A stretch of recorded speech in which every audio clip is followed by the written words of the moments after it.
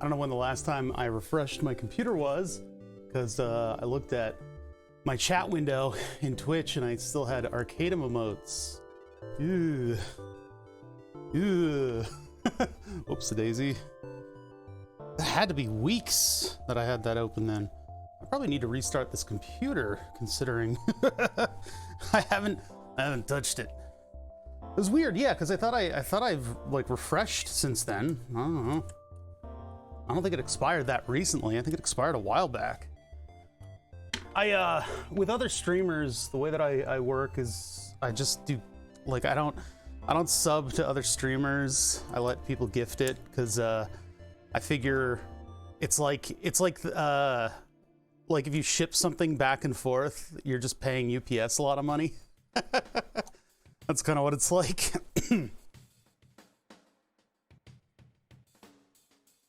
Because it's like those subs would be paid for by Twitch revenue, and the Twitch revenue is coming from Twitch. It's like this thing has been counting since last stream, by the way.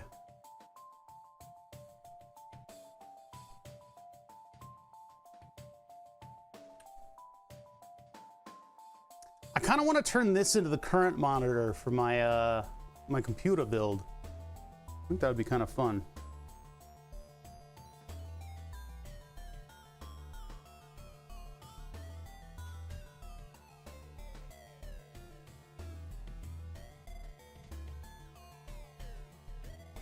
Do a tutorial on how to make your own adjustable power supply. I don't really mess with that. No, I don't want to make my own adjustable power supply. I pretty much just, I mean, unless you mean buying like an adjustable power supply unit, I've already done that. I have those VODs. I should probably put them up on YouTube at some point. More digits. I don't need more Arduinos to count higher. No, I just need more digits. And you can digitize those gates so that you can just add port expanders to it. Brown bag code. Yeah, you never hear anymore. That's okay. You're doing all right. Sub for 34 months though, in a row. That's pretty impressive. Let's put you up on the board.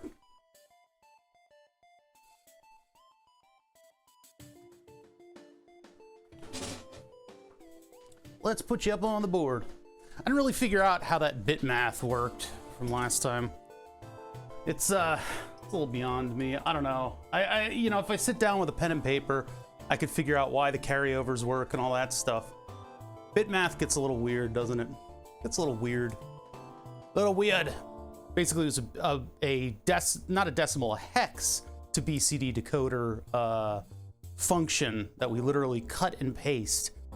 It's funny the way that people sometimes write code, because the way that code was written, it was like 2 lines of actual math, right? And those 2 lines of actual math were like 16 lines of code. And then I just formatted it, and it looked like something recognizable to me.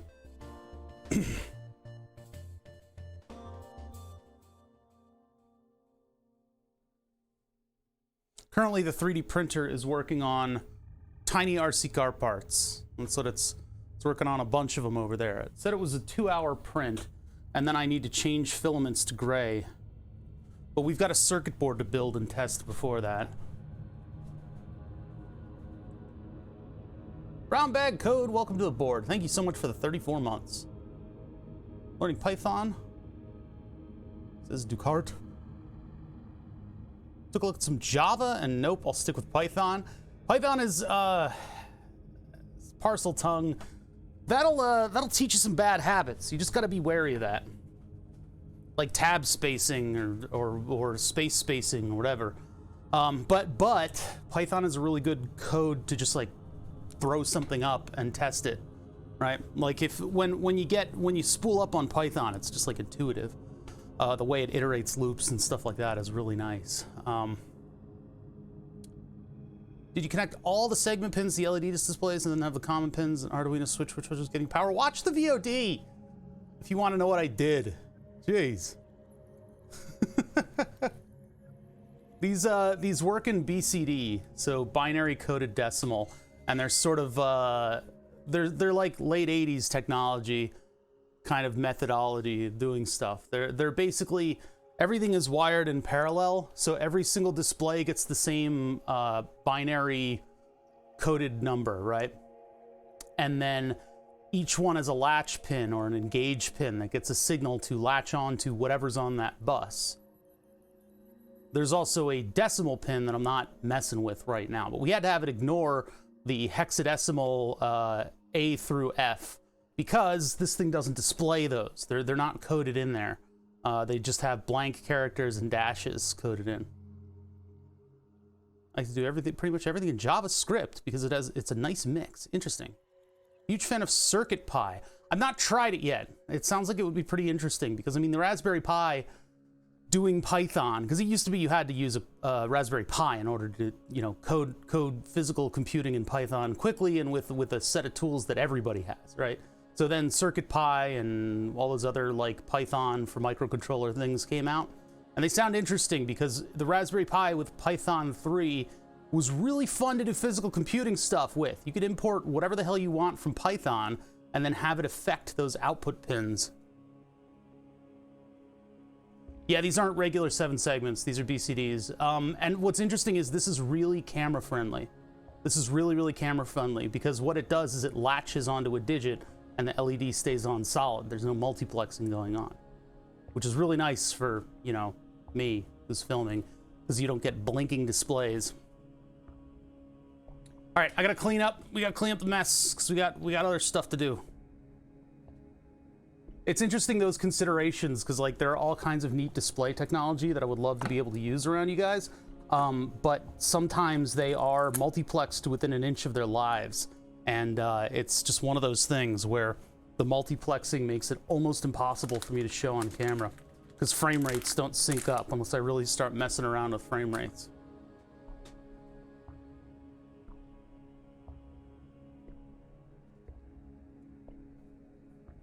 All right, so let's put everything away here. I gotta clean up after a week of hell. Man, my veins hurt. I don't have bruises because everything's so deep, but they were not successful in drawing blood, and so I gotta go back on Monday. But for now, like my inner arm hurts, and my inner wrist right here.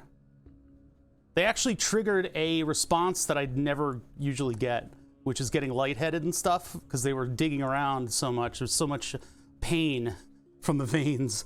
That was a hell of a day. Oh, and they wasted my whole day, by the way. That was fun too. Friday afternoon. I understand. Everybody's tired. Everybody wants a weekend. Everybody's ready to go home. So I'm gonna go ahead and not schedule any more procedures on a Friday. I don't think that's a good idea. I think maybe, as far as I'm concerned, procedures will happen Monday and in the morning. Although Monday morning could possibly be just as bad. Although I figure people aren't on a Monday to Friday gig at hospitals. But still, I want people to be awake. I want people to be awake and not tired from a day of digging around in people's veins. So I think maybe afternoons are out, even though the Monday thing is scheduled for an afternoon. Afternoons are out, and days revolving around the weekend are out. My blood is Jell-O or mayonnaise. I think my blood is mayonnaise. That's my theory. My blood is just mayo. It's the consistency of mayo. They got 90 cc's and then it just like fucking stopped completely inexplicably. They were supposed to get 500.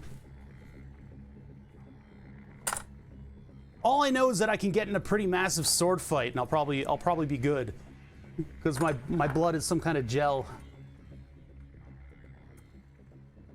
It's a fat emulsion, that's what it is.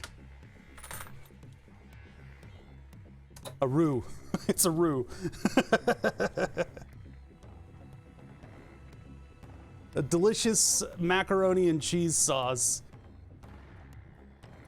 The kind that's pre-hydrated from the factory.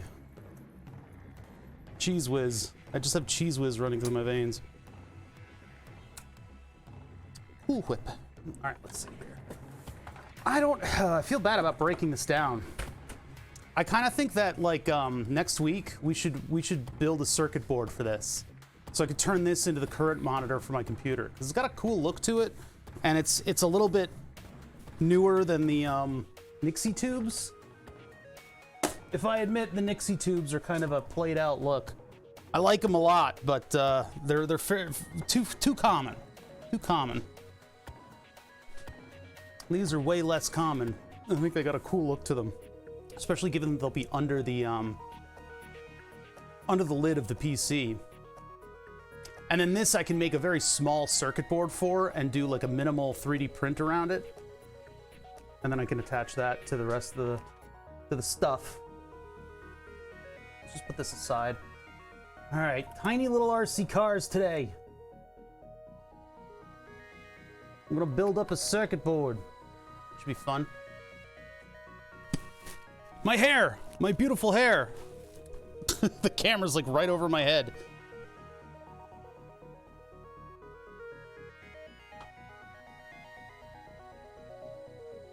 Want to make a desk with a computer built into the desk under a thick layer of glass. Those are actual, there are actual computer cases that are that, and I've seen some builds of that. They are expensive. They're really expensive. That's why, yeah, I would totally advocate building your own. Because yeah, you could do thick layer of glass. You just have a compartment under it where the computer is. I'll have you know, you'll probably want to find like a car hood strut, so you can lift the glass up and like do you know, none of the monitors attached to the desk or anything. Because like if you want to actually do stuff to the computer, and especially during the troubleshooting phase, that's going to be really annoying to have everything under a big sheet of glass that you got to move. But yeah, it was, you know, sounds like a lot of fun. I guess good luck getting computer parts. That's the story nowadays. We want to do everything, given that you actually can find computer parts, which is the ones, yeah. Use Dad's carpentry skills, hell yeah.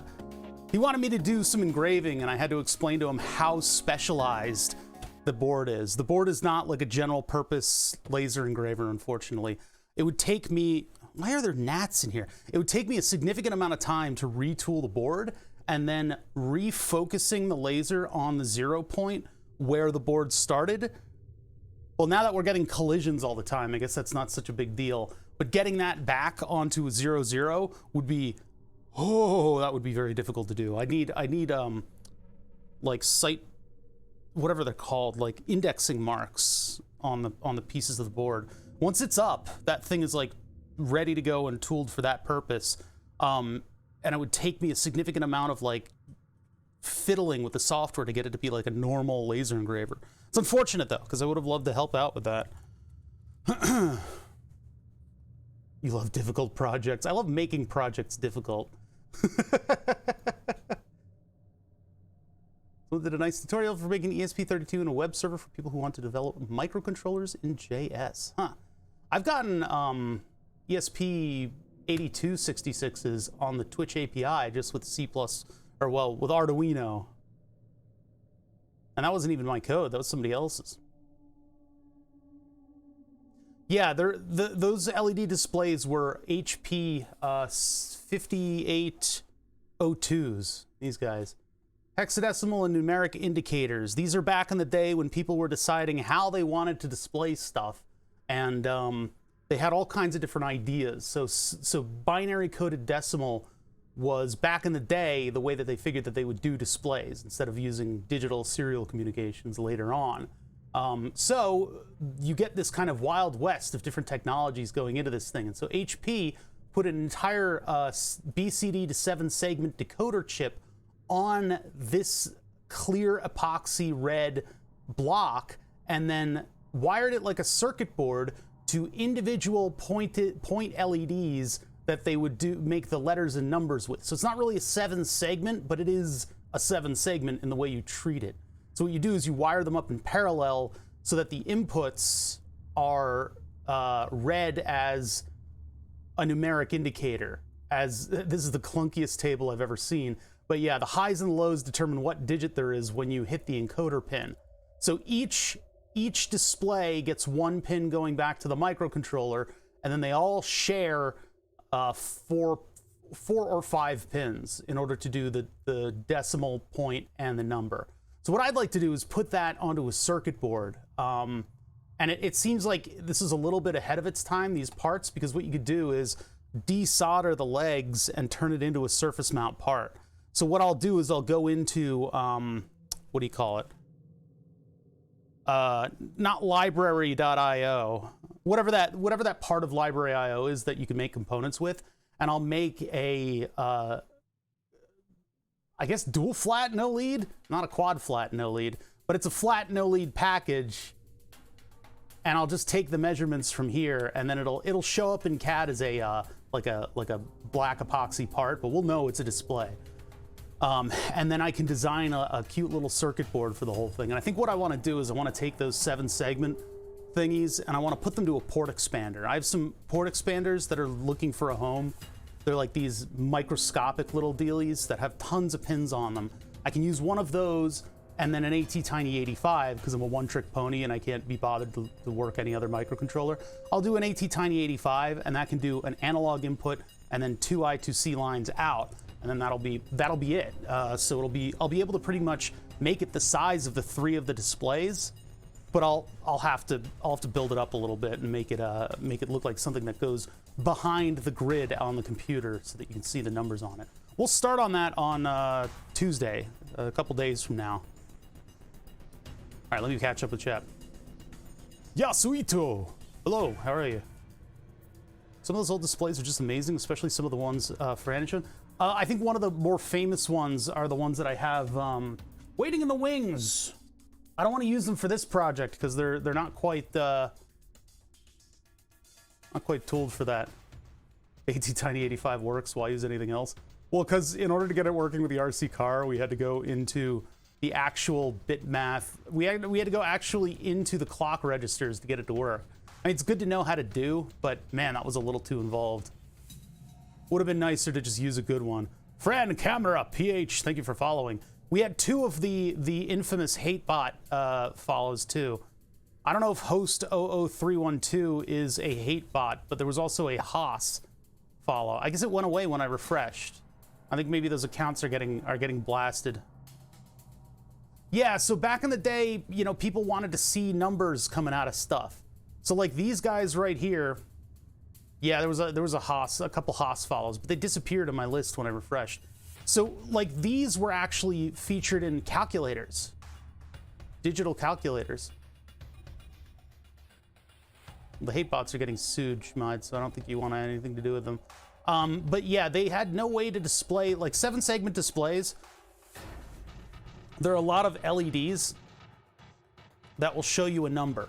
Nowadays, you could just put a screen on something, right? It doesn't really matter all that much. Although some devices, like lab equipment and stuff like that, will still use numeric displays. These are some old numeric displays. They're not all that special. They're just a bunch of LEDs in a little shape to make the number 8, and they'll share common pins. Yeah, so these I got these from old labs, but where they were building devices that had displays back in the early 80s. But yeah, these are the ones that I have. These are old HP units, and what they do, basically they're a lens that focuses close in on an LED on a substrate. And you can see all the little bonding wires connecting everything.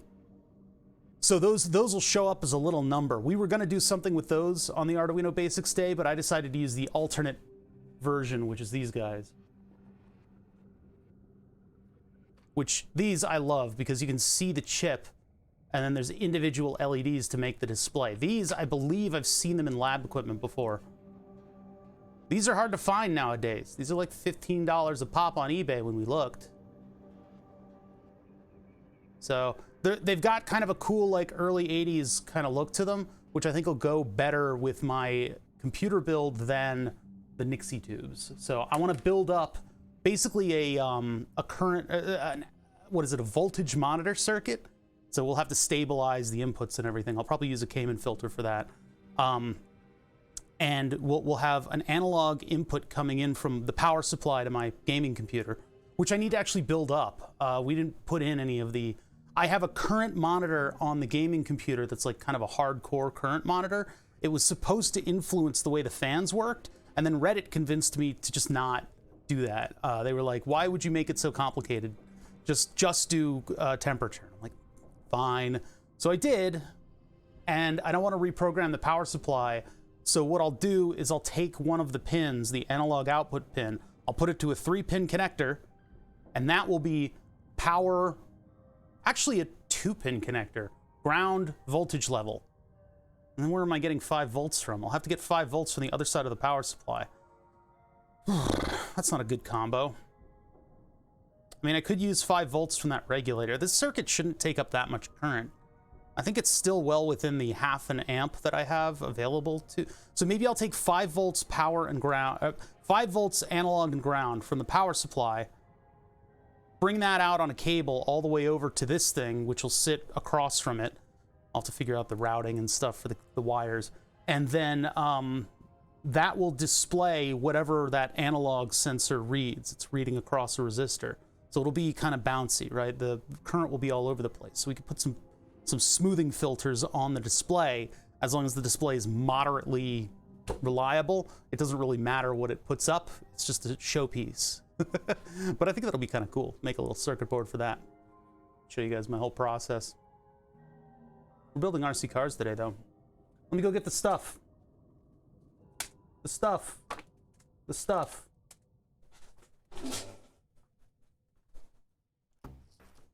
The stuff. The stuff. The stuff. The stuff. The stuff. There's a lot of stuff today.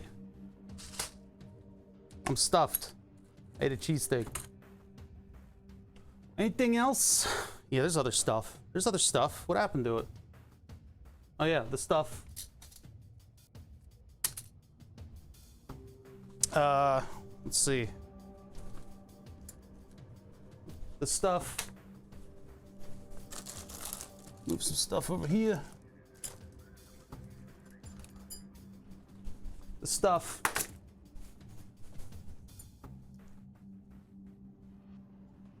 And the stuff. Is there more stuff? I'm looking around. RC car parts have got like taken over everything. I've got a whole bin full of parts for this project. I don't know what I did with it. I thought I had a whole RC car bin. Maybe I cleaned it out. I think I did. I think that's most of everything, although I do have more stuff. Miguelloz, subbing for 18 months. Put you up on the board. Did I get a new mat? A while back. A while back. This is a much larger one, too. Yeah, the mat eventually just gets damaged enough that it's not worth it to try to resurrect. What's going on with the 3D print? I got a lot of stringing today. I don't know what's up with that. What's up with that? It's a little more moist out or something? I need to lower temps. I hate to say it. I hate to say it. It's sacrilegious. Lower temperatures on the 3D printer, please. Miguelloz! In spite of the glitches, you are right next to Method to Madness. And Sausage Toes. And the 4N6 Expert Leb TV Lives right there. In a good spot. The Stuff was a B movie from the 80s. Well, if you got the money, I got the stuff.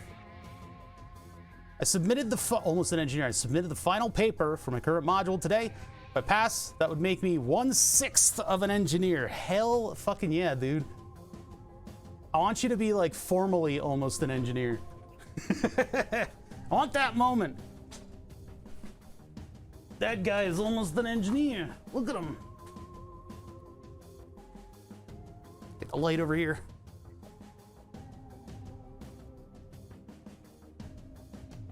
All right. Well, what are we doing today? Well, I got these parts. I got these parts. I got these parts. These are mechanical stuff. We'll get into the mechanical once we get through the electrical. And that'll give the print time to print. I want to use the plasma dash motor. I want to use this servo. I'll put it together with this thing. I didn't do the carbon fiber work that I should have done, that I should have did. Moving these holes over, because these holes, the holes on this bar are a mistake. That's such a fucking engineer thing to do, is to calculate exactly the percentage of the way through you are in your own education. This is something I would have liked to use with the computer build. This is an old Weston ammeter. It only does 500 milliamps. So I'd have to like... It would have to be like times... Well, it would be times 100 divided by 10. What does that make it? Times 10? Times 10? So it goes up to... No, it'd go up to 50 amps. So 500 milliamps. Bloop. Bloop. Yeah, times 10 for amps. So we'd have to divide by 10. Whatever. Whatever amp display, we divide by 10 and then somehow put it through that. And I think we just put a resistor across these in order to make this into an ammeter.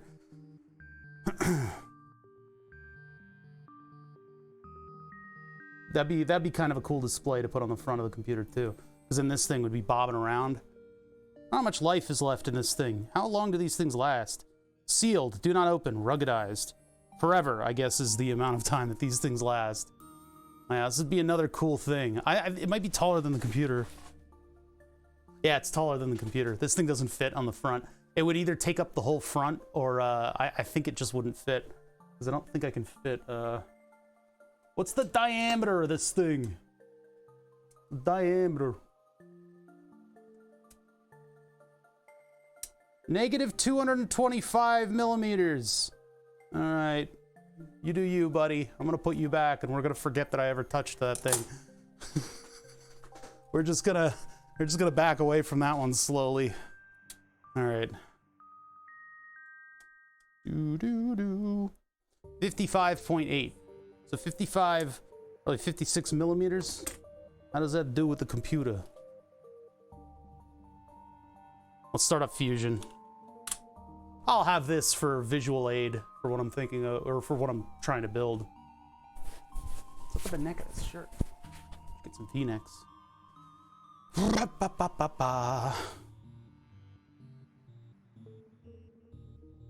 Missed call from my exchange. Yeah, oh, I'm sure that's very important. It has the first 6 digits of my own phone number. Yeah, I'm sure that's a legitimate call.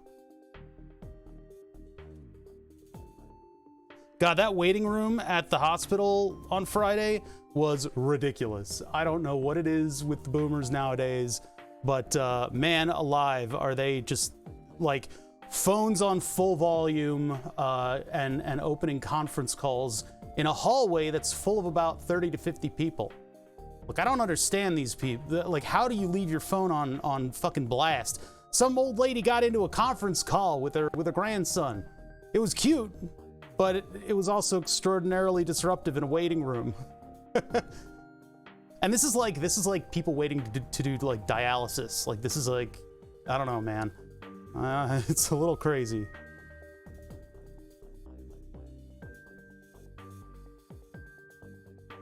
They do, for the reason I was there is because I've got a lot of iron in my blood. A lot of iron and a lot of red blood cells in my blood. So what they do is once every 3-ish months, they'll jab me in the stomach with a needle. It's in the arm. They jab me with the needle and they take 500 grams of blood, or milliliters or cc's or whatever. And then they throw the bag away. They just throw my blood out.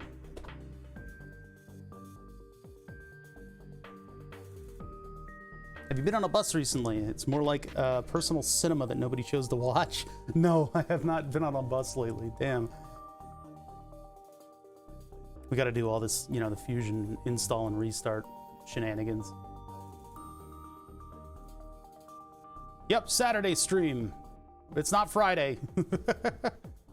I actually feel a little bit more awake and alive, and part of that is because I got a haircut and I got new glasses. I can see everything now. I can see everything. I can see sound waves now that my vision is this clear. I got the Charizard coating on it, whatever that is. The Charizard thing. I think it's a dragon. But yeah, apparently these are like way less prone to scratches. My previous pair, I got all the coatings on, and then like a dumbass, I put them lens down, and I got a scratch like right in the center of my vision. Oh my God. For like 5 years, I've had those other glasses, and oof. But yeah, the prescription place didn't have the same pair. I could use some other shady online optics thing to get the same pair of glasses because I like them a lot. I like the wood on the sides, but this is like an update to the style from the same place. I think it's actually pretty good. It's fairly minimal.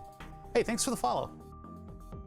It's like that underbody coating they upsell for cars. No, actually the Charizard coating is, from what I hear, it's good. I put a little research into this because it was expensive, right? UV blocking is where the scams are. Ultraviolet blocking for plastic lenses is a scam because plastic lenses already block ultraviolet. So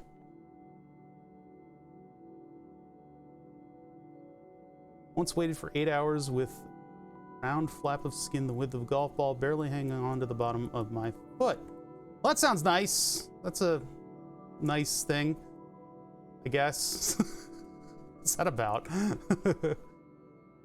You replace mine, I'm not willing to pay €200 or 200 pounds for a set though. Yeah, that's the thing. It's been 5 years and I spent quite a bit of money on these. These are gonna be very, very carefully catered to. I'm gonna be very gentle with these glasses. Space thee! Space thee! I space thee! Into the airlock. Thank you for the follow. Fusion. Fusion 360. Fusion all the way around. RC cars.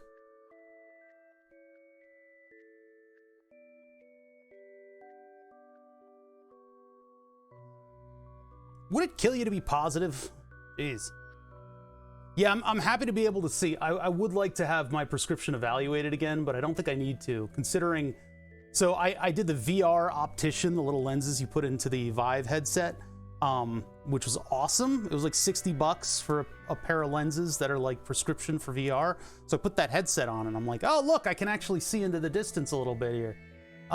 That's nice. But once I got those and I put them on the headset, I'm like, you know, I don't really think my prescription needs reevaluating. I don't need to look at that blimp down the road. So I didn't end up, you know, scheduling all that stuff. I just went, you know what? I'm gonna take a leap. I'm gonna buy some glasses online, get them in, see what they're like. This is so much nicer. I can actually see things. I was getting too used to blurriness and stuff in the way. It probably is. It probably is officially started now that I've just gotten. I mean, I just got Fusion 360 open, so I don't know why everybody needs to police my visuals. I don't know if you guys know how streaming works. I know you're just trying to take the piss, but maybe I shouldn't show like the whatever the fuck is wrong. What happened there?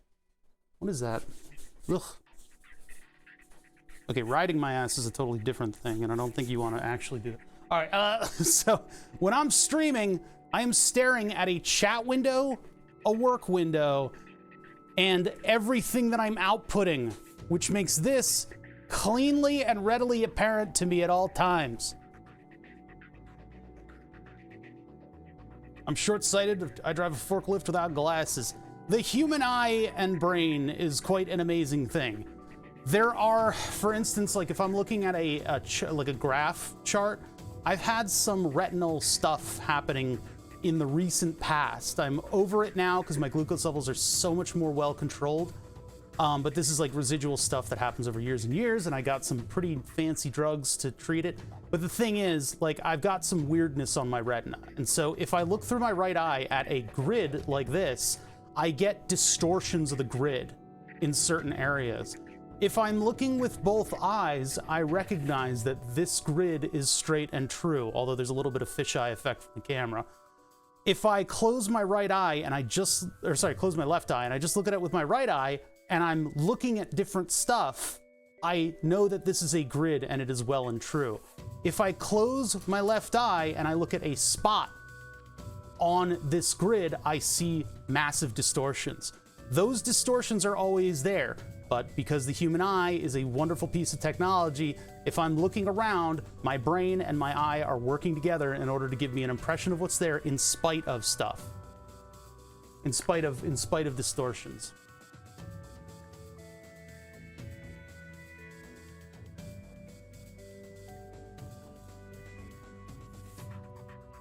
Oh my god, you guys with the start soon thing. I don't like the meme because it's like asking the teacher about homework.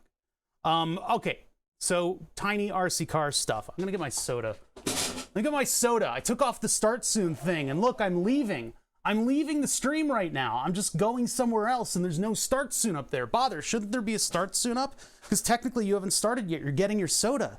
You're getting your soda. You haven't even settled into the bench yet, and you don't even have a start soon. Does this mean the stream starts with you not there? What is that? This can't happen. This can't happen. I'm calling the police. I'm calling the police. I'm calling Twitch police. I'm calling the Twitch police. I'm calling the police, oh bother. I could run your stream better than you can. I'm better than you because I'm in your chat. Okay, anyway,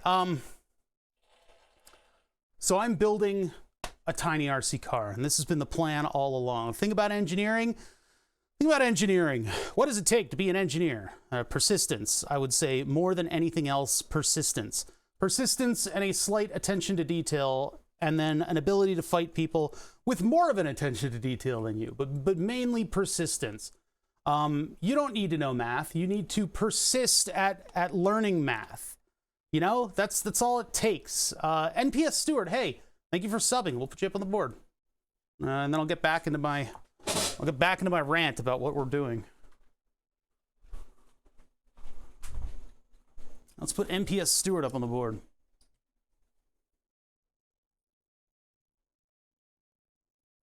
There you go. Yep. I didn't do a Thursday or Friday stream, so I'm sure there's a lot of people who have needed to get their subs out. Thank you so much, NPSstewart. Yeah, I gotta stream more, but it's a tough. It's that time every 3-ish months when all my appointments come up. I can't, like, have you ever tried to schedule like all doctor's appointments in one day? It becomes the most stressful and hectic day, and they're like, oh, your blood pressure's high. It's like, why do you think? I had 10 minutes to get over here, and then you have me waiting in the waiting area for 30 minutes. You have the audacity to ask me why my frickin' blood pressure's up. Begging for some pegging. That's not what you say to the nurse, by the way. I treat everybody very politely. NPSstewart, welcome to the board. Thank you so much. I haven't been to the hospital in years. Must be nice. God damn. Something, you know, the thing about diabetes is that I'm there every 3 months regardless, because that's the checkup with the endocrinologist, and they do all the blood tests, and so nothing gets by the industrial medical system. I have to fight false diagnosis and specialists off with a broom. Otherwise, I'd be seeing 25 doctors just because that's what they do. They go, oh, this number was a little weird. We should have you go see a specialist. And then I'm just like, it's because I drove in traffic over here. Like, what the fuck? Like, don't get me started. But yeah, I go to hospitals a lot, and so I end up going to a lot of other things for hospitals. Good times. Are you hyper or hypo? It depends on the day. Right now I'm hyperglycemic. That's why I got bags under my eyes, and I am thirsty.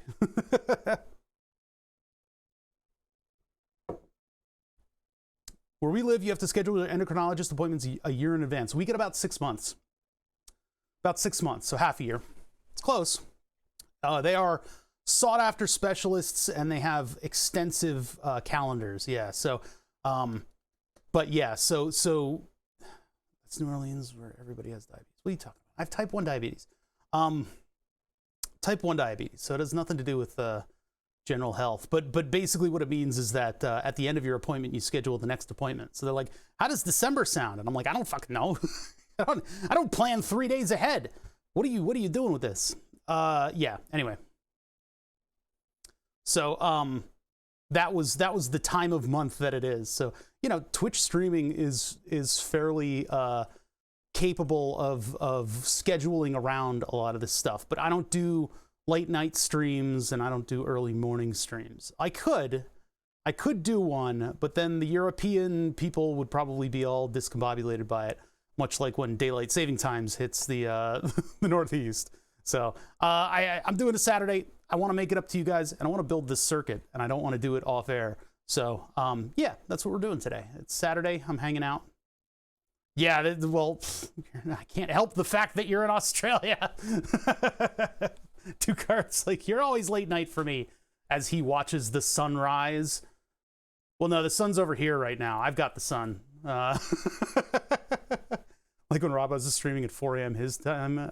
Yeah, and it's like 7. Yeah, he'll stream till like I have to go to bed at like midnight, which puts him at 6 a.m. I don't know. I think is he in an area of Sweden where the sun like never sets? I think he is. That must be wild. Well, we don't quite have that here. We have cloudy days and stuff, but I need to stick to a schedule just to keep my glucose levels correct. Yeah, I guess he has blind blackout curtains, but he has to know whether or not he's actually, annoying his neighbors and stuff, or maybe he just doesn't care. Right now, I'm 3D printing the parts for this thing. I did not do my homework. I got home on Friday, and my blood hurt. My blood hurts. No, my arms, like the insides of my arms are like bruised. I forget what this part is called, the inside of the elbow. The nurse told me, and I immediately forgot. But yeah, I've got, I was hurting yesterday. That was a pretty rough day. I'm going to go back on Monday and do it again because I just love doing it. So I wasn't able to do the prints.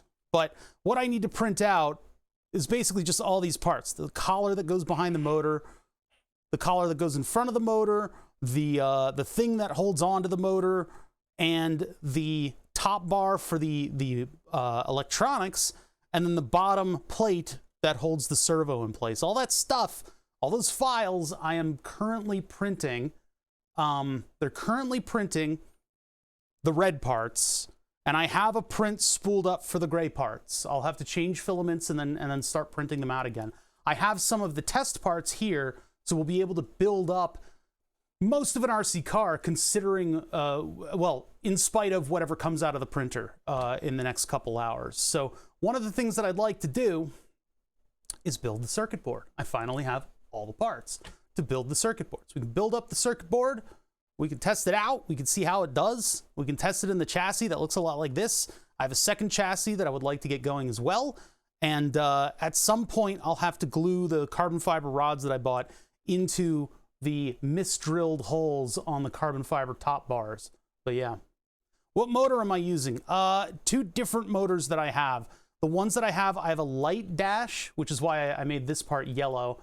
A light dash, it's a Tamiya motor, a light dash, and I have a plasma dash. So those are pretty hardcore motors, considering. I mean, those are like hardcore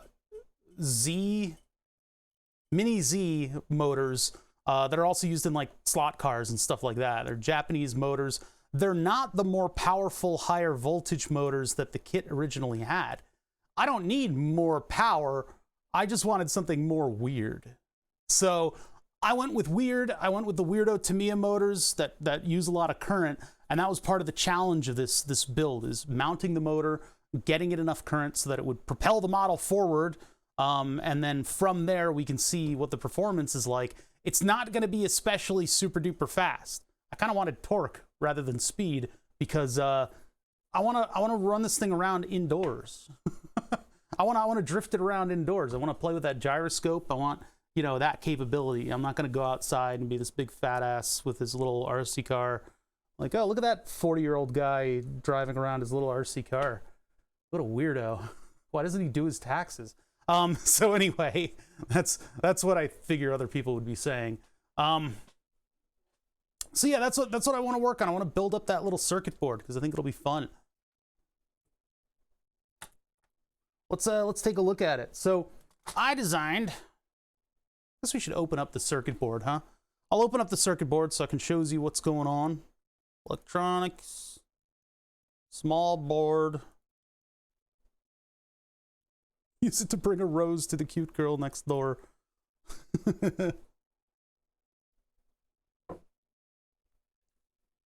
Oh my God, Fusion 360, could you please open up more stuff to block my view of the design that I'm working on? All right, so mostly today, I mean, I don't even know if we're going to be calling upon the schematic. I don't even know if I really need the schematic because all the parts are so specialized that they definitely have a unique look to them.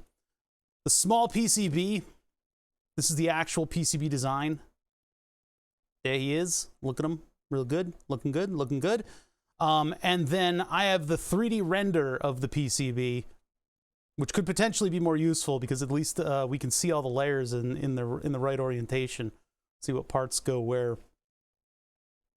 So we're going to build 2 layers on the circuit board. The top layer does not have a lot of stuff on it. It has most of the surface mount, the super small surface mount stuff. It's got the one big capacitor on it, and then it's got the modules sitting off of it. The modules are why there's no stuff here. Now there's a potential for me to actually design like a 3D print that would be like a cradle for those 2 boards, and it would hold them up properly. I'm still tempted to do that, but let's get the whole thing together first. I got the connector for the servo up here. And basically what you do when you build a circuit like this, when you're going to physically build the circuit, you need to be cognizant of the height of the parts, the height and the interference of the different parts that they're going into the board. So the different heights, or sorry, the different parts that go into the board, right?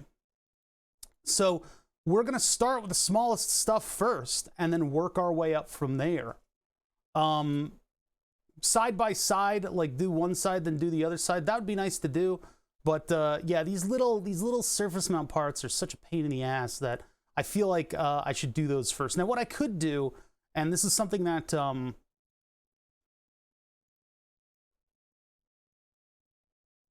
Lord, why do I anyway, somebody gifted me an oven, like an entire soldering oven. We spent a little bit of time getting that working properly. So I do have a soldering oven that I could use. The procedure would be just about the same as I'm going to solder these with. Actually, a skillet would probably be a better thing to use to solder these. Hot air actually does blow the parts around too much. I might use hot air though. But basically what I would do with an oven is just put some solder paste down. It doesn't have to be perfect. If you're manufacturing, it helps to have like a stencil you can just wipe, and then you have a perfect amount of solder on everything. You don't need to do that if you're doing a 1-off or a 2-off test. What you do is you blob a little bit of solder onto those pins, smash the part down on top of it. Doesn't need to be 100% perfect. It should be close. And then when you put it through an oven, like a soldering oven, once that solder flows over, surface tension is going to pull on everything evenly, and your parts will actually scoot into place. I'd love to be able to show you guys that. The oven that I was gifted doesn't have a big window on it. There are some soldering ovens. The one that I used at my 3-letter agency job it had a wire rack conveyor belt. And so you'd put all the stuff out on the wire rack conveyor belt, and it would try to smoothly move it in, although I wouldn't trust that to be too smooth, but it moves it in to what looked like a photocopier. It was a glass top, and you could just watch everything flow over as per the sequence that was programmed into it. It was really cool. And then it would cool them in place and then move them out. They also had an air-powered, an air supply line powered pick and place that had like a little grabber on it, and it was really fun. It was like I don't know, it was like an arcade grabber. Anywho, so this thing right here is the circuit board that I designed. I'm pulling up the files just so that I have reference. We have parts, hopefully enough parts to put everything together. I'm gonna have to find some surface mount parts in the bin. I think we should start with this side. We're gonna flip to the other side. Then I have to program a microcontroller with code, put that in, put all the resistors and the capacitors in, and the switch and all that fun stuff. So yeah, we just gotta start. We just gotta start, man. As far as the design is concerned, right now, I don't know if I really need to run like ohms checks on this, because the boards are pretty well made, and I kind of trust them at this point. I know the manufacturer and what it can produce. If I was doing a like a more extensive design that had like AC power going into it and stuff like that, and this is my first blush with the board, I would put it down and then I would bring out the multimeter and test ohms between power and ground, test a couple different traces, just generally get comfortable with it first. I don't think I need to do that here. We're dealing with a little RC car circuit. I think we should be okay. All right, let's get into it. So I use a vise. I use a vise to hold everything down. That's just what I do. Wow, we did not really save all that much room on this circuit board, did we? Huh, that's funny. I don't have connectors on this thing, and I've got better... Well, no, I've got the same... I got rid of 3 of the right angle connectors, 4 of them, in fact, and yet the board is the same size. What am I doing? What am I doing? Yeah, an arcade grabber, so it intentionally drops everything. I actually ordered the slightly thinner board for these, too. And I got their matte black boards, which are a little bit more expensive. I don't know if that was a good idea or not. I could have just gotten red boards, or blue boards. Blue boards. All right, let's bring you guys closer. Focus in here. Now for these, I am probably going to have to use hot air. Let's just be honest.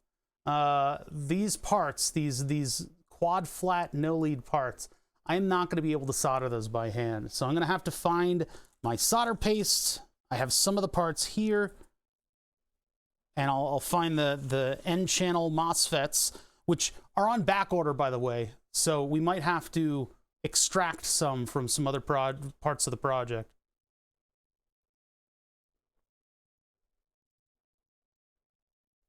Yeah, it's only two layer.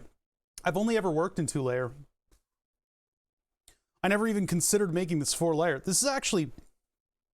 There's a lot of room. There's a lot of room on this board.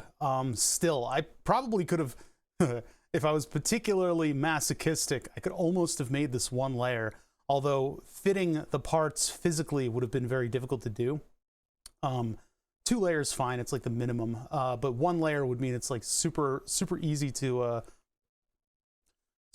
manufacture. You could use much cheaper processes on it. I probably could have done that, but I would have had to have components under the modules, and the modules would have been taller on the board. I just went with 2 layers. I don't know why everybody has these like questions that like have nothing to do with my normal process. I don't know if you guys have watched the show a little bit, you should know I only ever work in 2 layers. It's green boards are still fine. Oh, I guess you can't find them in computer parts.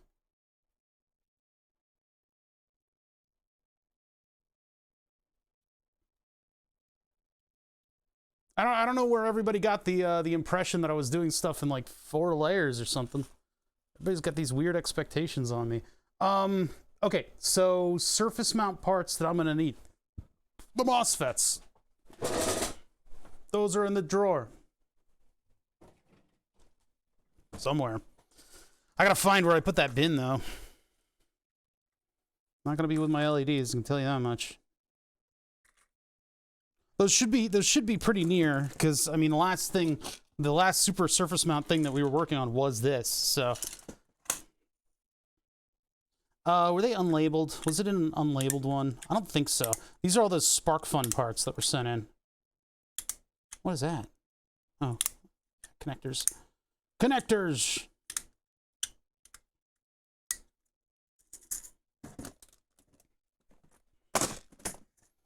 This one looks like stuff has been added to it. I don't think I labeled the bin that had these in them, that had the NPNs in them. Pretty sure I didn't.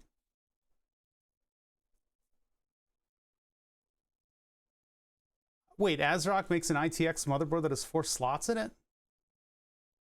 Oh, 4 RAM slots. That's pretty crazy.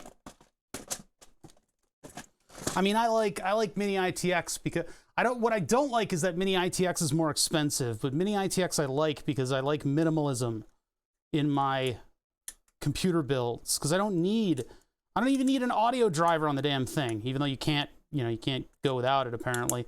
I don't want to pay for all this extra stuff that I don't use.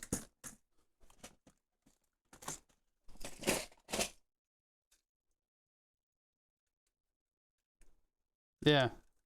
It's wasteful. All right, what the heck? What did I do with the bins that had the little FETs in them? Jerks. Let's see. I'll eventually find. These are all clocks. Not allowed to show that on Twitch. Is it up somewhere? No, I don't see it. It would be on this level of the desk. I don't let these things go up to the top deck, because that's when they fall over and explode into a billion pieces. Yeah, so let me just sort through and find these FETs. What did I do with them? What did that bin look like? It was like, I thought it was unlabeled, but it wasn't these. Unless they are in one of these. No, I don't really see anything. Yeah. Okay. Not that one. Nope. This one is unlabeled. These are like old, shitty parts. That's actually a circuit protector. Probably should have incorporated one of those into this design. Probably, but I didn't. Oh well. I know it's not in this one. Put that back down there. Aha! Well, there's the Schottky diode.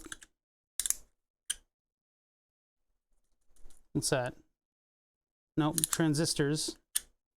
Some other thing. Some kind of other thing. Something that I don't recognize. Where are they? What did you do with them? These surface mount tiny transistors. They're so small. They can't handle themselves out there. And you left them. What did you do with them? Ah. Okay, they're not in that one.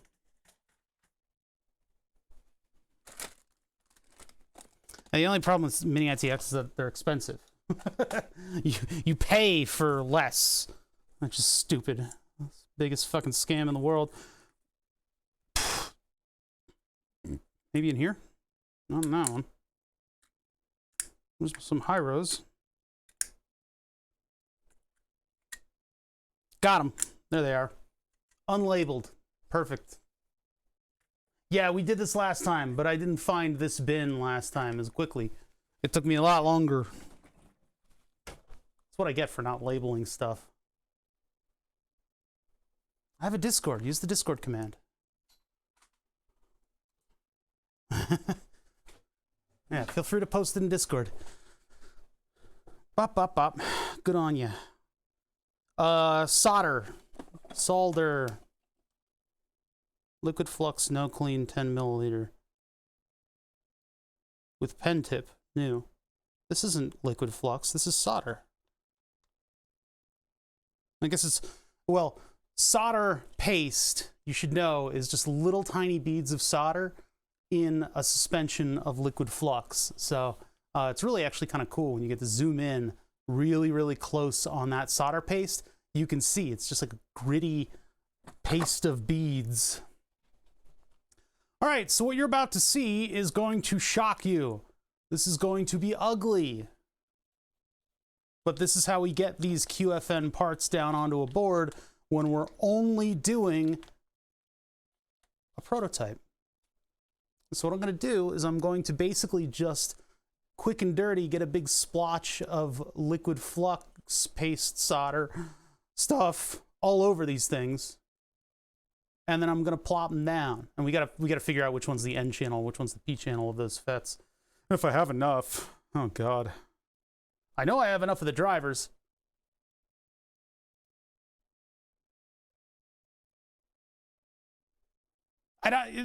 Guys, we don't need a link to educate us in solder paste.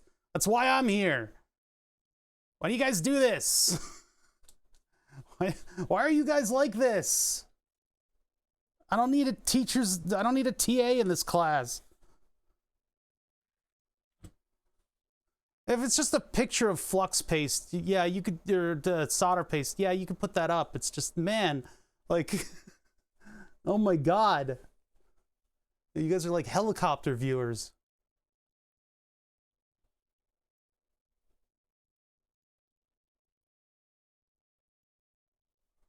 All right, so the pinout for the drivers are these things. You can't tell, the tip on this thing is not going to be the most accurate way to deposit this stuff. And then the FETs look like that, right? They're weird. I mean, these little like veiny forehead things are what the hell? But that's just what the manufacturer wanted to have for their chip to go down. Which is funny because that makes this 1.2 millimeter part the exact same size as the larger FET. So, and like I said, I have my regrets. I have my regrets. Because I probably could have gone with a combo driver. I probably could have gone with a combo driver for these, and then I would have had one chip. But, bleh. Meh. Bleh. Okay, so solder paste. This is not going to be the most elegant thing in the world. I hope this stuff hasn't work hardened. Okay, I'm putting a lot of force into this. Okay, there we go. Reenacting what I was doing earlier. All right, so do this. It doesn't even stick to the board. It just gets freaking mess everywhere. Let's discard the actual initial stuff that's coming out of this. I don't know what to do with it. We'll put it with the bug assault documentation. It's the only thing I have right now.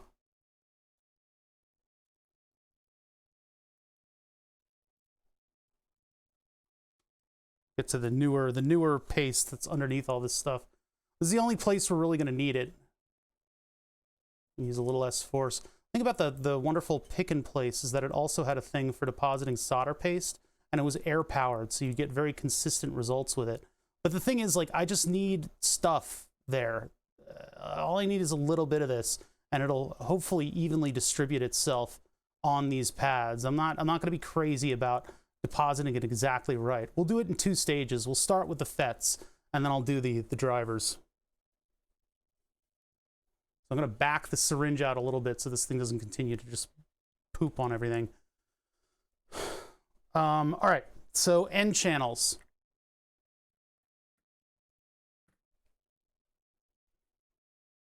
Was it Jamie Oliver that did a thing in front of a bunch of kids, and he was talking about the pink paste that fast food joints use in order to make their nuggets? And he's like, this is what goes into your nuggets. He's like, you take all these parts of chicken and you blend it together and you make a pink paste. And then he made the nuggets. And he's like, who would still eat this? And all the kids raise their hands, even knowing what goes into it. Okay, we got to look up the part numbers for these things because I don't remember which one is which.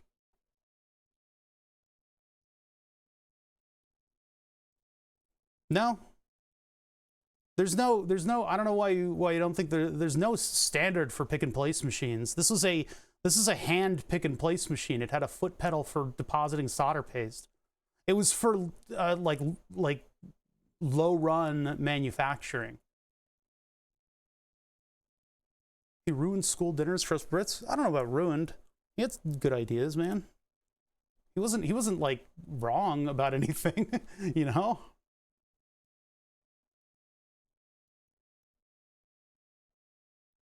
Man, you guys. Okay. Food is like really important. Quality food is really important. Okay. Eeny, meeny, miny, mo. What am I doing? I'm looking up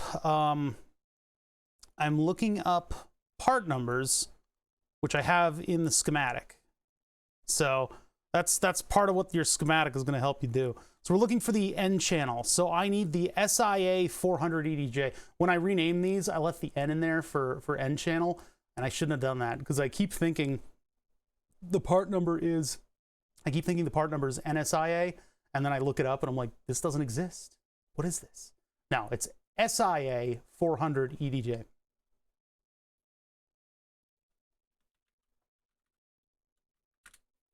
That's going to give me my 30 volt DS MOSFET.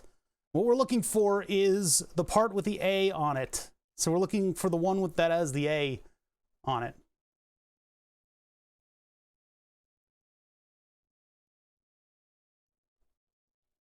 I miss my crappy food. It all went healthy. What?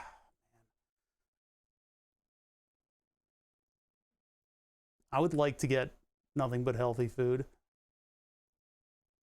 Like, Jesus Christ. All right, anyway, that one has an A on it. We're going to use that one. Put that over here with the microscope.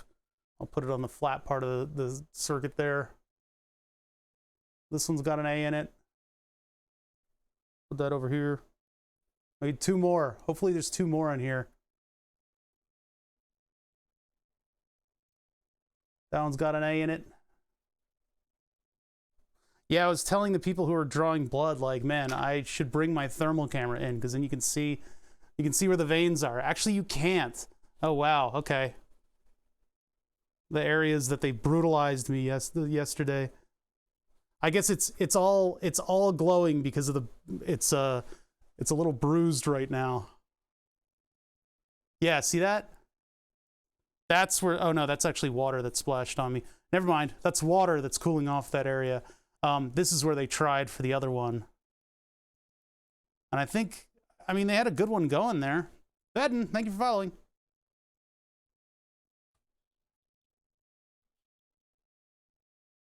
All right, one more. I need one more of these things. And if I sneeze, they're going everywhere. One more of these things. Starts with the letter A. That one does not, unless I have it upside down. It's a little out of focus. Hold on. I want to brush the camera.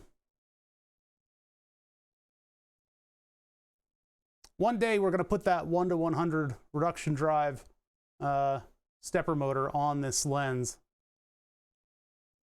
And then I'll have electronic focus. Electronic sonic ball busters. We got nukes. We got... I have to pull up the rest of that if I want to recite that line from Aliens. That's a B, that's a B, that's a B. So many B's. We could grab one from another board. We might have to, if none of these are the right thing. These are probably ones that are removed from others. Oh, no, that's an A. It's just looking a little crusty.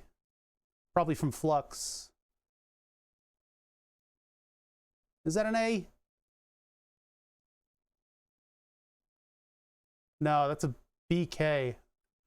BKs are the P channel ones. How have we used all of these? I bought 10.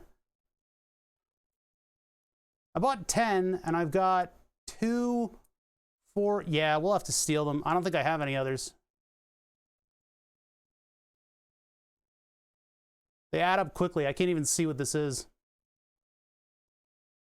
Yeah, Caterpillar makes one with an embedded FLIR, but it's this.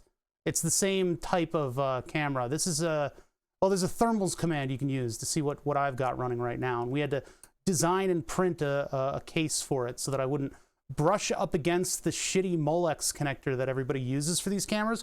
They use a particular like Molex connector so that they don't have, so you don't have to solder a $300 thermal unit to the board. And so that Molex connector, it's using just a little bit of pressure at the base of the camera. If you brush up against the camera, it'll just let go of the camera. And so this camera's fallen out of there several times in the past. This camera's actually from eBay. It's the same one that I used to have. The one I used to have fell out several times and it got very badly damaged. So I had to get a new one.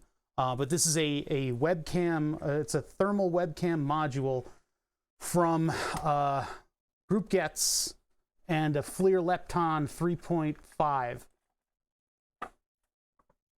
The one had an A on it. It had an A, but it didn't. I don't think the first character was an A, was it?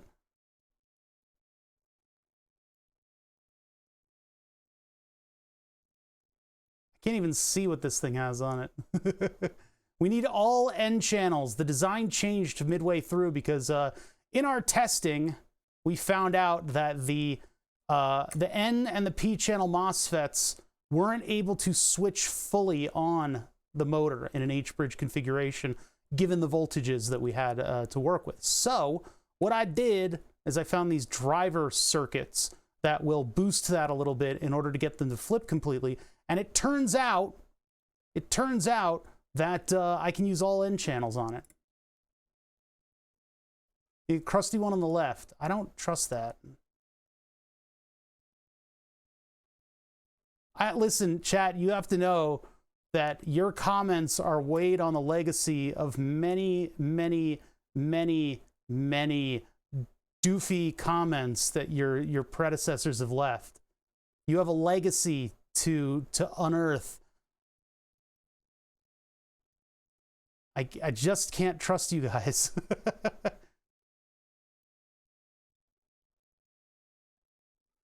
I mean, if there is an NA in the thing, that doesn't necessarily mean it's an N channel. I'm looking for like the reflection of the text that's on the chip itself. I could take a little acetone to this and wipe it off. I guess I'm gonna have to. All right, let's take a little acetone to this one and wipe it off. Just a little bit of goof off on the front. So yeah, I'm gonna need. No, you listen, guys. I don't need you to do my homework for me. The birds are. Oh God, I hate that feeling when you're up so late that you start hearing birds, and it's like, oh boy, it's time. All right, man, you have a good rest, dude. Have a good afternoon tomorrow. If you guys don't know, Ducart is my my cousin. In Australia, I can't say. I can't do the accent. I can do Philly. I can't do Australia.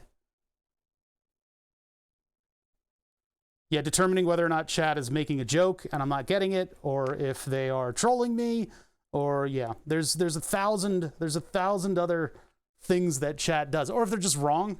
I've had people be emphatically wrong on stream, and it's at no cost to chat, but for me, I ruin one of the only end channel FETs that I have that I desperately need in order to get the stream going.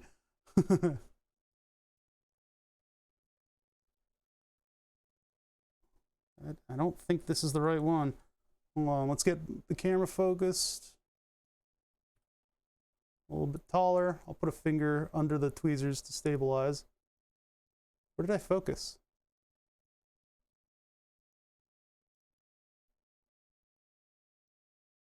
A as the first character. Is that correct?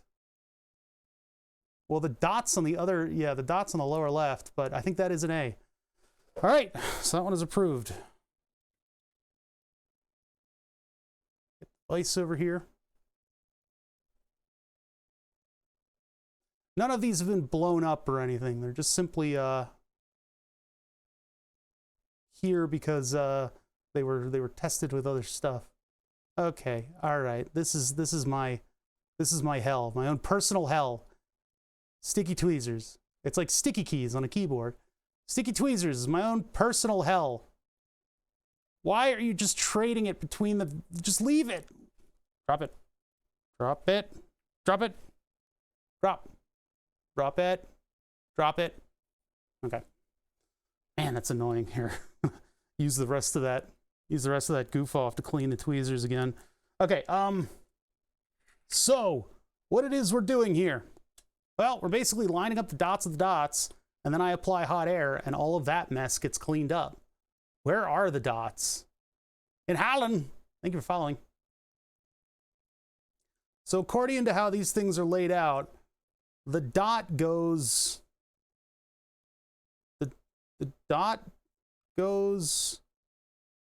there. Double check. Correct. Okay.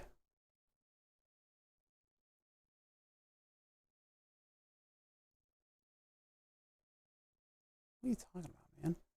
Goof off causes neurological damage. It's acetone. What? All right, all right. Nah, dude. All right. Everybody's gotta have something.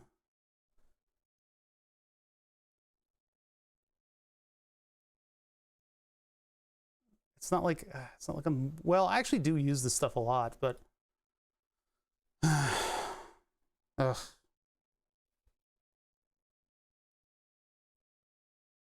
I think I'll be okay, considering the other stuff I work with.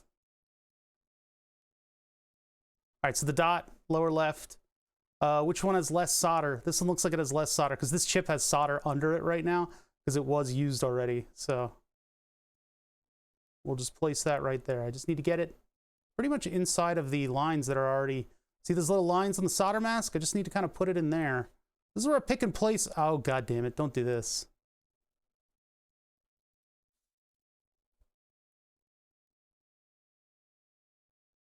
I need tweezers, but I don't want to reach for them because I don't want to lose the chip.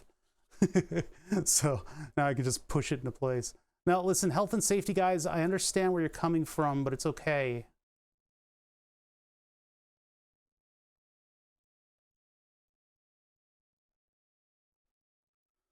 I've been working with this stuff for a very long time.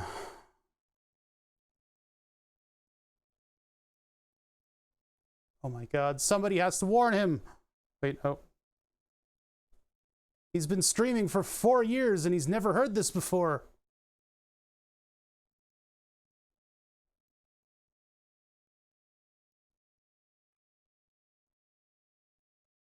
Put that there. I'm gonna push down on it just a little bit to get it kind of stuck in. Because as soon as that hot air comes around, this stuff is gonna want to go somewhere else. This is kind of where the skillet excels over the skillet in the oven over hot air. But the most accessible thing that I have right here is hot air, so I'm gonna use that. So these will be the easy part. It's the other ones that are gonna be kind of more difficult to get on there. I could potentially, no, I'm not gonna use the oven. I'm not gonna use the oven for this. If I were manufacturing like a bunch of these things, I would definitely get a stencil, like send it out, get a stencil made, and then I would be able to do this with like a not a pick and place machine, but just like, you know, like a suction cup. And then like a pick and place machine helps because you've got basically like a little thing that you can position the X, Y, and then you can rotate, and it'll keep everything flat to the circuit board. That's where those excel. Those are a lot of fun to use. I don't have one. It'd be neat to make one.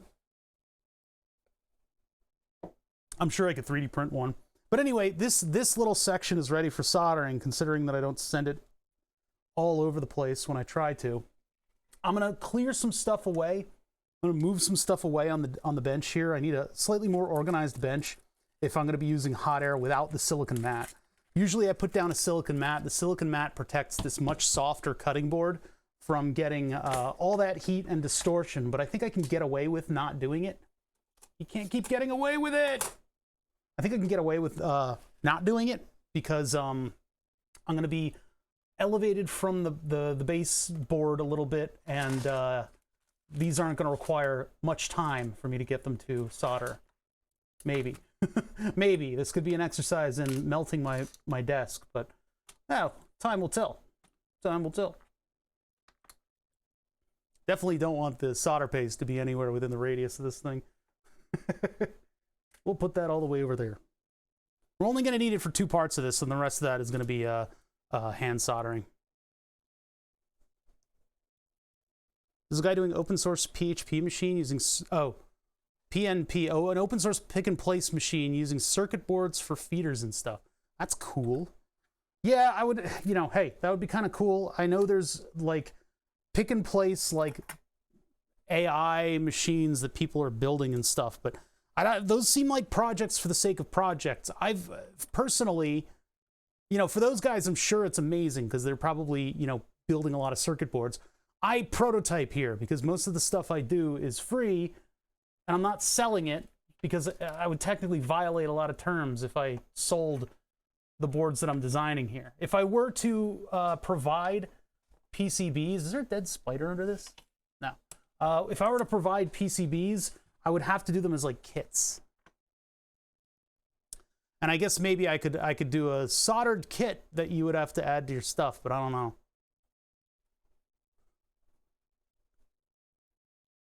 Oh, I didn't even turn it on. All right, turn on the hot air machine. Now, the hot air machine I have is above and beyond the Call of Duty. Hold on, I'm gonna sneeze.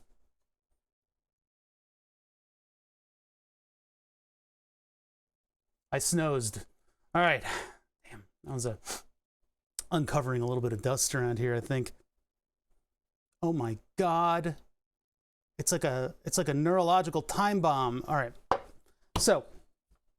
This thing right here is a little bit extensive in terms of hot air capabilities. Now, if you're serious about building circuit boards and you find yourself having to deal with a lot of very, very small surface mount parts, a lot of the time, like if you're practically Louis Rossmann, nudge, nudge, then maybe you look at the, what is this? The Quick 861DW, Quick 861DW.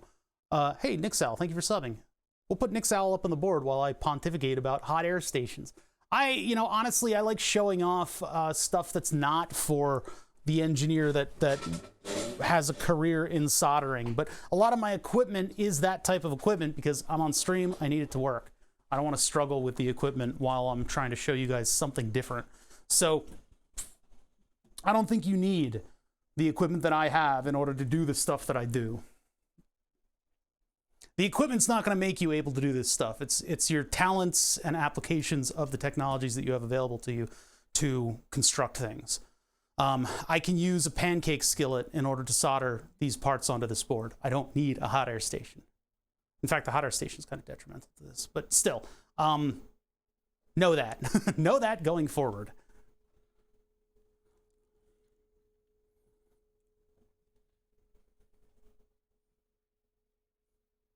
I've had that Gorillaz latest EP stuck in my head for a month, or ever since it released. NixOwl! Welcome to the board! You're by Runekar Snowpen, which is a literal translation of masturbation. And Gunnier. And Exiled. And Last Leap. Welcome to the board. And another Runekar Snowpen. Huh. All right.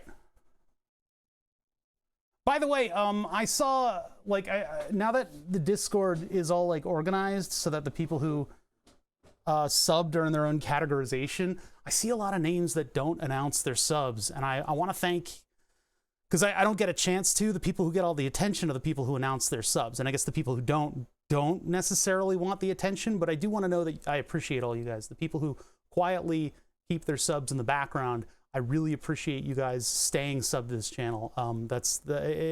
You guys make up like the silent majority of the people that sub and keep that revenue coming to me, because it's all about money.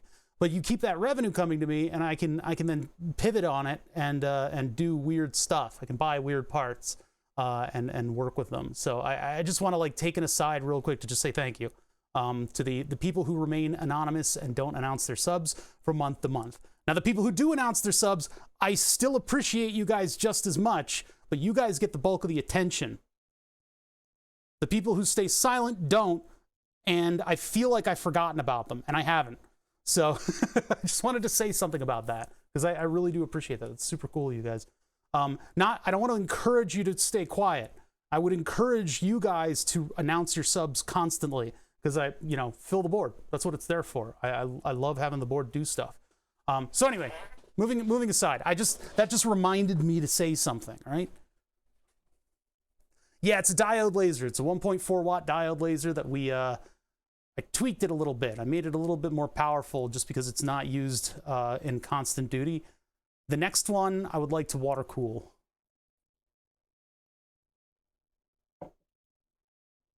If I don't announce it, how else do I get my name burned next to sexually explicit usernames? Exactly. That's what it's all about. Okay, so the trick here is going to be managing this hot air. The trick here is going to be getting people's names burnt. Groovy. Did somebody say attention? Also, what day is this? It's Saturday. Doing a Saturday stream. I'm allowed to do a Saturday stream. Some streamers don't even have schedules. I don't know how they exist. Like, you got to be pretty popular to not have a schedule. Let's just put that out there. If you're trying to grow your channel, you need to be militant about keeping a schedule, because people will schedule their time around your time. It's important to do. And so people traditionally have been able to freaking figure out what day it is depending on who's streaming. I'm doing a Saturday stream because I missed 2 this week, and I feel bad about that. Also, I want to do this project, and I want to do this project with you guys. So yeah, let's put you up on the board, Groovy. Thank you so much for subbing. Here's some attention coming your way. I really appreciate it. You throwing me a $5 every month, man. I don't know if I should feel bad about, like, because I don't sub to streamers. I don't subscribe to streamers, and I don't know if that's like a thing that I should be doing or not. I think maybe not. From my perspective, and this is something I've talked to Rabaz about, at least between the two of us, we understand it, but like, basically we're just throwing a $5 bill back and forth at each other that Twitch gave us, and then Twitch is just taking a pair of scissors and cutting it every time we toss it back and forth. So I've had my Rabaz subscription for like eons, but I don't mind that he doesn't sub. It's always fun for people to throw him a sub or, whatever. I'm gonna burp. I burped. Groovy something, you're going by the Giant Fraulein Savage. Silly Russell's there. Short Lurker. Djibouti show, whoever the hell that is, Spaniards. I'm not calling the Djibouti show is literally burnt above Spaniards, right by Yif Me Daddy. I'm not calling them Spaniards because they're not. Heart Splunge is over there, feisty squirrel. Yeah, Djibouti show's awesome. They're a bunch of crazy people. I've been lurking Djibouti show lately. Your show is when on my calendar? What? Today's Friday. No. No, it's not Friday. I just reached 50 months with Robert. I think I'm like 56 or something. I don't know. It was very early on when he just like came back to Twitch. But there were some people that were like because he did like a couple test streams like months before he started actually streaming. And people actually were able to find him. But yeah. I think my account's like 13 years old on Twitch. Sounds like money laundering. Yeah, it really does. Like that's why I don't do it. I don't know if other streamers can be so weird about the way they interpret Twitch culture, and it's so off-putting. It's like some streamers I've seen be like why would you use any emotes other than mine in my chat? And it's like, what? You have a Justin TV account? That's pretty cool. The glowing if you contributed, like if you paid Justin TV, no, what was it? If you contributed to Better TV when it just started out, you can get one of the rarest username things on Twitch, which is a glowing username. You have to have Better TV in order to see it. I know, like, look, in my chat, it's like you'd better use other people's emotes because I want to see what other people are doing out on Twitch. I love seeing foreign emotes in my chat. It's perfect. I would personally hate to have just my own emotes in chat. I think it's a little gross to be like, use my emotes in here. Anyway. Oh, you have a Let's Game It Out. Yeah, I love Let's Game It Out, and he's one of my favorites. I haven't watched a lot of Gus. I don't catch a lot of Gus. I know he's opening Pokemon cards with Bruce. Kill a Clown has just been gifted a sub by almostAnEngineer. Hey, almostAnEngineer, thank you so much. That's 5 gift subs in the channel. That is some weird emotes now. I need to work on emotes, all right? I'm guilty. I'm guilty of not working on emotes. We did like 5 minutes of work on an emote like 2 months ago. I need to go out and make some emotes. I feel really bad about that. Watched him until almost 5 a.m. last night opening poke cards. Jesus. You guys sleep? You ever hear about that? You ever hear about that thing called sleep? It's kind of neat. Turns out your body kind of needs it. Kill a Clown going up thanks to almostAnEngineer. almostAnEngineer, thank you so much for that gift sub. I really do appreciate it. Also, it's I guess September, so you get like it's like 30% off or something. A certain percentage off of subs this month because it's September, not Subtober or Subuary or Smarch. Stupid Smarch weather.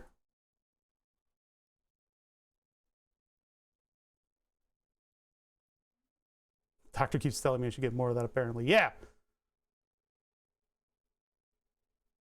But anyway, Kill a Clown, welcome to the board. It's getting burnt next to Rabaz. Is there? I missed where the name was. I spaced out. Oh, yeah, there it is. It's right below the Rabaz that almost got blasted. You can see evidence of a blasting right next to him. Okay, anyway, back to the circuit board. Back to the action. I need to solder these parts down. I've lined up all of my dots. I've made sure that things are aligned. They're not completely on the straight and narrow. Well, the thing is, these are going to align themselves once they solder. So what we need to do is we need to get them up to temperature. Hot air is not necessarily the best way to do this. I feel like an oven would be much better, which I have, but I'm not going to use. So we're going to use hot air. I have this thing set to 500 degrees Celsius with a relatively low flow rate. That should be depositing a lot of heat onto this very thin thing. What I'll do is I will initially heat the outside of the circuit board. We got some big traces on this thing. Big traces are going to cool. The big traces are going to transmit heat out and away very quickly. So there it is, heating up. I don't think you can do a shout out, but if one of the mods wants to give you a shout out, or I could stop everything, put down the hot air, and give a shout out to Tom Thinks. Look at how hot the barrel of this thing gets. I've never really looked at this thing on thermals. There you go. Ah, thank you, Fadanon. So yeah, let's initially start to heat the board. Now, you know what? I may have to get the silicon mat. I'm gonna get the silicon mat. I don't trust this. I don't trust this as far as I can throw it. Let me just get it out here. I have it magneted up to the side of the bench here.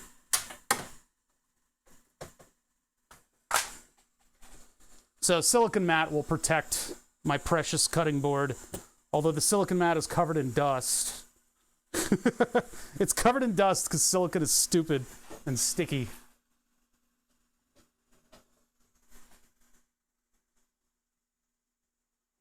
All right, so what I'm gonna do is I'm gonna slowly heat up the edges of the board here. Oh, we gotta wait for this thing to come back on.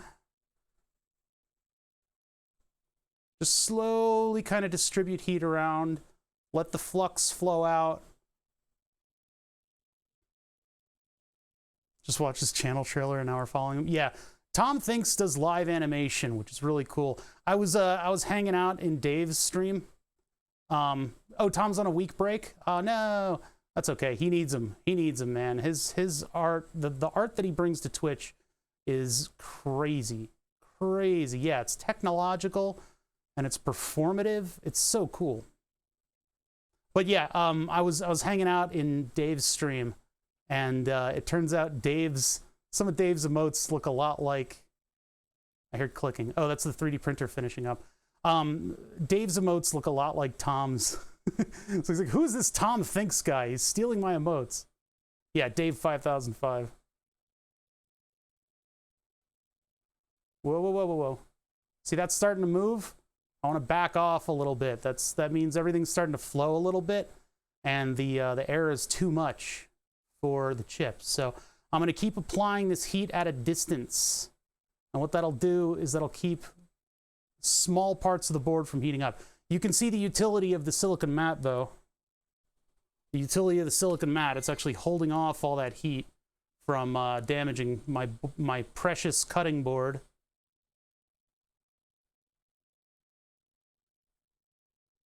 Yeah, that's going to be a big blob of solder up there.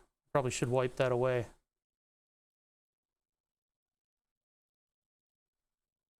Right, keep moving the heat around because it dissipates a lot from the ground planes in the area.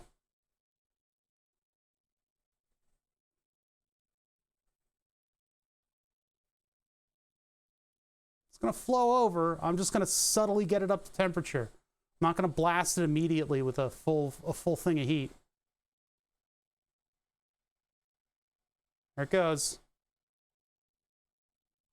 As it flows over, surface tension is going to pull everything into place.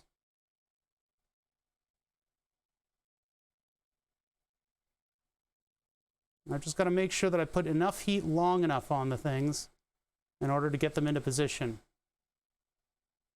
You see how the solder is distributing itself? It really is the money shot, you're right. That's what we're all here for. The visual asthma. Which doesn't make any sense. That one might not have enough solder on it. I think I got it, though.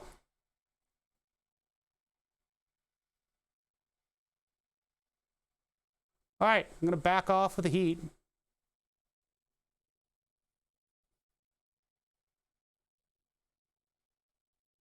Let that cool.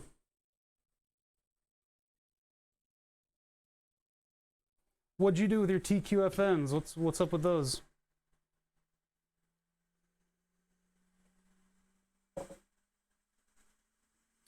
Now, that wasn't the most even distribution of the solder. That wasn't the greatest distribution of paste. It looks like everybody, all the leads have solder. Q4, I'm a little bit concerned about, but I don't think it's bad.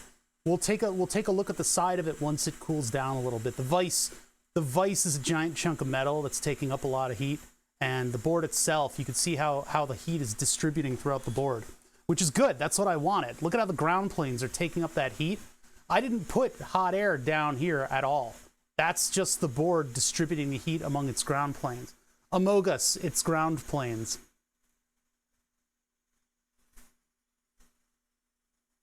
But yeah, watching that happen without the hot air is even cooler, because the oven, it just suddenly flows over and everything is happy. Oh yeah, I don't like that at all. I don't think a lot of solder got in there. Let's get a little closer. Everything's gonna get a little rumbly. I'm gonna get closer and we're gonna inspect what happened and see whether or not I'm okay with it. If I'm not okay with it, we can just put a little bit of solder on those. Trying to get them soldered too fast. Yeah, that's the thing. You wanna bring the heat up gradually with some stuff.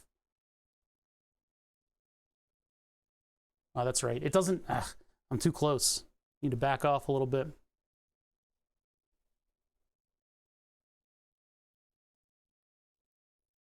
Oh my God. Okay.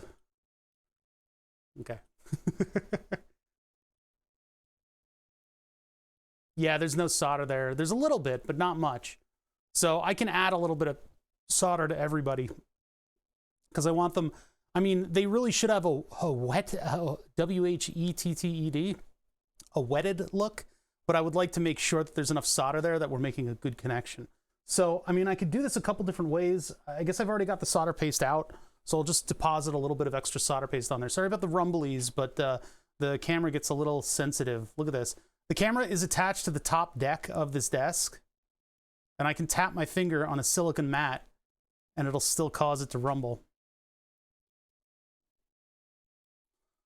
Oh boy. Yeah, hold on. I got a paragraph here.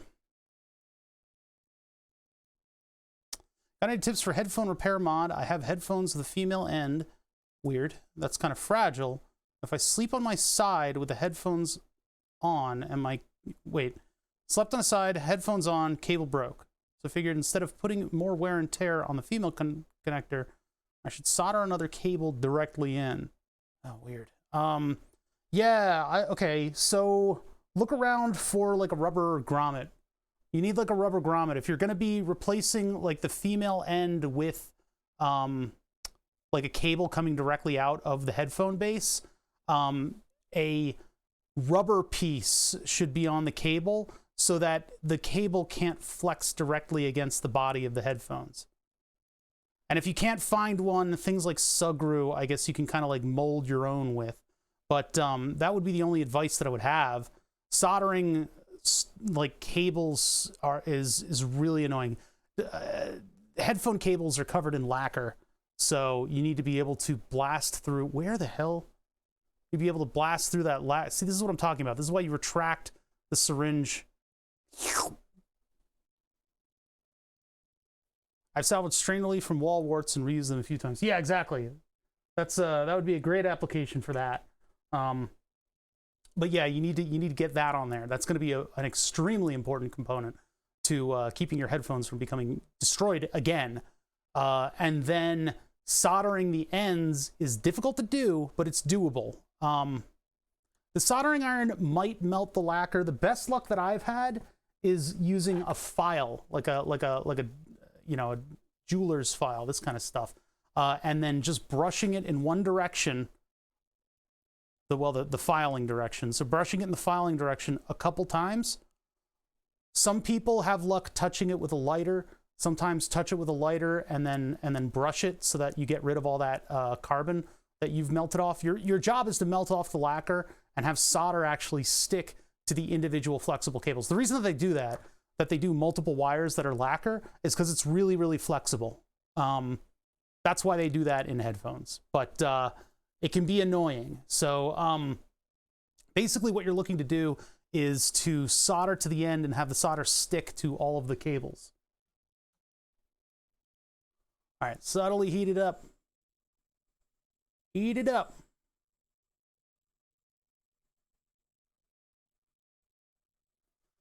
Tying a knot is only going to get you so far.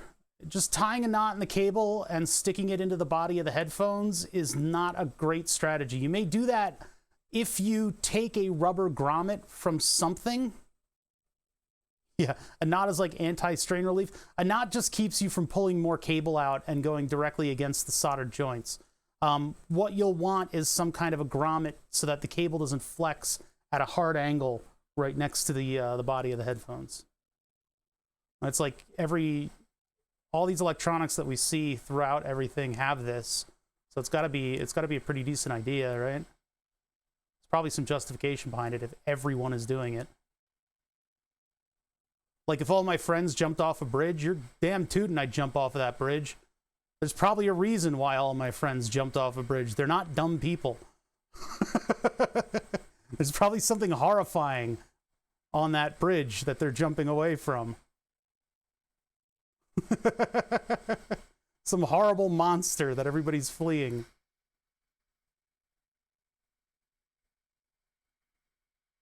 All right, you can see there that filled out all of the solder pads much better. I'm going to see if I can get it to sort of solder around a little bit better to distribute.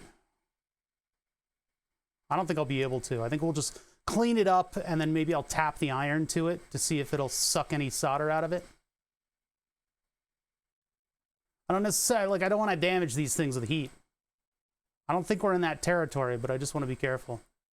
Never met my friends, I wouldn't follow them.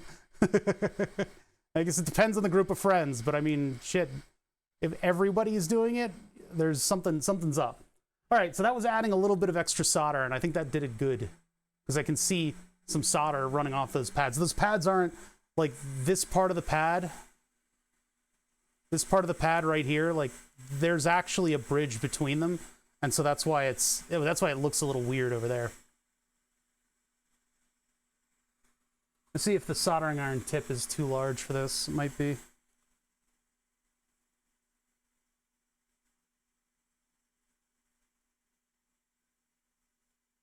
Yeah, it's not really helping. In fact, I just made a solder bridge between those. There we go. That undid it. Yeah, I'm not going to be able to do anything with the soldering iron.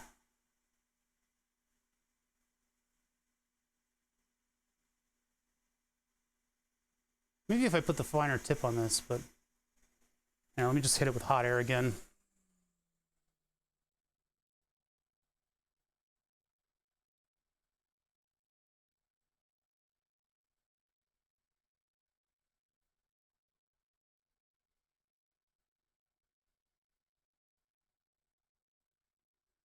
Thing is, hot air takes time. I just, you know. Would heat shrink tubes work as a good grommet? I guess it's not going to be a great one. Hot glue would even work better as a grommet.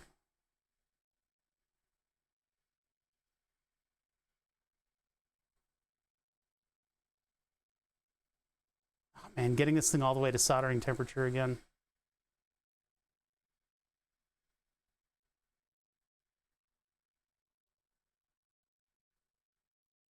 Probably should have gone with a normal circuit board color, huh?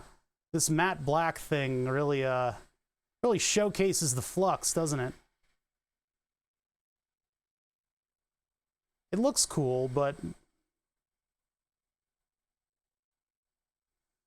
when I hit it with a little acetone, I think it'll clean up.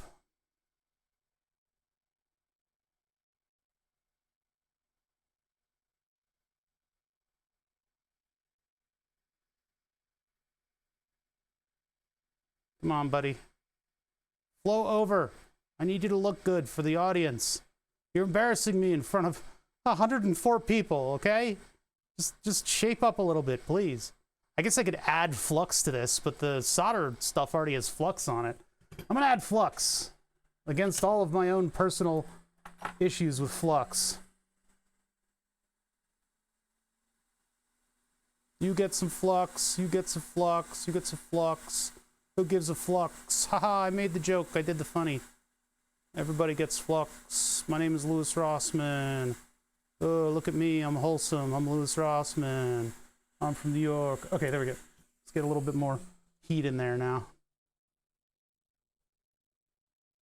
Blueberry Dogs 2 finally followed my channel. Thank you for following.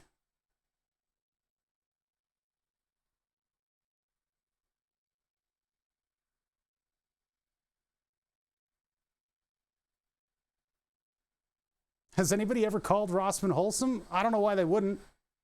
He does good work. He tries to teach people. What's not to love? Is he not wholesome? What brand of flux do I use? Do I look like the kind of person that subscribes to brands of flux? Oh, Jesus Christ, I've ruined everything. All right, hold on. It's not over yet. This is what I get for being too much of a perfectionist. Okay, so what I can do is just grab the chip and just move it back into place. And that will eventually repair itself. I'll grab this one over here.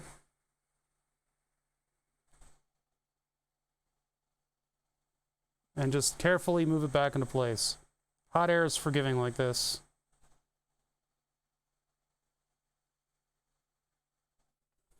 And then carefully heat it up again. So I was trying to get everything to look pretty, but he's a bit abrasive. Is he? I don't know. Look, I don't, it's not that I can't watch other soldering people and stuff, but I don't want to take on any personality traits from them. I don't want to like take on their mannerisms. Like if I even think about an AVE stream, I start calling stuff, you know, I start using AVE-isms. And if you've ever been on the AVE subreddit, you know how annoying it is when everybody starts talking like him.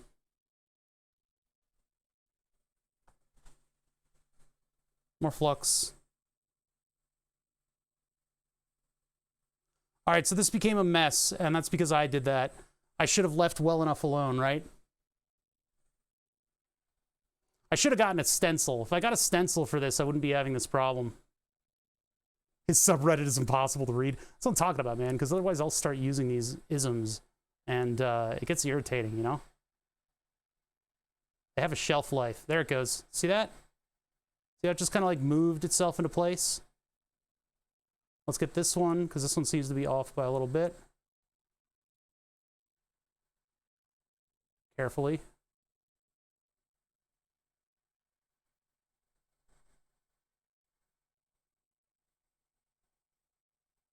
Yeah, this channel's pretty good. I haven't watched in a long time.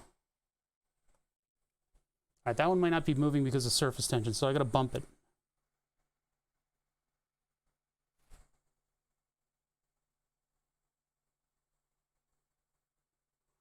Ow, my hand. I used to have long tweezers to do this, but I don't anymore. I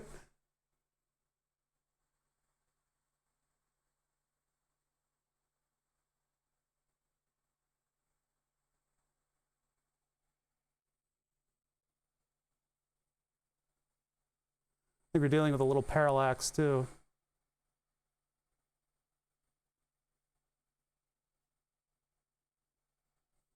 Oh, I see. Yeah, that's what did this one in.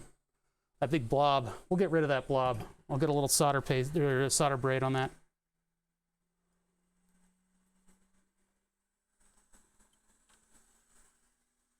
So, as mad as a hairy fish.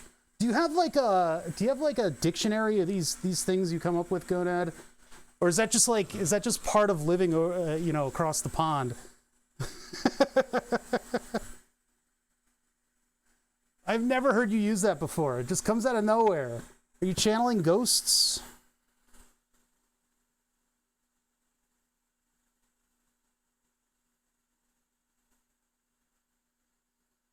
I don't really like the way these went down. I don't think they went down very good.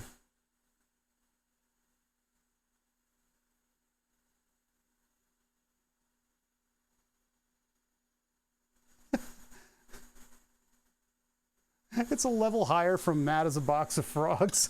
Okay, I'll just let you have that. I'm not gonna question it anymore. This one is still crooked, and that's bad because that could mean shorts underneath it. There it goes. Look at that. With the right amount of solder, it just falls into place. That thing it just went boop. There it is. Threemares gifted a sub to Flatulent Gonad. We're going to add him to the board then. Yeah, all right. So I struggled a little bit with the amount of solder that I needed on these. Far be it from me to be practiced in soldering these weirdo no lead packages. These weird hedonistic no lead package things.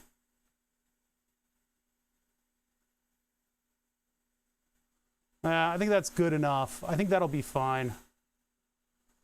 So we'll leave that, and then we'll solder the even more difficult ones in a minute. No, those, so, oh, wait, that one's still crooked? Ah, great. All right, so let's put flatulent gonad on the board first, and then...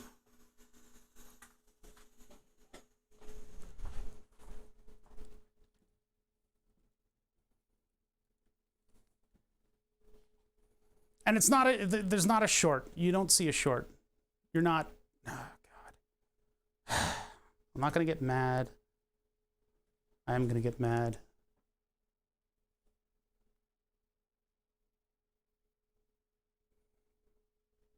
Ah, we're putting flatulent gonad up on the board.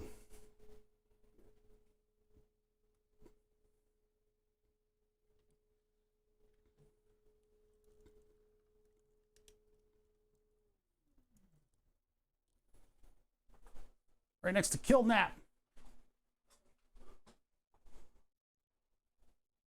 Welcome to the board. By Nothing's Working, Mr. Smoothie, thank you threemares for the gift sub.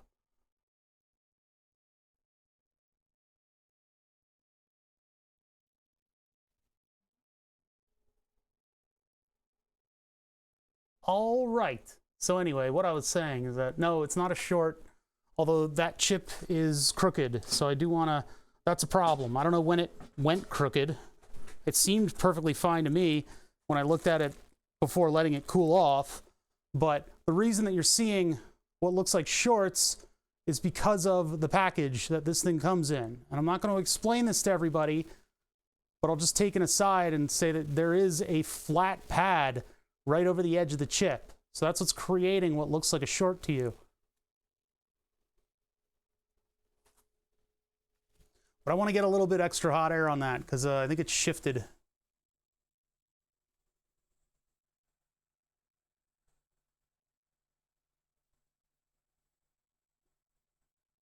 Maybe I applied hot air to the wrong, I think maybe I just like, maybe got nudged at the very end. Really annoying. I think in the future, I should remember to get a stencil with everything. I think it's an extra, I forget what the cost is actually, to be fair. I don't remember how much extra the stencil costs. But it shouldn't be more than a couple bucks.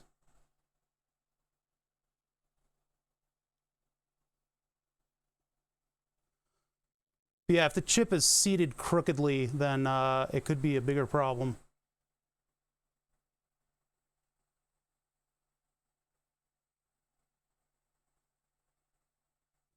Okay. Let that cool off and hopefully not shift. It's not shifting. It looks perfectly aligned. I'm going to leave it where it is. We're done. We're done. Let's see if they're all like discombobulated and like floating off of the board. No, they're all pretty straight up and down.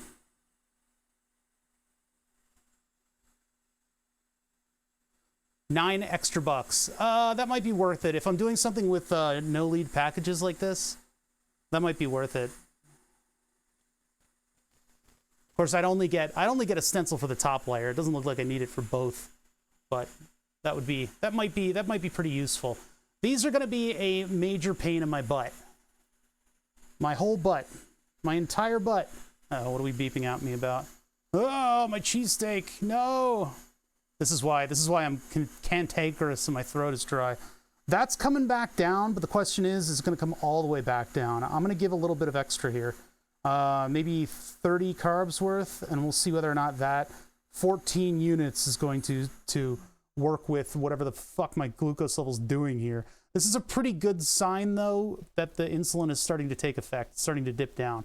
I didn't know if the cheesesteak would get here in time, so I bolused only like just off the screen. I should have bolused earlier. Bolusing earlier is beautiful, but you can 3D print a stencil if your printer is good enough. I don't know if it is. I guess it might be. Yeah, maybe I could 3D print a stencil. That'd be kind of cool. What do you do? I guess I would extrude it, and then I would extrude it like 1 millimeter. Yeah, I guess I could output a DXF. I think one of the cam jobs will do that. And then I just import it into something and extrude. Okay, these are going to be a pain. These are going to be just my entire frustration is going to be out on these. So I guess my best strategy is just to slather the whole thing in solder. Not too much, but I'm not really going to get the granularity out of this stuff. I'm basically just going to deposit a big turd and then we'll spread the turd out like I'm sure chat does on a daily basis. Now, this is entirely too sloppy. But I know you guys are used to doing this kind of thing.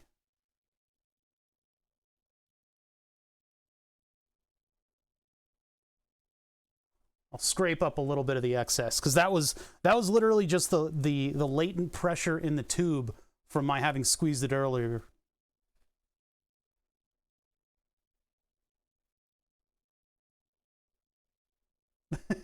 You guys didn't time that properly. I did kind of spring it on everybody, though. Yeah, it's too late. This is way too much solder, but we ran into problems with too little solder before. I don't know. We'll just make all the mistakes today. Because, I mean, you don't got to do everything perfectly the first time. And hot air can be forgiving in some instances. When we solder these, we got to be careful that we don't unseat the other stuff, too. God, these are so small.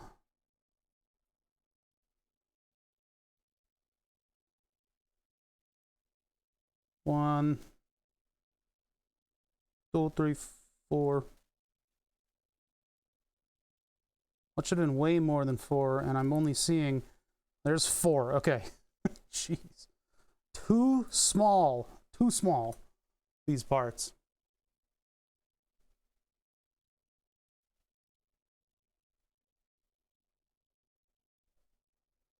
And my tweezers are sticky. Probably need to bring the pin tool over here.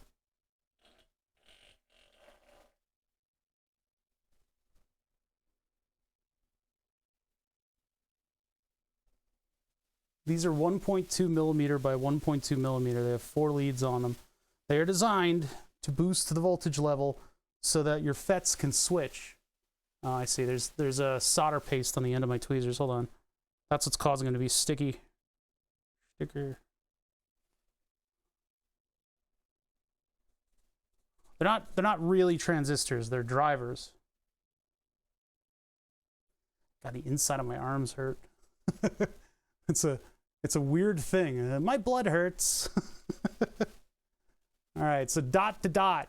We don't exactly see where the dots are. That's why having this thing is important. Itty bitty transisty. They're not transistors.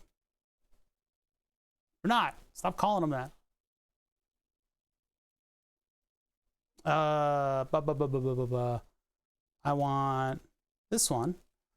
I want to look at my design. That's important to do. Boop. And then look at the PCB. I could use either view, but the 3D view is probably the easiest one for me to use. So the dots are to the upper inside of the board. Easy. See the dots? We just have to line them up with the dots over here. We could do it from back here. No, we can't. No, we absolutely cannot. We absolutely cannot. No. I can't see this thing. So yeah, the dots are to... Wait a minute. What the fuck? What up? Hold on. What? What the... What? Oh yeah, upper inside. Okay, yeah, this is the inside of the board. Okay, sorry, little spatial visualization failure on my part. All right, and then the crosses are here, here. This is a lot of solder. This is way too much solder. I didn't have a choice. This is just what was put down.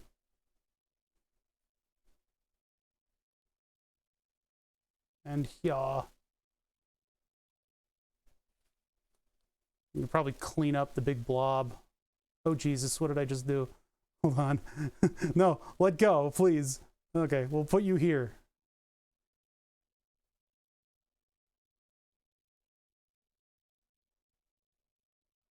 Yeah, I'll just work with too much solder being deposited. Stencil makes this process so much cleaner. You have to be more careful when you're putting stuff down. I can't, it's not gonna let go. Hold on. It's not gonna let go at the end of the tweezers. Stupid thing.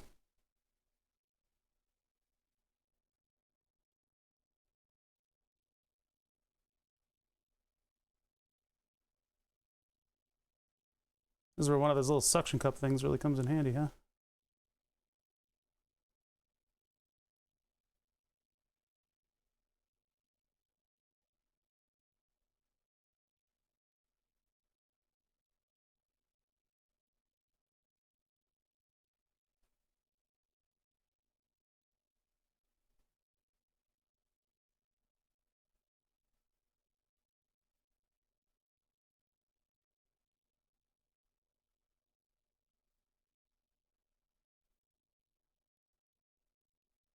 I'm not talking because I'm concentrating on what I'm doing.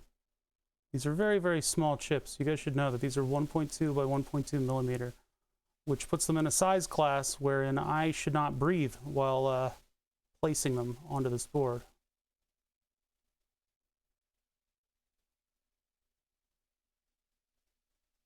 It's stuck it to the tweezers. Hold on.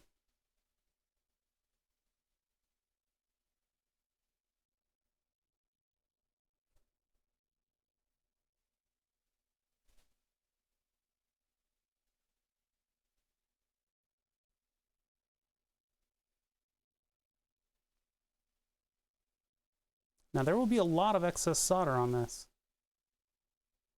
but that's part of what I'm showing you guys with solder paste. Everything doesn't need to be completely perfect. You just need to be close to the pins, and surface tension is going to take over the rest.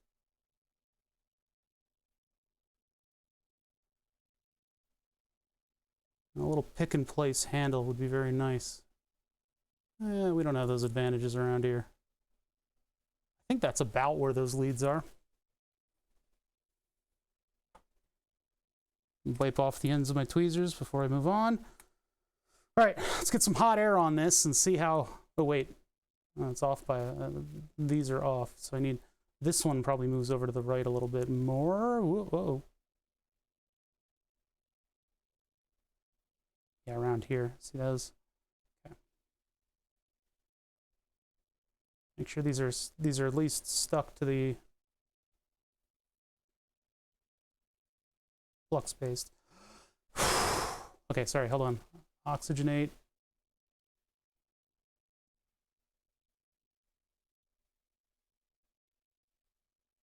Okay, those are approximately in location, right? So here's where the magic happens. The one problem with these chips is that they're so small that the hot air moves them around like you wouldn't believe. Slightly larger surface mount devices, larger QFN packages and whatnot are preferable, like something about the size of those transistors and larger, with hot air. But we'll see what we can do with this. So there goes the flux. I'm just going to keep distributing the heat.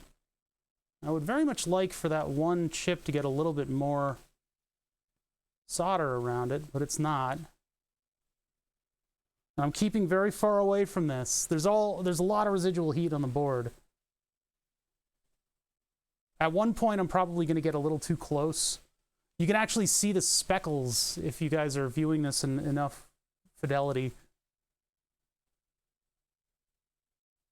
But I'm going to keep my distance because I know these things blow away with the morning dew. The rose in the rue.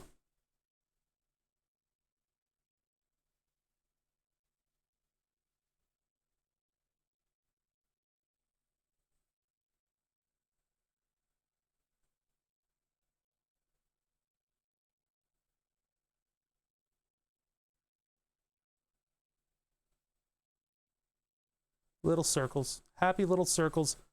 All right, and get a little bit more aggressive. And just give it time.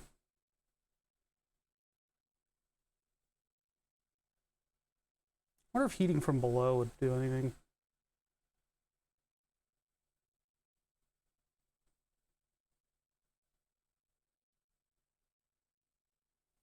Can you coax them if the self-alignment's not doing its job? Yeah, you poke them. That's what I did with the transistors earlier. My arm's getting tired. I need to go for the kill. Here you go, chat.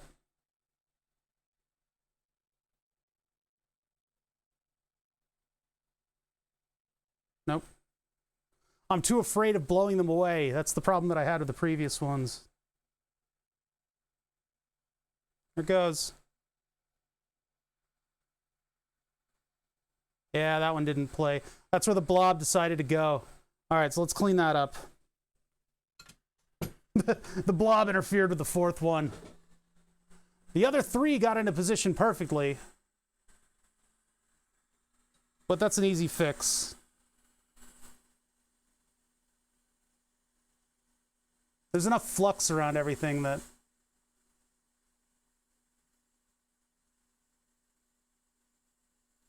I mean, that's almost just soldered itself into place.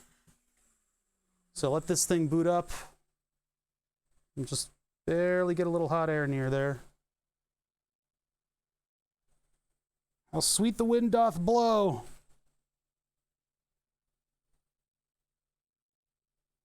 Ow, ow, ow. Okay.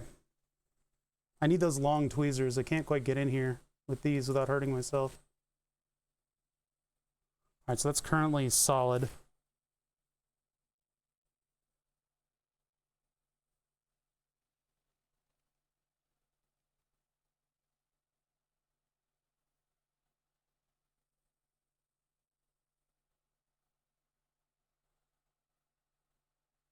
There he is. Happy in his new home. Look at him. So happy. There's a short right there that I need to deal with. Two that I need to deal with. The problem is I can't be very aggressive with the hot air with these because they're so small that they'll blow away.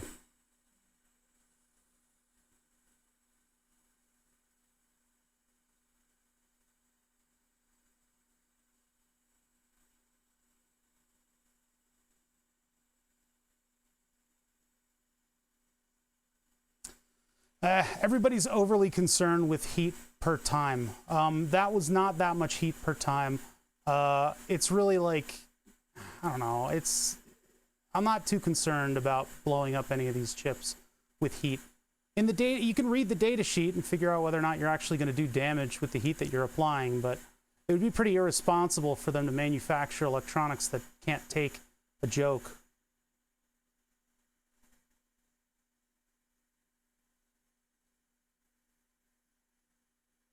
Just a prank, bro.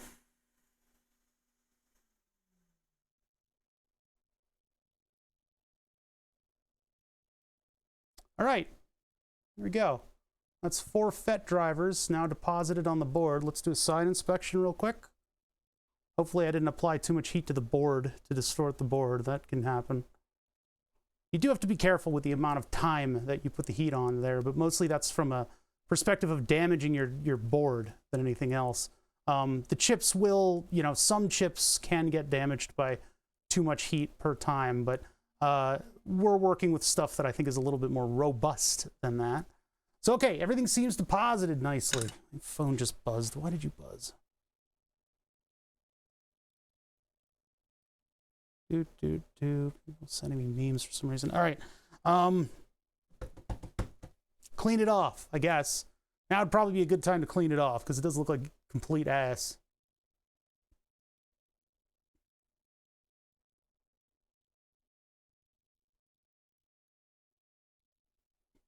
Yeah, that looks like ass. Let's clean it off. All right.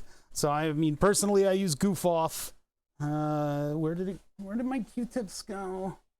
Where did they go? All right, let me look around here. Here they are. These, I would not suggest buying these whatever, these Q-tips, because they're, I don't know who sat down and went, you know what would be cool if we made cotton swabs, but instead we made them out of entirely non-renewable materials. Instead of being 100% renewable materials like paper and cotton, which, you know, paper is wood fiber and cotton is cotton. It grows out of the ground. Instead, let's use foam and plastic. So I bought these and they were super cheap, and they're all going to end up in landfill, but I'm never ever fucking buying these things again. I'm going back to Q-tips. They might leave fibers behind, but they're not made out of, like, you know, something that somebody in the year 3000 is going to find and go, what the fuck was that? It's ridiculous, right? Look, it's a piece of plastic that I've covered in flux, and it's now just landfill. Ridiculous. Utterly ridiculous.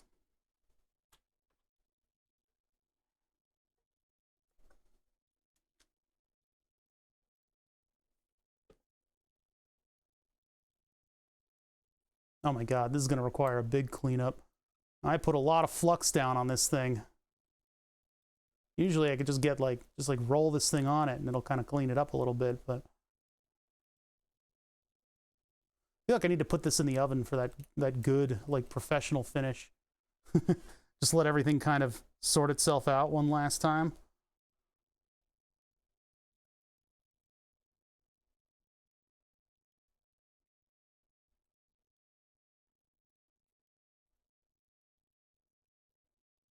Yeah, that's one of the few roots that we have, is making a microorganism do all that work for us. Yes, sir.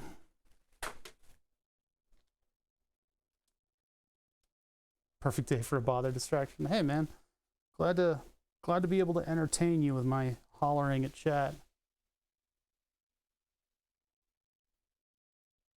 And we can hand solder the capacitor. I guess that's one thing we'll have to do, is hand solder that capacitor. They're very annoying to solder, though. They're very, very annoying, because the leads don't stick out at all. I don't know who designed that surface mount package for capacitors, but man, are they annoying. I could try 3D printing a stencil for this. I don't think I have a scraper that's small enough. I'd probably 3D print a scraper. Raganzi! You're following. I appreciate that follow. Follow.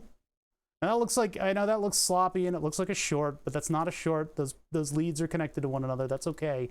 It just looks a little sloppy, and I might come in there with a soldering iron and clean that up a little bit. There are beads that are sticking around, and I don't know what to do about those. I wonder if I can just, like, scrape them. It's almost like they don't care about hand soldering SMD parts. Yeah, it's like, you know, somebody like me isn't their biggest customer. It's almost like a giant factory setup is what would really be buying those in bulk. Those don't look soldered at all. Look at those. Those leads do not look soldered. I gotta wonder what I can do about that. It doesn't look like there's any solder on them, although I did clean up solder from them, so I think it is there. It just doesn't look like it'll work. Well, I guess that'll, you know, if the thing doesn't work when we finally fire it up, that'll be our main culprit. Are those leads? Or should I go in there and try to, I don't have small enough solder to hand rework something like that, you know? Like, look, this is my mid-sized iron tip. TheHeathenGames, thank you for subbing. I'm gonna suck your name into my soldering iron. Ready? Oh, it's not working. When is it gonna flow over? Come on. Nope, it just won't work. Oh, we need to get the heat on it. So if I get the heat on it, then I should be able to get it. I think I made that 5 seconds. Maybe subs are up there for too long. There it goes. Okay, yeah, it took a bit. All right, so let's put you, and bump the camera.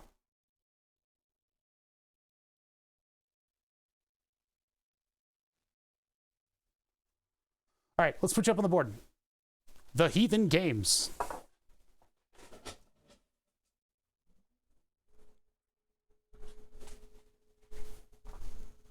TheHeathenGames.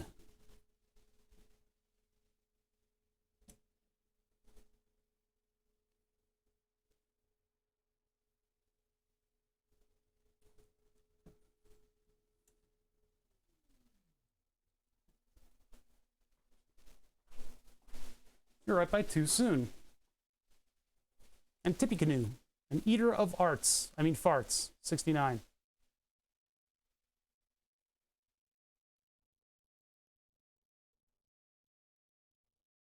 And Rusty One, and Chemisecurity, and Wonderful Cheese.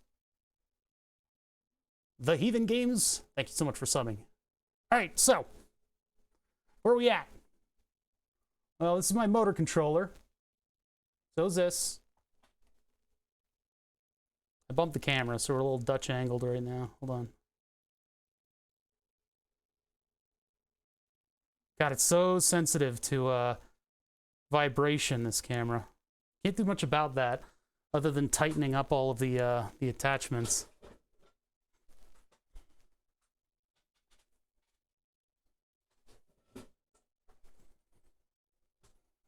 I know I might get a timeout for this, but that thermal relief on the cap pads is kind of thin. Well, the capacitor's not going to be outputting full 5 amps of current, so it doesn't need it. Yeah, I could make the leads thicker, but we've got 4 leads of that width, which together make almost the width of these traces down here. Those 4 leads put together probably be 75% of that, which is a 5 amp trace. So there you go. Oh, thank you for the follow. Person is going to show up right about now. Right about now? Now. All right, fine. Whoever followed, thank you. Apparently, there's a huge amount of lag between Twitch and Streamlabs.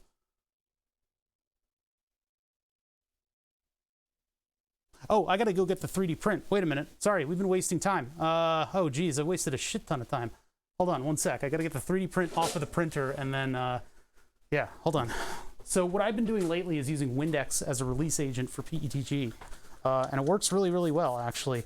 And you get the added benefit that once your print breaks off, you can just wipe the Windex and your bed is ready for another print. That's either directly on glass, or in this case, I have some kind of a, I don't know what the coating exactly is, but there's like a coating on the surface of this printer, on the glass. That's pretty nice. But yeah, just wipe off the Windex, let it dry, print's ready to go again. So what I'm gonna do is queue up a print of the gray parts, which means I'm gonna initiate a filament change on this thing. It sucks that I forgot about this. Everything had time to cool off.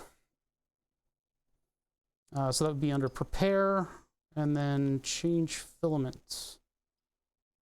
Change filament, and then I do ABS, so that's 250 degrees.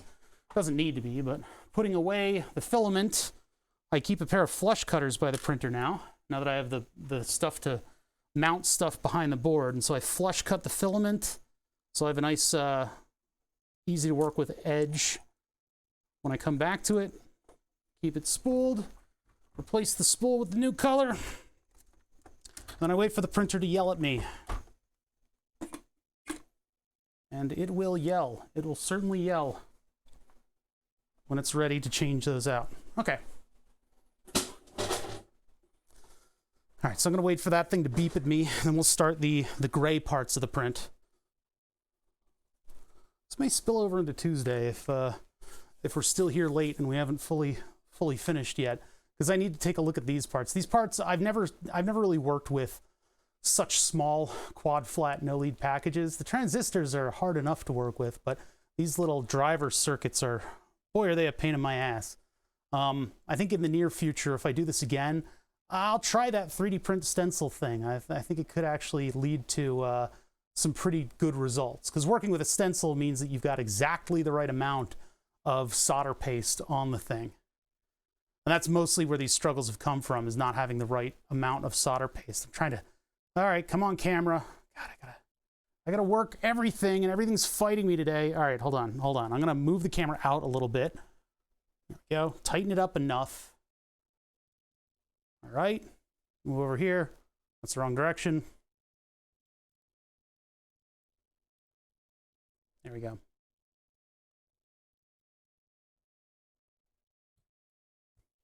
So I want to take a look at the side of that chip. So I'm going to go a little bit 3D there, Move in a little bit and then focus the camera properly. Let go of it and then look closely. I see some solder there. Check the other side. Yeah, there's some solder there. I see just a little, I see a little evidence of solder on that pin.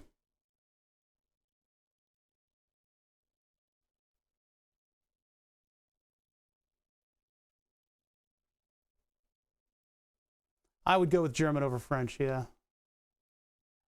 I wish I had. I went with Latin. That one's a little bit crooked, but I think that'll be okay. It's crooked in the right direction. I don't like it, but I don't have to.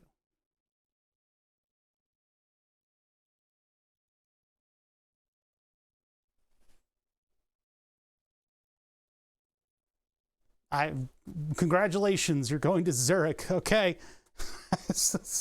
I didn't know what the context. I didn't know I was choosing a vacation spot instead of a language to learn.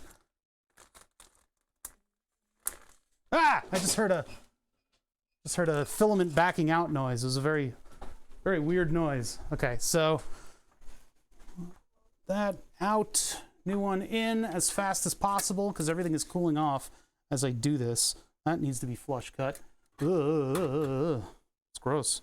I'm keeping a bin next to the 3D printer for all of these little off pieces of 3D prints that I throw away. Probably be better just to keep like a new trash bin here, but all right, put that all the way down into stuff. Does that, no, there we go, till it starts to extrude. One problem with the settings I have on the printer is I think it still thinks it has a Bowden tube, so it tries to advance the filament a lot, and that ends up, it sounds like it grinds it a little bit. Ooh, my nozzle's completely covered in carbon. What's going on there, buddy? I guess it's been printing a lot lately. All right, so I'm gonna purge 3 times in order to get all the red out. Got red on you. Get all the red out and make sure that I'm printing the beautiful gray filament in all of its glory.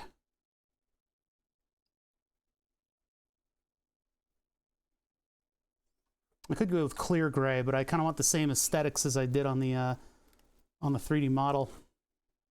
One more purge. Get to the point where I probably need to break down the spindle and clean it out. I'll do one more after this. Purge more. Purge more! Yeah, I still see red in it. Ugh. Nasty. I still see red in it. Purge more. Begone, red filament. You're no longer the filament that I'm using. Jesus Christ. For how long am I gonna... There's still red in this. It's like orange now. Okay. Wow. I guess red filament is hard to purge. Maybe I need to use that cleaner filament that one place sent me. Like a specific type of cleaning filament.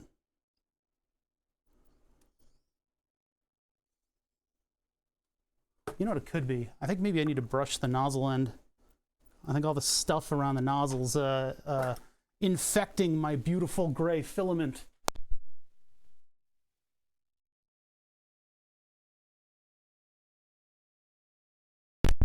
Chat. Whenever I crouch down and then I get back up, invariably, I will always be with a foot on top of the mic cable. It is so frustrating. What happened to my brush that I kept around here?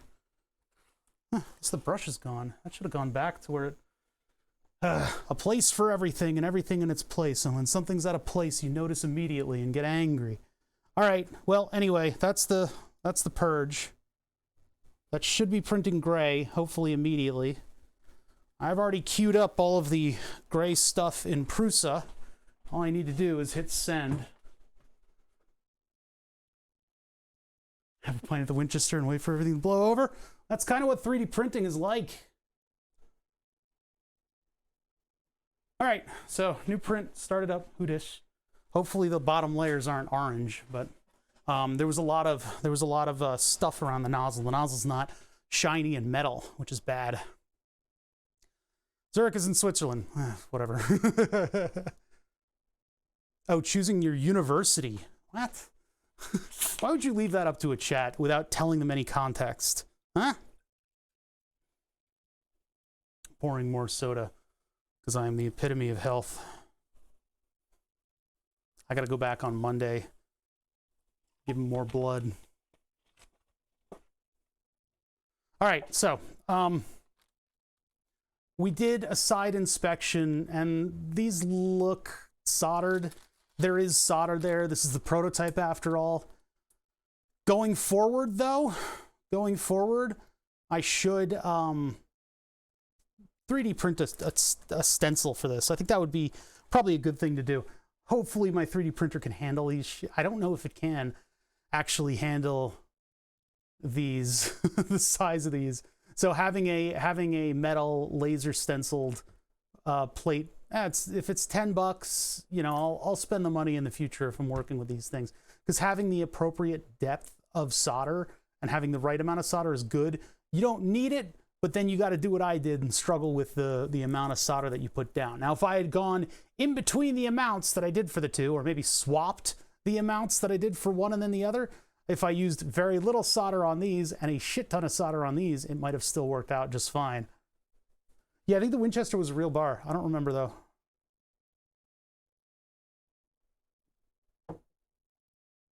There's a low iron vampire that they're secretly giving all my blood to. I'm fine with it, because the procedure actually makes me feel a lot better. In fact, I feel a lot more awake today, and I only gave 90 cc's, so I feel a lot more alert. So if I was able to actually like give the full amount, I think I would feel pretty damn good today. But yeah, given the amount of pubs here, it's highly likely one's called the Winchester, but it's likely that specific pub was called something else. Yeah, but they might have restyled themselves as the Winchester after the movie. I mean, that's just smart, right? That's just the smart thing to do. So we're not doing the capacitor, the big capacitor. We are doing the 0.1 UF capacitor. So we got to put that 0.1 UF cap up there. We'll do this. In terms of soldering iron tip, I mean, I'm going to need a bit of heat on that, because those are big traces right there, right?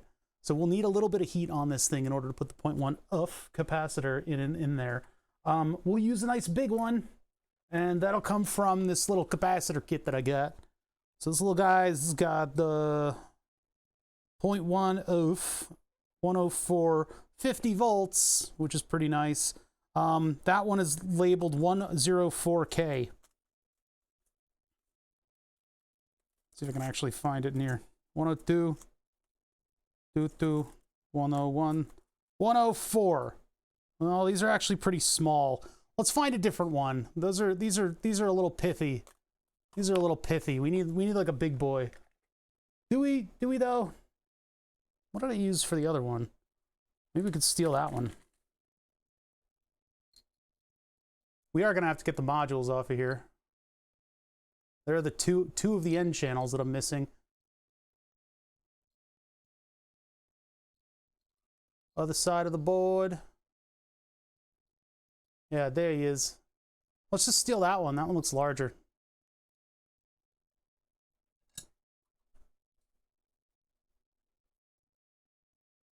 So I can just do this with Mark 1 eyeballs.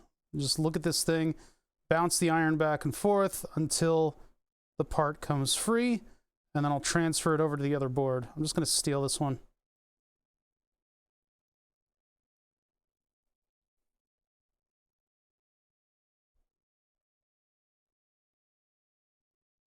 I would love it if the solder would just deposit itself down there, and then I could pull the iron away. Yeah, hey, there we go. Am I gonna use hot air for this?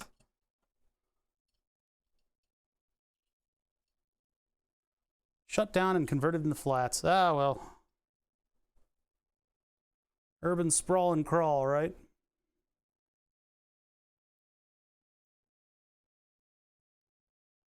Luxury flats. Now for a new high price. What makes them luxury flats? I don't know.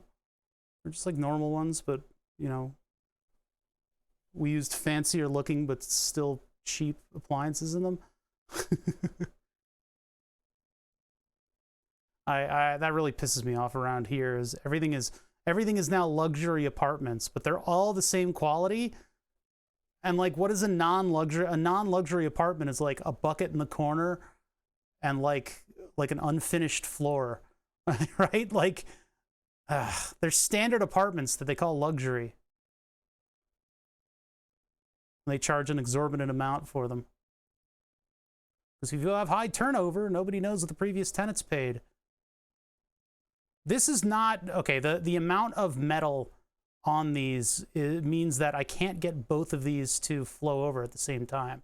I was hoping that I could in order to scoot it into place. Carpet on the stairs, yeah. It's got polyvinyl flooring. It's luxury. No, this is just a normal standard of living now. It's not luxury. You've got it wrong. You've got it all wrong. Am I going to have to use hot air for this component because I didn't put it initially into the right place? Man.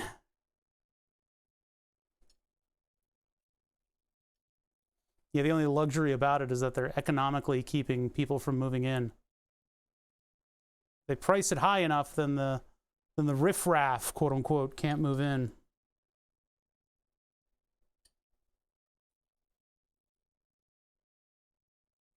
It just means like nobody can afford to live there. These buildings are like empty. I hate it. I've had to deal with that while looking for places to live. Even living in places, they're like, we're raising your rent like a shitload. I'm like, a building just went up across the street and I went from having a view to being a view. Like, can we not maybe raise the price a super duper amount? Yeah, I'm gonna use hot air on this. Hopefully without disturbing the neighbors. Luxury apartments don't have carpet, they have hardwood flooring. Yeah, see?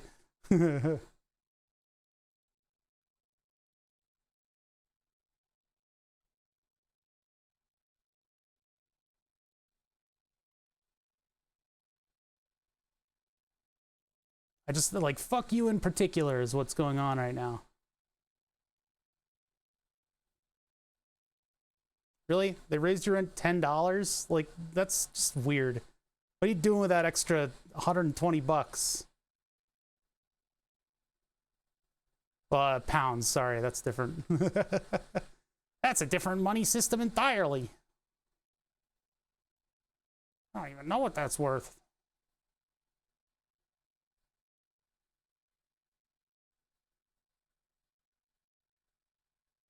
All right, I'm gonna unsolder the transistors if I'm not careful.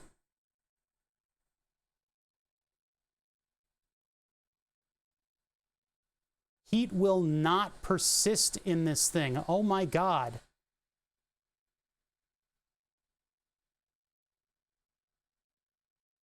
I don't want this to be sloppily soldered. Come on. Work with me a little bit here. Starting to smell burning hair. No, Section 8 is the one Motoko is a part of, right? And Ghost in the Shell.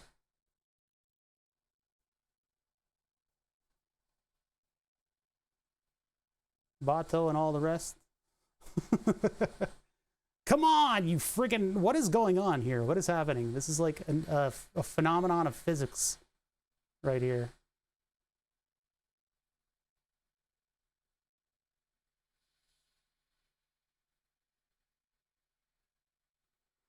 This thing is like directly on top of it. I'm just blasting it with heat. So anyway, I start blasting. The reason I'm doing this is that I don't want to add flux, and I don't want to struggle with this thing much longer. I want it to just surface tension its way in. All right, we're gonna have to add flux. There's no way. It's dissipating heat well enough, which is good, but it's dissipating heat. There's like gross stuff on the end of this. It's dissipating heat all right, but, you know, it's not acceptable. But it's not soldering. Yeah, see, that's all I wanted to do. Ta-da! Look at how easy it is. Magical flux. Magic, magic.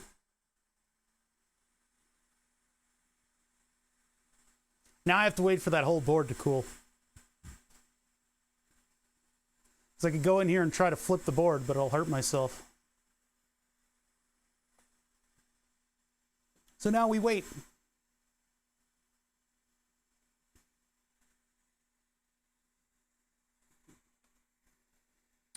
What color LEDs are we going to put on this thing for go, neutral, and stop?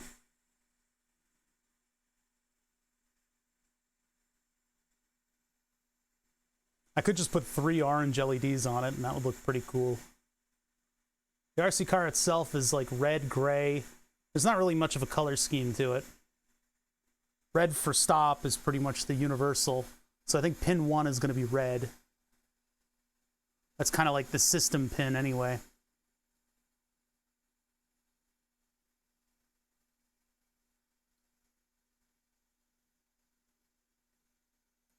Well, so forward, reverse, and then brake. Reverse is typically white.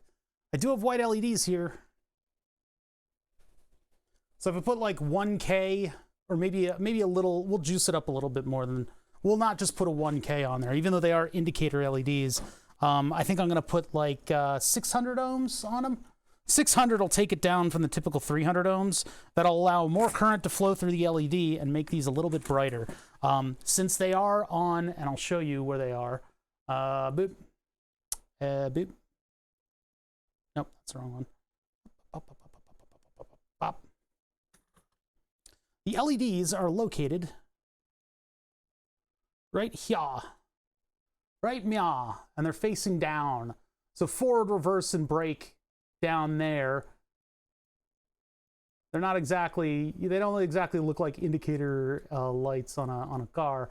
And that's the button right there for programming. So I think maybe, yeah, we'll do 600 ohms, and I'll do Thermite is now following me. Oh God, across the street, it's Thermite. That guy will burn through anything. That's a great Twitch name that you got that. 600 ohms over here. I have red, blue, and green, but if we do white on reverse, green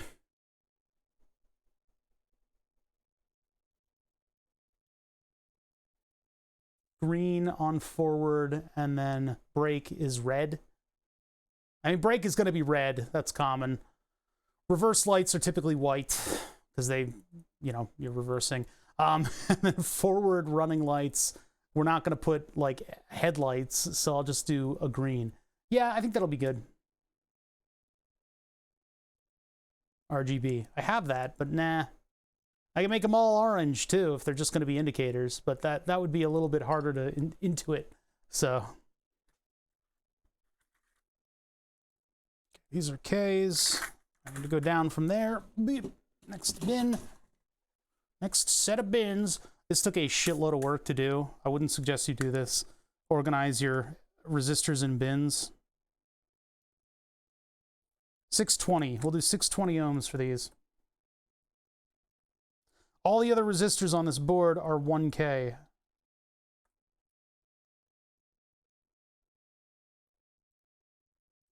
We'll have to reference the schematic to figure out where stuff is going.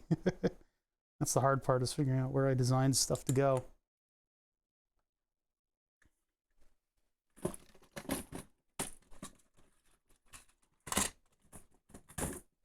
need to print like structures in this drawer to hold these things.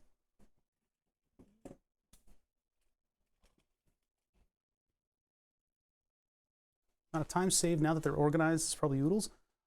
I suppose so. I suppose so. But they were organized before. They were in a binder that had all the different values, but the binder wasn't reliable. That was the problem with that thing. The binder wasn't reliable at all. What would happen is I would constantly be finding misorganized stuff. So like a certain framework 5B in hex. Thank you for following. Yeah, so what would happen is I'd constantly be finding like resistors that were placed in the wrong bin. Oh God, it was frustrating. All right, so we're hand soldering 0805s. 0805 is my comfort zone. I can go smaller. If I really needed to with this design, I could have gone smaller, but I want this to be hand reworkable and stuff. You can see this is the minimum possible font that I can use on this thing too. Now it looks like this camera's out of focus, but you can see this edge perfectly. It's just the silk screening that is a little bit blurry. That's it messes with my head whenever we work with these things. Oh yeah, the Radio Shack parts bins. They always started off super duper organized and they had everything you possibly ever need in them. But yeah, then eventually people get their fingies into them and then the employees turn over, and so nobody gives a crap about the electronics bins anymore. Yeah, that is known to happen. So all right, anyway, solder to the resistor. What I do is I put a bit of solder, damn it, my hand is shaking a little bit. I put a little bit of solder on one of the pads, and what that's gonna do is it's gonna provide me with an anchor where this part will be held in place. Now this is too much solder. I could use a smaller gauge spool of solder, but I didn't want to order it. I only have one spool of solder going in the shop right now. But these 0805s, hopefully they are not too big for the pads. I'm not using the Spark Fun resistors. I'm using Seed Studios, I think, or possibly just the ones that came with Fusion 360. And the point of that is that these are hand solderable pads, which means that I've got a little bit of overhang from the pad to the resistor. We're not exactly looking straight down. There's a lot of parallax. I'm going to move over here so that this thing is looking straight down. Hopefully that solves some of the weirdness that we've been getting from the camera kind of looking from an angle. The camera's like 2 feet away right now, so it's got a significant hold-off distance. That's a little bit better. My tweezers are stuck together. What the hell? Eh. All right, next.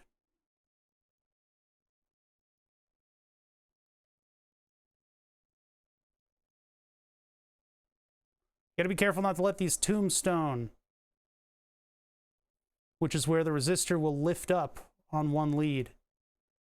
Now, if I did do the stencil route for this, I could just plop these things down and trust on the soldering process to hold them in place. The only issue is that I've got, okay, what are you doing? What is this?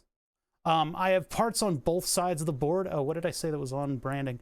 I have parts on both sides of the board, which means that if I put this like in an oven, it might hold on to the parts on the underside, but it would be a little bit of a gamble.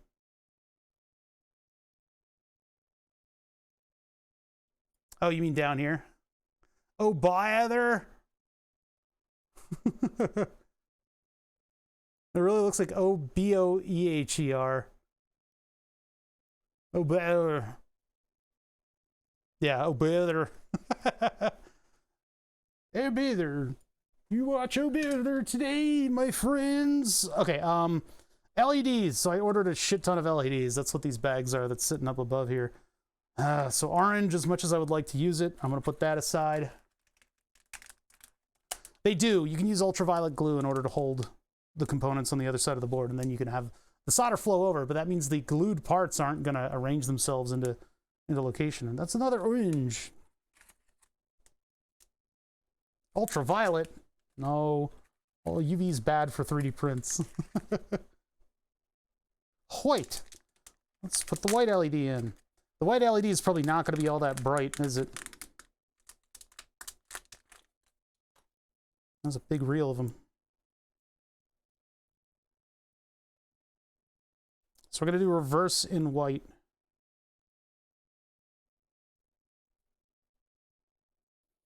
Oh boy, which end's the anode, which end's the cathode? Well, the way that I designed this is so that the resistors are going into... The resistors are between the microcontroller and the LED. That's why I was able to get the LEDs so close to the edge, is because they're connecting to ground after that. So double check with the schematic.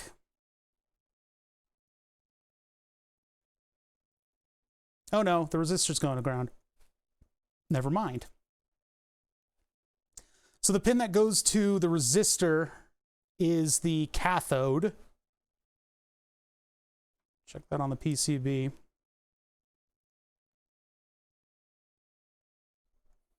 Yeah, okay, so the cathode faces towards So the anode, the positive lead, faces down towards the edge of the board. Nice that they label that for you, C and A. Okay, so that's what we're doing there.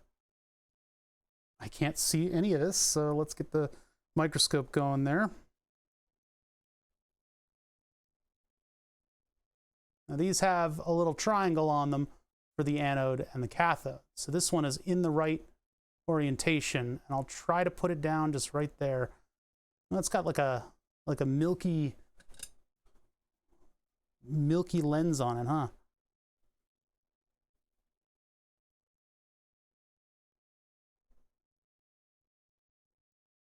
I'll just put solder on these too while I'm at it. That's way too much solder, but we gotta live with that. We gotta live with that. That's on us. That's our mistake.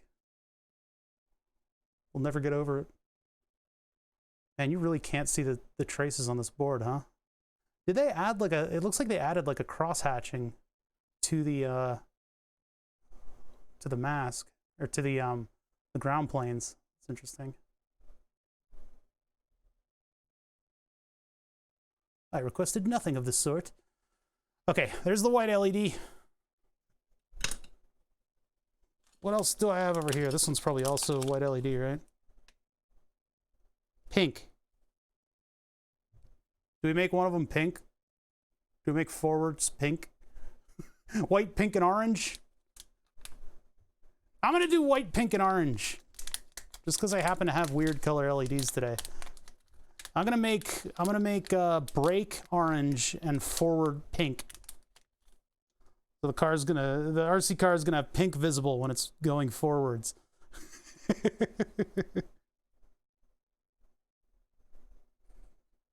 Screw this red, blue, and green crap. Let's make it weird. I'm gonna get weird with it. There's the pink LED with its similarly milky lens. Disturbingly milky lens, I should call it.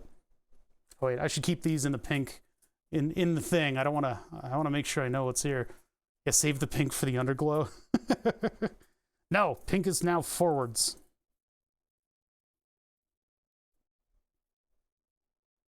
This thing's gonna be vaporwave or bust.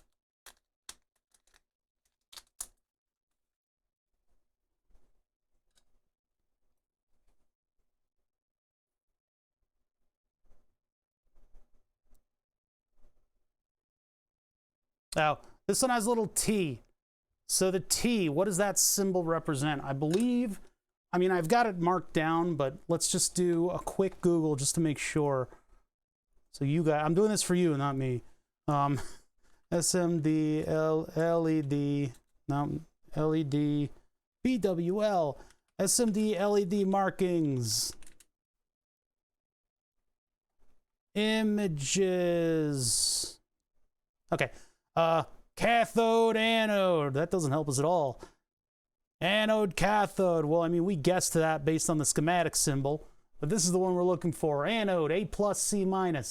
A+, so the little, that's counterintuitive. That's actually counterintuitive. I don't like that at all. You either put a triangle on that or you flip that symbol around, because the T, yeah, top of the T is for positive. That's a decent way to remember it too. But like the symbol for an LED looks like this. And the positive is up here, so that you got the arrow pointing down towards a plate. So if you're going to approximate that, and you're gonna do it like this, then it should probably be the thing poking out of the plate should not be, I mean, you can think of this as the bottom half of the LED symbol, but I don't like that. It should be a plate with something going into it, and the other end of that should be the anode.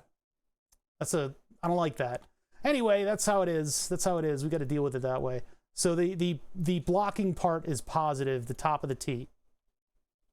So we got to flip this sucker around, and then we can solder it in. I think that's a counterintuitive symbol, and whoever decided it that way is dumb. And if it was a committee, they're all dumb. They're all dumber than any singular one of them. They've combined their dumb and made the ultimate dumb in the form of a committee that decides on electronic symbols. Dumb.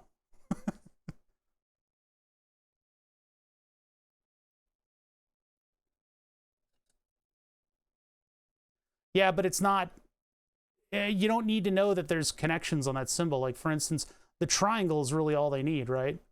But if you're going to approximate your symbol, the part of the T with the thing on it, the operative thing that's unique, would be the diode symbol. And so I think it should be flipped 180 degrees.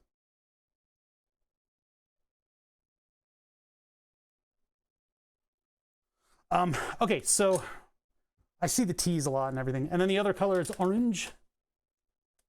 That's ultraviolet. That's facing plastic. I'm not going to put ultraviolet there. Orange. These are LEDs that I recently bought, and I like them because they're actually 0805s, and they are meant as indicators instead of as illuminators. So they've got frosted fronts. So they're designed to put an even amount of light out everywhere instead of a point source, which is good for putting indicators on things, which is what I primarily use the surface mount LEDs for. On some really, I mean, I haven't had an opportunity to do a 3D printed like keypad, but I guess if you use a clear filament, that would spread the light out nicely. It wouldn't work as a light pipe, but it would definitely spread the filament out. I gotta listen closely, because if I hear a lot of struggle noises from my 3D printer in terms of like extruding filament, it means that it's rolled up a big booger. But so far it sounds like it's operating normally. I'll check on it in a little bit. I do hear some noises. Oh no, the orange is gonna be super bright. Oh well. The orange is gonna be like a point source. I could take a little sandpaper to the front of that thing, but I'm not gonna bother. Man, that's gonna put a damper on things. I almost had uniform LED types on this. That would have been a level up for me, a little achievement. What's that little like hair that's there, whatever that is, that little piece of pad stuck underneath the LED? Huh. I don't know what that is. Yeah, I guess they are the brakes. I guess it is good that the brakes are bright. I don't need to be that considerate to any motorist behind me. The thing about using a stencil and using like an oven or hot air is that it's quick. It would be a lot faster for me to just deposit this stuff down and then pop it into the oven so that it can all solder itself perfectly in one foul swoop. It would be a lot faster to do. But we're hand soldering it. Good to spend a little time hand soldering stuff sometimes. Solder didn't really get on top of that. I think it'll be okay. I have done stuff with stencils before, and it's actually really fun. For my senior design project, we had accelerometers that went onto a special board, and those are also QFN, and I didn't have any skills at the time, so we got a stencil made, and I was able to do that.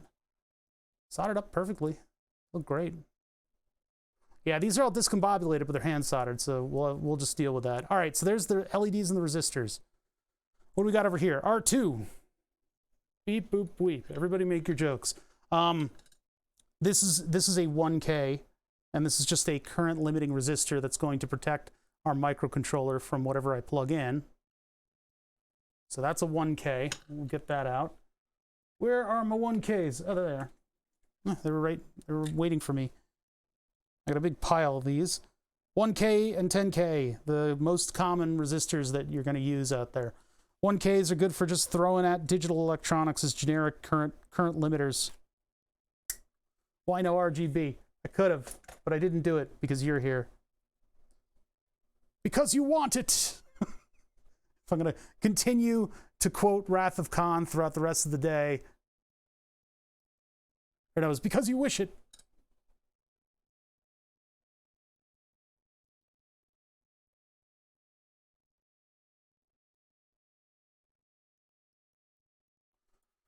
All right, like that. Twist it up a little bit so I can get to the right thing. These will have a little bit of excess of solder on them. There's not much that we can do about that, to be honest.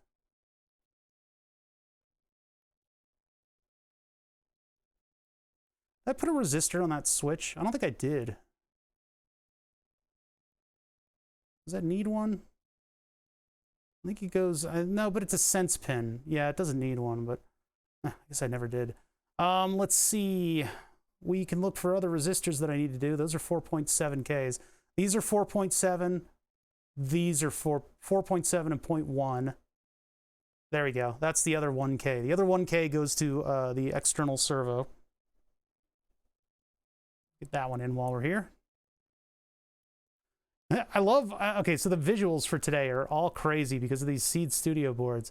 Their silkscreen layer looks like it's out of focus, but it is in perfect focus. So when I bring the soldering iron in, it is in perfect focus right next to these labels that look like they're out of focus. It's so trippy. I don't know what, it messes with my head. Because, you know, I'm constantly stressing about, you know, what is the focal point of the camera? Do the visuals that I'm broadcasting look good? That's everything to this stream. That's why getting the new glasses is great. I'm super happy about this because like I can actually see what I'm showing you guys. These lenses are like brand new, clear, super duper awesome. I can actually see everything, and I don't have a mullet anymore, so that's nice. But yeah, it's good to be able to see what I'm actually broadcasting to you guys instead of the usual like hamburger smear that I have going at the front of the glasses. Anyway, back to soldering. Yeah, this is just a little process here. I mean, we find the part, place it down. That's too many part. It is in focus. Well, the thing is, like, when I see like my broadcast on my other monitor, I start noticing things like the fact that all the visual elements in my broadcast were too big previously. Where did the third one go? Where did that one go to? I dropped 3.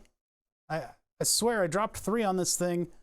There were 3 resistors on this, and I picked up 2, and now there's none.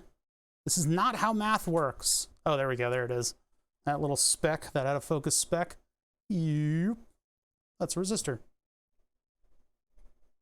Speaking of you guys know that just going, you just go. That's a confirmation. That's an okay in, I want to say finish, but I could be wrong about that. No, it's a, I don't know, maybe some of the Finnish people can chime in on that. Weird. Toot toot, go down the hole. What toot toot? What are you talking about? It's almost in focus 98% of the time. Thanks. Thanks. Thank you for that. All right, resistor. You are coming with me. I don't know if I'm going to be installing that Schottky diode. I don't know if we need it. It wasn't on the design. It was on the original, like 2 designs ago. It was there as a filter. I mean, maybe as like a safety, like if I hook things up backwards, but I don't really need that. I'm feeling there's not enough flux here for this to really operate properly. So what you're looking for with a resistor, I've got the camera right in front of my mouth. Hold on. The camera's blocking my ability to talk to you guys. All right, so this is not, wow, that's a unique thing in the back of the resistor there. This is not a well soldered resistor. What this is it's a resistor with some solder on it. Because of the lack of flux and because perhaps, I wouldn't say not enough solder on there, but what's going on is the solder is not getting on top of the resistor. The resistor needs to be sort of held in by like a little solder, what would look like a clamp, and you want there to be like a surface tension between, because like if this is the end of my resistor, I want there to be like a little surface tension going up against it like that. And then I want the top to become silver because that means there's just a little bit of solder on the top holding on to your resistor.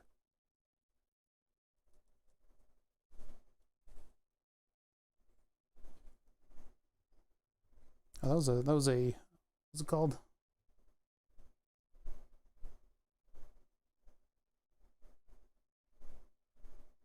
All right, so all I need to do is that, right? I don't need to put lots of flux on everything. I'm hoping that the stuff that got near the text over there will make its way over. But this solder is also rosin core, so I do this. I just tap it a little bit. No? Okay. It's all going to go in there in one big giant lump, isn't it? Oh, the iron turned itself off. That's the problem. I'll let it heat back up. There we go. Maybe that was the problem I was running into before. This is a 200 watt, I believe. The ADS 200, you can look it up. That's Pace makes it. See that? That wrapped around the whole thing, but because I'm hand soldering it, and that immediately wrapped around as well. Because I'm hand soldering it, I don't really care that I put too much there. The only way you're going to get around that is with stencils. All right, 4.7 oof.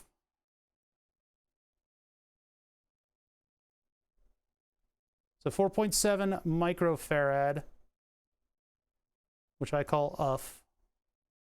Picofarad is puff.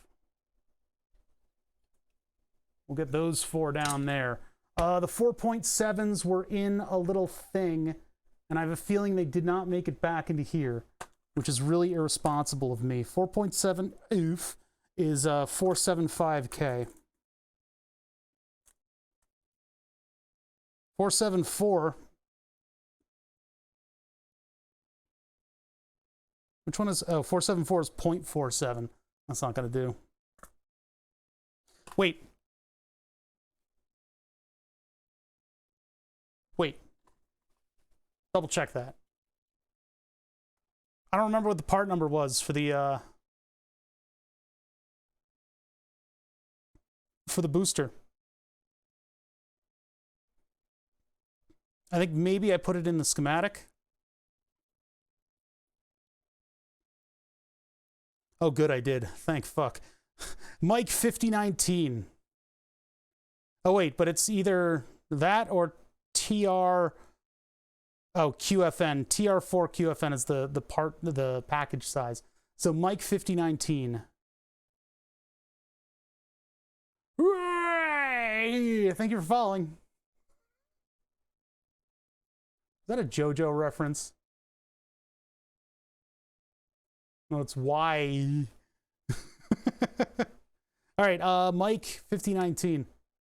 God, I wish. Jesus Christ, your chat messages are just cursed because of your name.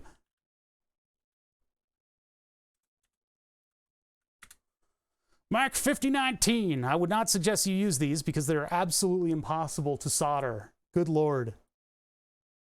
Ultra small, high side channel, NFET, blah, blah, blah, blah, blah. Anyway, this thing was called out for motor drivers, which they probably meant like cell phone motor drivers. Hey, Trash Panda King. Thanks for following. I'm used to it. I'm not. I'm like, it takes me a second. It's like a record scratch, and then I got to go to the next track. Damn. It's hard to find the next track because it's too dense of a record. High side MOSFET driver integrated charge pump.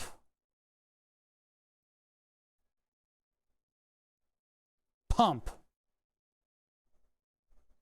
Okay, so this is what we used. 4.7. So it's not 47 and it's not 0.47. It's 4.7. What? 4.4. Oh no, 4.7 is what? Okay, 475. All right, so I need to find the 475. 212. 475. That's 102, 103. This is my more reliable capacitor kit here. 22. I'm going to guess that I took it out of the kit and it's still out of the kit somewhere. 225, 101, 103, 102. Damn it. Okay, so I got to figure out where these things are. Was that another follow? I just saw something flash on the screen. It might have just been the... No, that was just the lighting. Okay, what did I do with the 4.7s? Now, it's definitely using them for this design, so technically they should be over in the garbage pile over here. I should have probably kept them with everything. I should have put them back is what I should have done. I should have put them back in here. But pump up the jam. I used to listen to all that stuff at the beginning of stream, but then DCMA came and bit Twitch. Man, Twitch used to be so cool. We used to not have ads. We used to have whatever music you wanted to play. I was able to play silly dad rock at the beginning of the stream without the fear of reprisal or my entire living going away. Such are the times as they change, huh? All right, 4.7 UFs. They should be possibly kicking around somewhere in the fringes. I have a feeling that they're over here.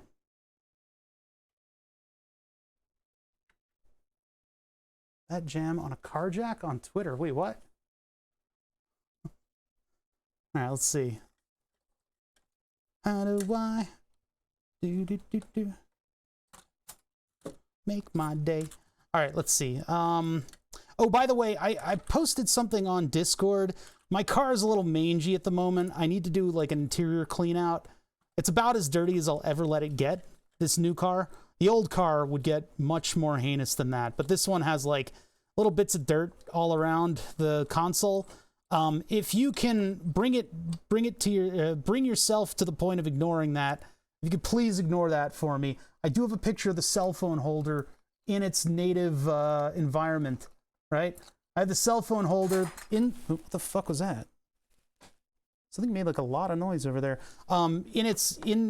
Installed basically, right? And it should be working and everything. Oh, you got a discount for sub prices in your area? Hell yeah, man. Twitch is doing the currency thing, which is, it's pretty nice actually. Because that means that everybody is paying about the same. They're putting the same forward, which is nice. Good uniformity. But yeah, the cell phone holder is in place and it works. It works really, really well.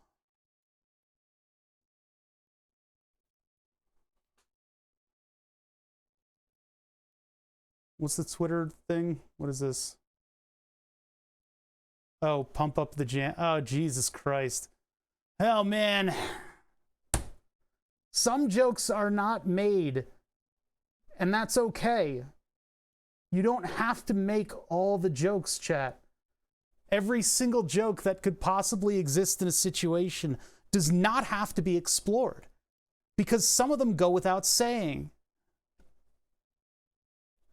But here in the age of monetizing absolutely every human activity, we make all the jokes. We don't leave any uncovered.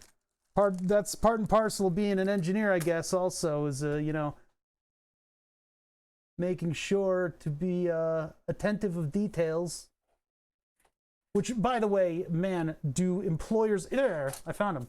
Man, it just took a little bit of ranting for me to find the capacitors I was looking for. Some employers expect you as an engineer to be an utter master of details, and that is absolutely aggravating. That's why this stream stresses being absent-minded, because I am. That's our one job, strong disagree. No, you do not have to get every single detail. You do not have to point out absolutely every irritating thing. I see X in the picture. Yes, you do, because I didn't get it out of there before I took the picture. You know, that kind of stuff drives me absolutely mad. I heard a tick noise from the 3D printer. Being detail-oriented, I'm gonna go check on the printer. Something is wrong. Something wrong? In my presence? Never! How dare you? Yeah, there's a couple boogies. There's a couple boogers, but the rest of the print's going all right, so I'm going to leave it alone. Hopefully it'll print around. It'll print through, rather, all the boogies. What happens with PETG is that if you've got a lot of small details, the print will sometimes be a little bit weird, and the nozzle will bump into it, and it'll grab that material and start rolling it. And when it starts rolling the material and having it stick to the nozzle, it'll bump into other pieces of material that'll get broken away from the bed. Because the, oh, Jesus Christ, this is gonna cripple the board for a minute. It'll start rolling around your print and picking up other parts of the print. And it can lead to a complete print fail, or it could just lead to a bunch of material stuck to the side of your print. It all depends on what else is going on. Here's what's gonna happen.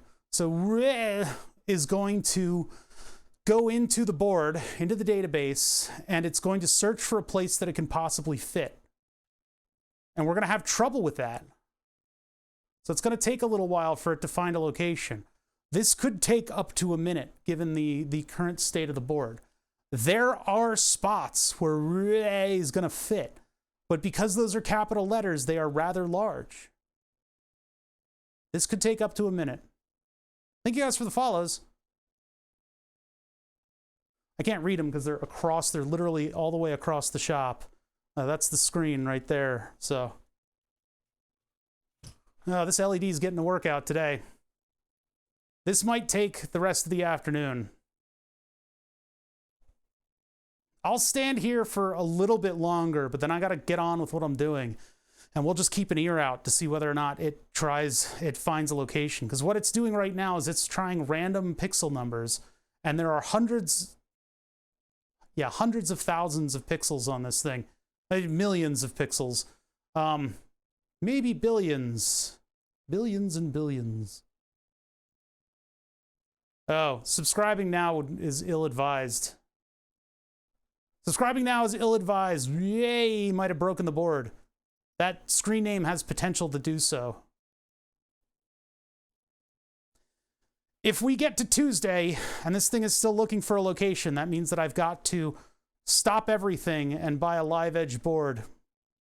And whoever just subscribed is just in the garbage. They'll just have to live with the satisfaction of having contributed to my stream. Which could be it. I didn't want to tip off Ray to the fact that they had the power to break the board. So I didn't say anything.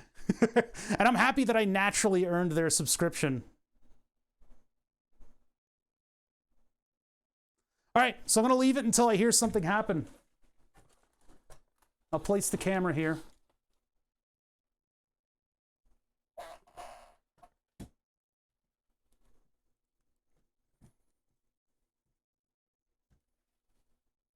And come back over to you guys. The board might be full.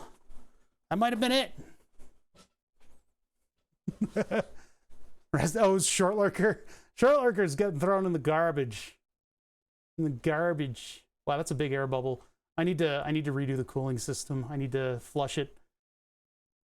A hype train is close rather. Yeah, well, Ray is gonna take a little while. Yeah, one of you guys could have done it with a gift sub, but I wasn't about to let on to that. I'm hydrated. Listen, being first on the new board is going to be less special. I'm going to tighten up the algorithm for the name sizes, I think. I think we'll have more larger names on the board and less variance in the size of the names.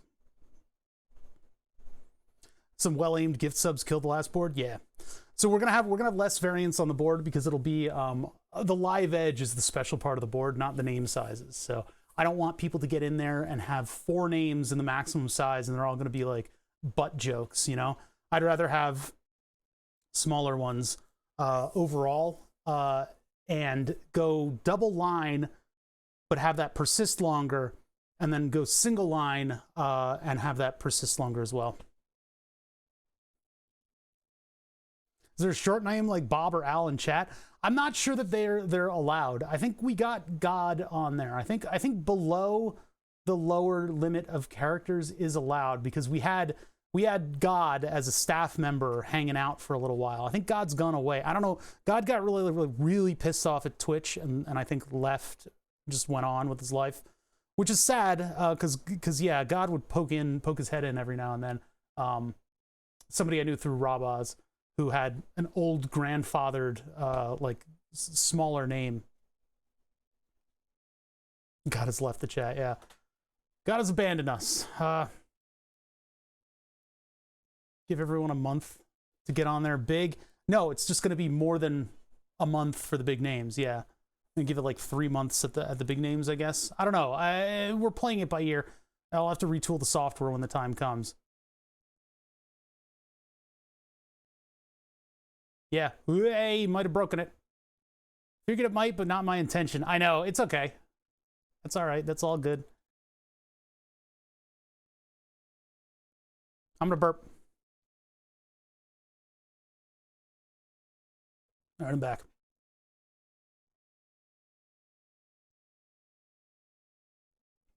I'm sorry, I really enjoy scuffed sub gimmicks. No, no, no. This is what it's designed to do. So, good God, also hi. Yeah, it's taken a long time. We'll just wait, and it'll eventually, like if I hear the board moving, I'll click back over. All right, so 4.7s. We're gonna install those now. Hey, you know what? The good thing is I will not get distracted by subs now. Well, the one, it's always gonna be in the back of my mind. Yeah, look, there's not much that I can do about, you know, oh, I want to go up there with the big name. It pretty much has to work out, like, it just has to work out for you to go up there first. In the case of like Dewey and Gunnier, they just happen to be up for that sub at that time. And I know a lot of people want to clamor to be the first person there, and I just can't do anything about it. I don't know what to do about that. You guys would be giving up your sub streaks. You'd be, it just causes havoc, and there's not really much I can do. You know, it's not like I don't feel bad about it, but I just can't. I gotta go on with my life. These are huge caps. I think I put them in CAD. I think they are this big in the design. They could interfere with stuff if they're in a bad place. Well, that's why we physically build the board anyway. Also because we actually want the board. We also physically build this because we want the board. What the hell am I saying? Jesus. I'm blathering on about.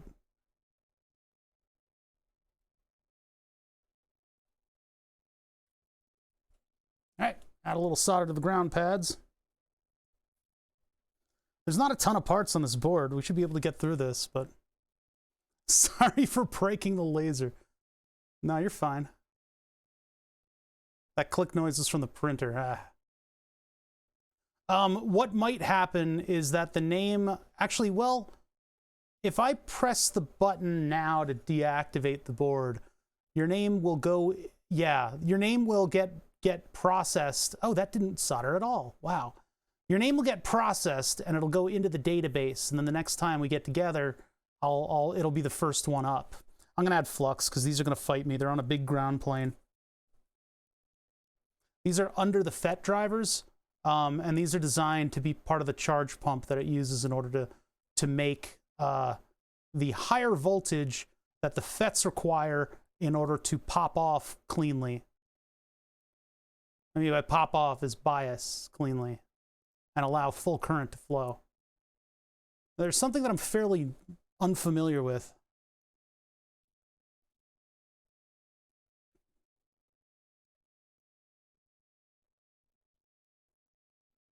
I really don't want to add those database entries though. That's a fair idea though. Limiting gift subs until the size drops to a certain limit.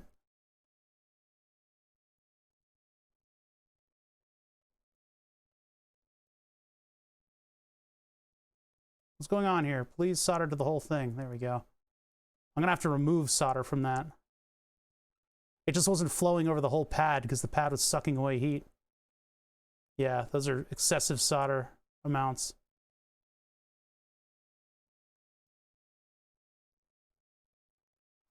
I mean, I'll have to add something that checks against the database to see if, like, when size is equal to something. Maybe at first until... I know how I can do it. I know what I can do. They'll print immediately, but they will be in single line. Gift subs will go in single line. Regular subs will go in the double line font. The double line font will be very small, but it will eventually taper down until everybody is single line font. Or we could just do an experiment where gift subs are single line and every single normie sub is in the double line size. We could do that experiment. Of course, then somebody like will come in and just throw a wrench in that, which is fine, but it would be a good experiment. And then you could visually see the ratio of gift to regular subs. But the thing is that that double line font is too big to do too big to do through the duration. But this one, the next version of the board, 3.1 or 2.1, I guess we could call it, probably shouldn't last as long as 2.0 lasted. But the thing is, what I can do is check. I can have like a ceiling function on the size of the font for a sub that contains the GIF XML.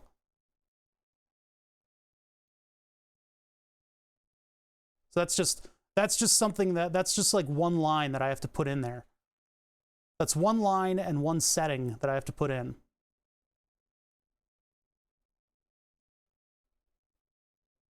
All right, so that required a little bit more work than I would have liked it to. I think a stencil would be a lot cleaner, but what I had to do is remove a little bit of solder and then add, and then make sure that they soldered cleanly.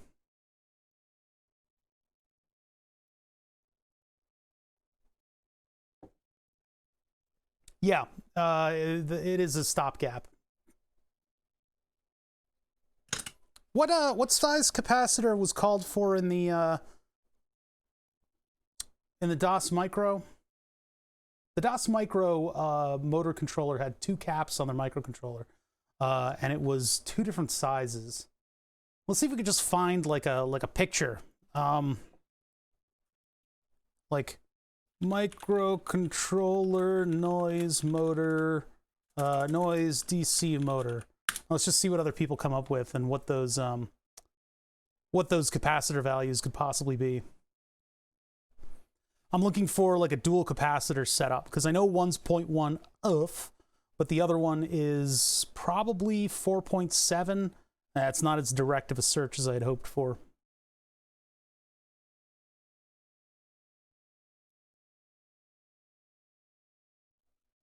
Yeah, no visible capacitors there. Yeah, we're doing a Saturday trade splatter. I had no less than 5 people digging around in my veins on Friday, so I wasn't going to stream then. I've got like internal bruising. I can feel it. Like my veins hurt when I move my arms around. It's great. I love it. I absolutely adore this. Love this feeling. I'm a little bit more like spry and awake because I had a little bit of blood drawn. But I've got to go back on Monday for another procedure. But because I missed 2 days this week, Thursday because there was just nothing to do. None of my parts came on time. It was very depressing. Thursday, I just wouldn't have had anything to stream at all. It would have been horrible. I do have stuff that I can stream now that doesn't involve those parts, but I wasn't about to do another basics day in a row because I want to spread those out. I want to do a lot of those. So I'm trying to make it up to you guys a little bit by streaming today. I would also like to stream more. It's tough when I change the coordination of my streams. OctoJ throws a hissy fit and he starts throwing stuff at me, and then he'll call me, but he'll just scream over the phone, and I'm crying like snot is running down my nose, and I'm just sobbing into the phone, and I'm just pleading with him to stop, and he just doesn't stop. He keeps calling me and he calls me names. It's horrible. But I do want to stream a little bit more during the week, and we'll see how I can coordinate that. I need to do more streams, but ideas are tough. Ideas are tough, and I'm gonna have to go over the same stuff over and over again if I'm going to be doing more content. I'm full of this kind of content because I look around. I live in what looks like a bomb shelter that has been bombed with a whole bunch of stuff that's in partial disarray. And I feel like I could probably, half-ass tons of streams, but I want to make sure they're good. Been long enough, some reruns. Reruns are kind of crap. I think what I need to do is put old content up on YouTube. I really do. I don't know. I don't know if I can find somebody to help coordinate that. I don't know what they cost. Like a decent YouTube uploader would cost. There's some editing that has to be done, and I feel like if I sit down one day and I just do it all, and I learn how to do it, and I just fucking just take a bunch of meth and just do it all at once, I could probably get that together. But it would be nice if, revenue, if I was popular enough. This is not the case. This is far from the case. So far from the case. if I were anywhere near popular enough that the revenue from YouTube could pay for somebody to upload to YouTube, that would be great. Rob Oz needs an editor. He could probably use one. He could probably pay one pretty well. He likes to squirrel away all that YouTube money though. Good on him for it, right? Yeah, he's lazy as hell. He likes editing. Editing is addictive, man. When you get into it, because you're in control. All your jokes are the funny jokes, right? That's what editing's all about. Editing is pretty fun. I don't know if my tools are good for it. I would like to get that new motherboard running in my computer. And of course, get the computer, the streaming computer into the rack over here. But if I get that new motherboard into my computer, I would need to, I guess I just need to contact the friend of mine to get my license for Adobe, the one that's pre-prescription. It's not prescription, it's subscription. That's the word I'm looking for, is subscription. I have a pre-subscription Adobe license. Okay, so let's see. Yeah, I've heard DaVinci Resolve is really good too. I'll probably learn that when the time comes. What's that, like $300 for a license? That'll probably pay for itself with the YouTube revenue if I end up getting people to watch YouTube at all. My content sucks, guys. My content, like, it just sucks. It just sucks. I don't make jokes. It's like unfunny, and I just sit here like monotone talking about all this stuff, and I just keep talking in the same tone. He just kept talking in the same monotone. But yeah, anyway. I don't know. It's niche content. Niche. How do you say niche? Niche? It's niche content. Ugh. Moving. There it is. Thank you, Smurfberry. Moving from topic to topic. He just kept talking. And it really was quite hypnotic. Where are the videos, Robert? How's that gotten into my channel? This is not Robert's channel. What was I looking up? Oh yeah, I need to look at what capacitors I'm putting on the microcontroller. Microcontroller, 2 capacitors. Decoupling. It's like, I think it was a 4.7, but why so many decoupling capacitors?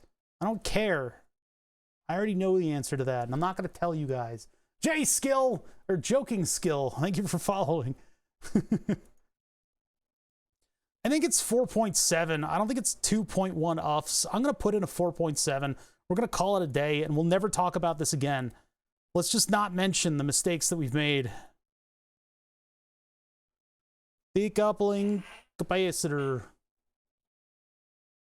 I've been doing like a Krendor voice too much. I don't know if I'm stealing his brand if I do that, but it's like an addictive type of accent to do. It's too easy. All right, so I need let's, oh god, am I really gonna put one of the giant capacitors in here? I guess so. We'll put a, yeah, this one's 4.7. This one's not 0.47. 4.7 is such a significantly different value of capacitor. So this is designed to take sort of the higher order noise, whereas the lower frequency noise and basically decoupling is done by C1. But those are about equidistant from the power trace and the microcontroller. So presumably, I mean, the power's not going through these first. Hopefully they'll be able to do their jobs before noise and current gets to U1. That has been made before, that joke. I saw it. It was the electrical engineering comedy subreddit made the microcontroller joke. It was very funny at the time. I think. I still have to run the equations. Somebody also did a microwave, and it was a wave of pictures of Mike Rowe from Dirty Jobs. Such comedy. All right, so let's get the 4.7 in here.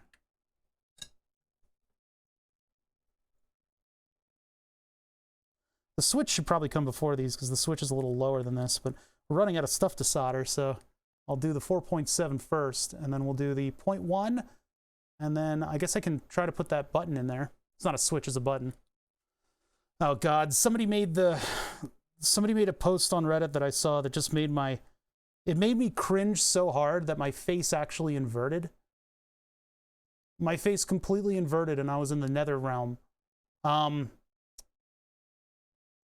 The post was, are piano keys switches or buttons? What do you think, chat? Is it as cut and dry as I think it is? Neither. They are levers. Piano keys are levers, buttons. If anything, you would call them a button because it's a temporary, momentary action. Why that post got thousands of upvotes is a crime, right? Oh, my soldering iron turned off. My soldering iron cringed so hard that it turned itself off when I asked that question. Yeah, they're weighted levers with hammers on the end. That's not a switch or a button. There's no electrical conductivity in there.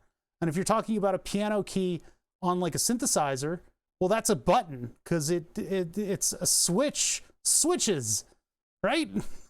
And stays. They're tabs. Well, that's just your band. Not actually bad. 0.1 oof. 0.1 off is 104. 104. You remember that number. 104. Because it's written on decoupling capacitors. Too many chrome tabs on my piano. You got a fancy piano. Yeah, man, that's so, that post, why was it so highly regarded? And yet I can't post shit. My computer, and I didn't post the super duper update to my computer, by the way. I posted a thing about it when I updated the connection to the 1080 FTW. So it was like many years ago I made this post, and I was like, hey, look at my computer. And it got like 300 upvotes, and that was it. But like somebody goes, hey, are banana keys pianos, or are they switch levers? And everybody's like, whoo, funny, haha. And then they get 10,000 upvotes. Like, I poured my heart and soul into this project, and everybody's like, that sucks. You're gonna blow up because you use electricity. I'm like, all right, thanks, guys. If you're wondering why my rate of posting on Reddit is once per 4 years.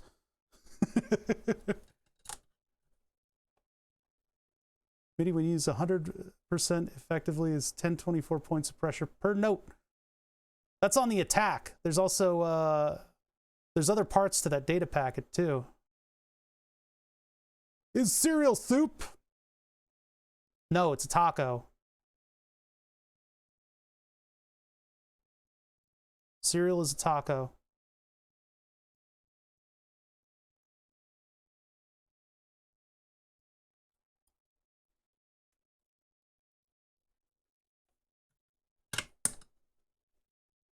I think I missed the heyday of Reddit. That's why I don't get it. That's why I use old Reddit. They've turned it into a very Facebook-y kind of social media look now with everything auto-playing. But back in the day, it was a lot of computer professionals on that platform. And so there were like interspersed with the weirdo stuff that generally you kind of go, huh, about. Interspersed with that would be some real computer sciencey kind of stuff. It was a little bit more like Slashdot back in the day. Which is where I originally found it. And the power of that platform was that in their social media-iness, news stories would percolate to the top faster than AP News until, I don't know what the fuck happened behind the scenes, but now it's just AP News articles just get posted there by bots. So AP News is now, it's now the speed of AP News, which I hate. It used to be a way to get sort of a scoop on a story faster and that's what I used it for, and it was pretty awesome. But it's not so good with that anymore. I don't like its look. It's just the interleaving of things. Yeah, it's kind of suffered in that regard a little bit since then. Trying to keep up with a volume of people who demand a certain look to the website and everything. Ajvar, thank you for following. All right, so am I okay with that? I'm gonna add a little tiny bit of solder to that. Probably ruin the whole thing, right? Yep, added way too much solder. That's all right. We're not gonna beat ourselves up about too much solder. A little tiny bit on that. Yeah, now that looks bloated. Whatever. Program a button. Yeah, see, I was on Reddit several years before Dig went bumkiss. And then now the same stuff that affected Dig back in the day is somehow acceptable on Reddit, you know? Never been on Reddit? It's okay, you don't need it. You don't need it. It's actually one of the best consumer product rating forums out there. Let's be honest. I hate forums. I appreciate that the most voted things get to the top, even though it's sometimes irritating because somebody just commenting "cum" on a thread gets to the top slot, and you're like, all right, thanks for the contribution. But what happens is if you're looking up, yeah, exactly, the niche communities are where the niche communities, God, niche communities are where they really come into play.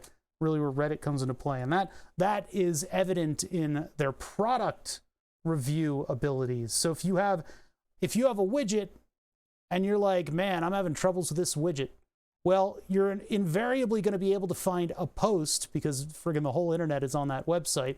You're going to be able to find a post where somebody's like, I had the same problem with this widget, and somebody else goes, oh damn, yeah, me too, I fixed it by doing X. Or man, I really like how this widget is put together, and stuff like that. Hey, what's up, Bellum? Thank you for the follow.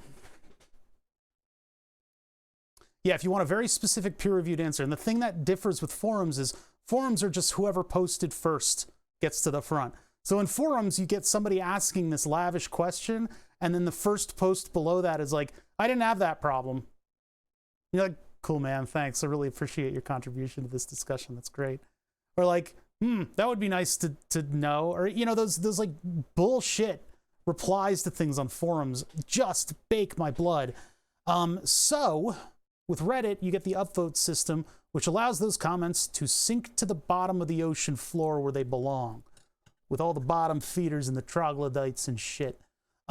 So that's the big advantage to Reddit currently as it exists, is as a powerful product review engine. If I'm gonna buy something on Amazon, like, or for instance, you know, going to buy my glasses, I said, what the fuck is this Chrysol coating? What do I need with that? How does that work? And so I found people discussing it, and somebody who was a glasses expert coming in and going, oh yeah, by the way, the UV protecting stuff is a racket. It's a complete scam. That was good to know. I'm gonna lift up the board a little bit just to make sure that this button sits flush.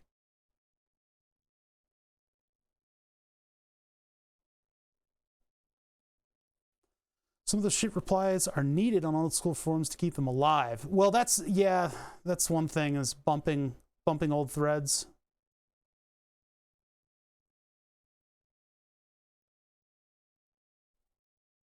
Oh, the days of PHP. Yeah, I used to be on a lot of car forums. It's good to get away from that.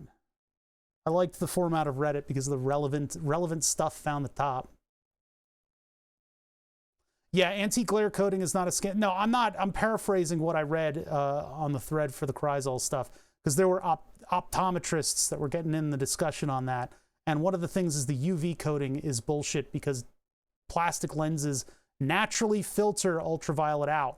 So they're not needed, which I thought was an interesting thing. So I saved myself $4 on my $300 glasses.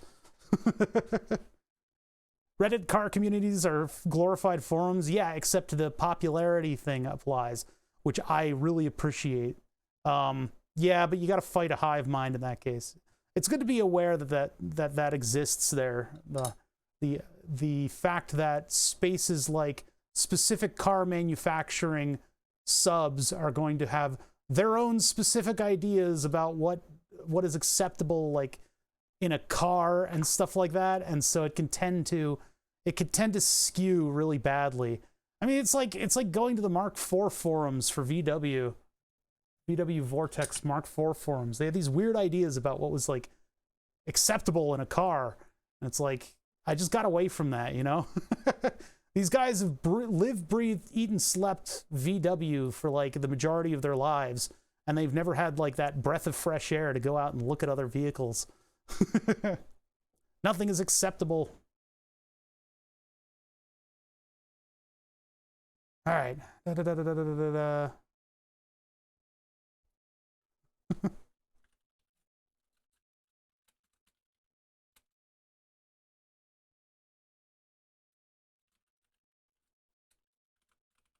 Hold on one sec. I'm communicating with somebody who's on a train right now.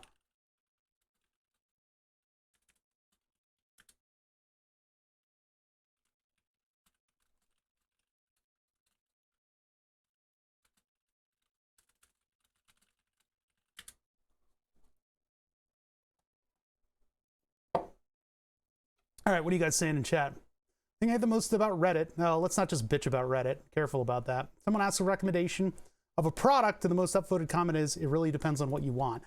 Listen, as somebody who gets asked a lot about what product to review, that sometimes is the only good answer, because it's like certain things fill certain roles. Now, I think if you're sitting down and typing a reply, that is bullshit if you can't elaborate on that.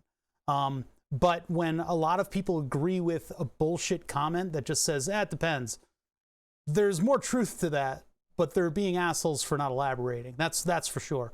But yeah, it's tough. It's tough.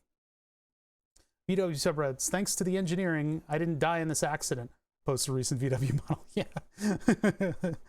Yeah. Hey, look, the interior quality of a VW post Mark IV is very good. They know how to build an interior. A lot of subreddits are gate-kept admins, subs set private in politics, blah, blah, blah, blah, blah, blah, blah, blah, 1984, Ministry of Truth. Okay. We're not getting political, guys. Let's not do that. I disagree. I will not elaborate. Leaves. Yeah, anyway. Discords can be that way too. Yeah. One community about to get my racing wheel to work better, and the replies were, get a better wheel.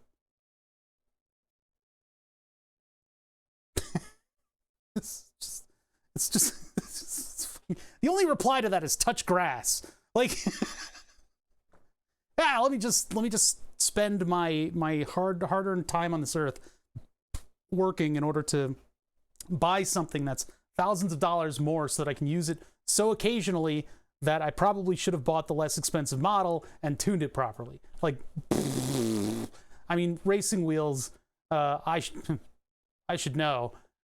When you start getting up there, the advantage to the incredibly expensive racing wheels, it's not linear, the amount you spend to the amount of cool feedback that you get. All right, so. Oh yeah, the current memes are getting a little dumb. The current Reddit meta is to make a post that's on one of the specific subreddits. Make a post about X and I'll edit it so that it's wrong. Ooh, is my little hoop for the circle is off. Uh-oh. Wait, is this one off too? No, that one's with intolerance. I guess I didn't move the silk screen on that one. Oh, that could mean that the hole is off. Uh-oh. That's no good. That's no bueno, chat. That might be bad. That's a mistake. That was a mistake. Well, we'll have to see. And if I need to move the post, I can move the post in post. I'll have to redo the 3D prints. Actually, we can find out in a minute. I'm going to put the diode in. Oh, we might as well put the Schottky diode in. I don't know who made these symbols. I think this is Seed Studio. But like their polarity marking is just to put a hoop around the cathode. Yeah, the cathode. The anode is the A for open. I have a friend who used to play games at an internet cafe, and he told me a story about how he would set the keys for a first-person shooter, and he would set them for like F is forward, R is go in reverse, C is reload clip, and like, yeah, just like that. It would be all the wrong associations for all the buttons. So it's just like a joke that's been going around in my friend's circle. All right, it just popped into my head just then, so that's disgusting. No, that's how you play games at a higher level. That's the only way to do it. I mean, all right, what's this little guy right here? Well, this little guy right here is a board that was sent to me by another streamer, Brian Locke, who has literally fucking done everything that I've tried to do months before I've tried to do it. He's just a prolific maker. He makes a lot of really cool stuff. He has a Tindy store. I don't know if you can buy this on the Tindy store. I have made a lot of modifications to this thing because we've used ATtiny85s in many different ways. This is a generic ATtiny85 flashing board. All that means is that right here we have an Arduino that acts as a programmer, and then the pins that are assigned to the different programming pins, which are labeled on this little header here, VCC, MOSI, which is master out, slave in, ground, master in, slave out, MISO, serial clock, and reset. What happens with the microcontroller, and I'll go over this in a basic form because, you know, there's always questions. We probably won't use a fucked ATtiny, huh? Maybe we should just use a normal one. So there are normally questions. Oh, I need the pin resetter too. That's up there. Okay, I should probably move that pin resetter. Anyway, yeah, so what happens with a microcontroller is when you start it up, it's going to check to see the status of a couple pins. In the most simplistic way I can explain. When you start that up and it just starts to get current into it, in the first microseconds of its life, it is going to look to see whether or not you want to reprogram it. And if you do, what happens is you go into a programming mode that is baked into the microcontroller. And that programming mode requires you to send signals in and out at the same time in order to coordinate new software going to the entire microcontroller. But if you burn what's called a bootloader onto that microcontroller in order to put new software onto the microcontroller, you do not have to use a bootloader. If you buy a microcontroller from DigiKey, it'll come unprogrammed. So you need to put a bootloader on it. Arduino has a literal pull-down menu that lets you burn a bootloader to a chip. ATtiny85s are a little bit more special, but what we can do is we can plug them into this programmer, the surface mount part, and I can get it into this socket, and I can have it burn that bootloader onto the chip. And then I can plug it into USB and program normal software on it. What the bootloader does is it allows, when the microcontroller is starting up, it will wait on a serial communication line, which requires far fewer pins than this does, and it will look to see if you want to upload software to it in a little bit more of an efficient way without reprogramming as much. It'll move that software into its main code that it runs if it checks out.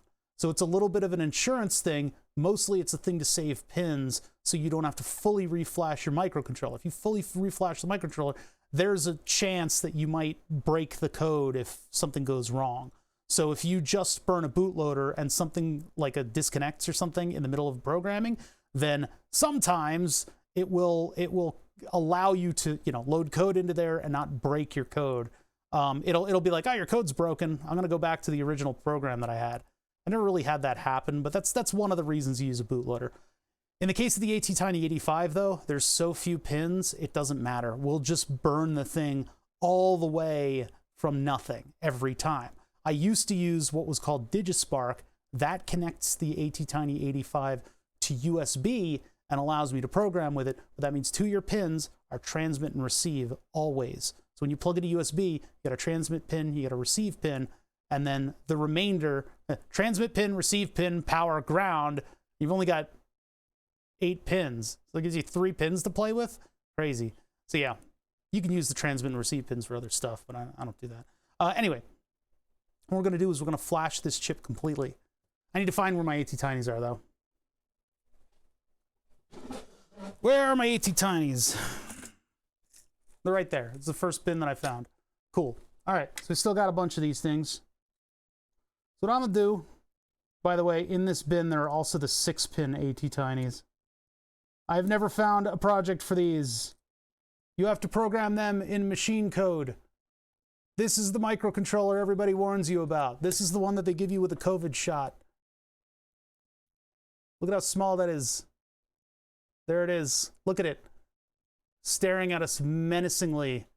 Yeah, it's an attiny 13. I have a socket for it. I think since then there are like Arduino compatible ways to program this thing, but I'm pretty sure you should stick to machine language because this thing is to machine code because it's there's very little memory space on this thing, and you have 2 pins.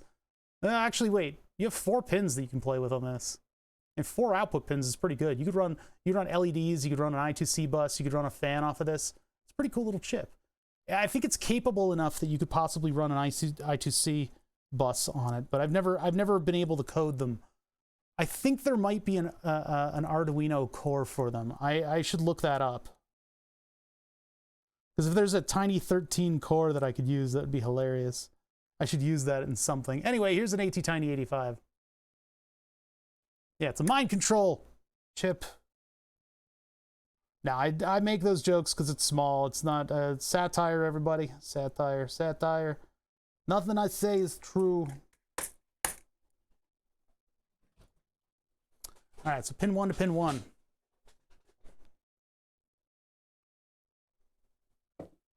My brain. Pin 1 little arrow right there. Look for the dot on the chip. Man, this chip's seen better days. This one is gross. I think I spilled coffee on that bin.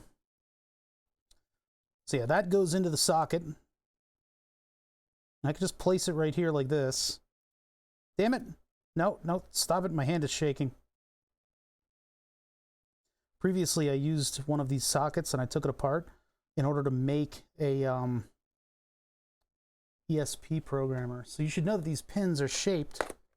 This is like a work of art. Those pins are shaped like this. I can show that to you guys a little better. The pins are shaped like this.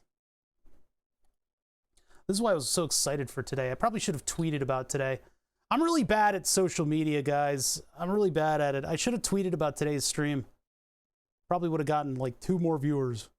But I was really excited about today's stream because we're like right in my wheelhouse, the stuff that I normally do. Those pins inside of that ZIF socket are shaped like this, and what they're designed to do, they're not bent like this, they're just shaped like this. When you push down on the ZIF socket, when you release the ZIF socket, these will push down against these pins that have this long spring on them in order to complete contact. Okay, attiny 10. The 13 is the 8-pin one. Yeah, that's okay. Yeah, those are attiny 10s, and I think there is a core for them, like an MIT core that I could use. But anyway, those are what those socket pins look like. I do have an attiny 13 sized socket, but I haven't been able to make a board for it yet. Yeah, that's the Spence Conde. Spence Cond. Check it out. What does he have? Mega Tiny Core. All post 2016 Tiny AVR with 2K Flash. I don't know if that means the attiny 10 is included in that. But that's the attiny 85 core. What is that? Actually, this doesn't look like the right one. This might be the different one. A different one. This might be a different one.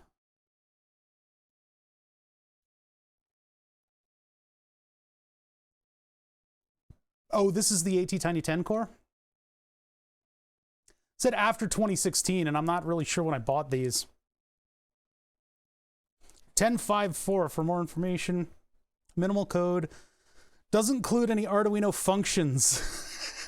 Pin mode, millis, etc. Oh dear. Oh my. That's going to be tough. Version 2 of the 10 core now adopts the standard Arduino convention of setup and loop functions. See how minimalistic it is? It's so minimalistic. They're like, hey, new feature, void and loop. I'm like, wait, I thought those are the base functions of the whole thing. Some versions of the AVR GCC incompatible with attiny 10.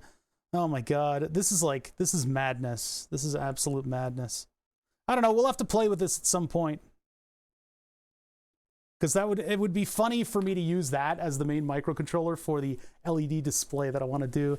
But I think implementing I2C in that is going to be way too much of a headache. There's like no memory inside of that thing. It's got nothing. It has nothing. There's nothing in there.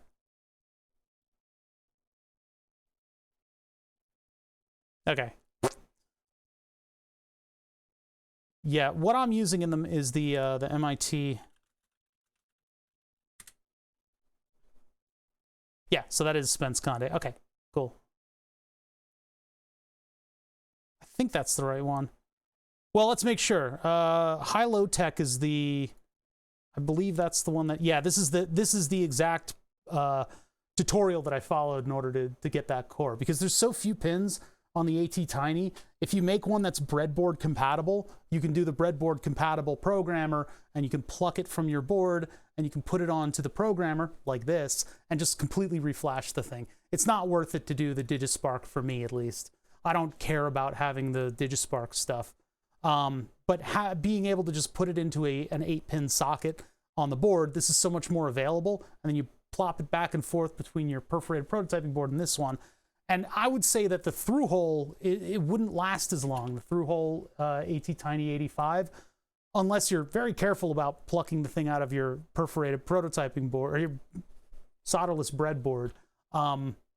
The through hole devices tend to get shredded a lot faster. And if you're working with the ATtiny core like this, you're going to be moving it back and forth a lot to get your software right?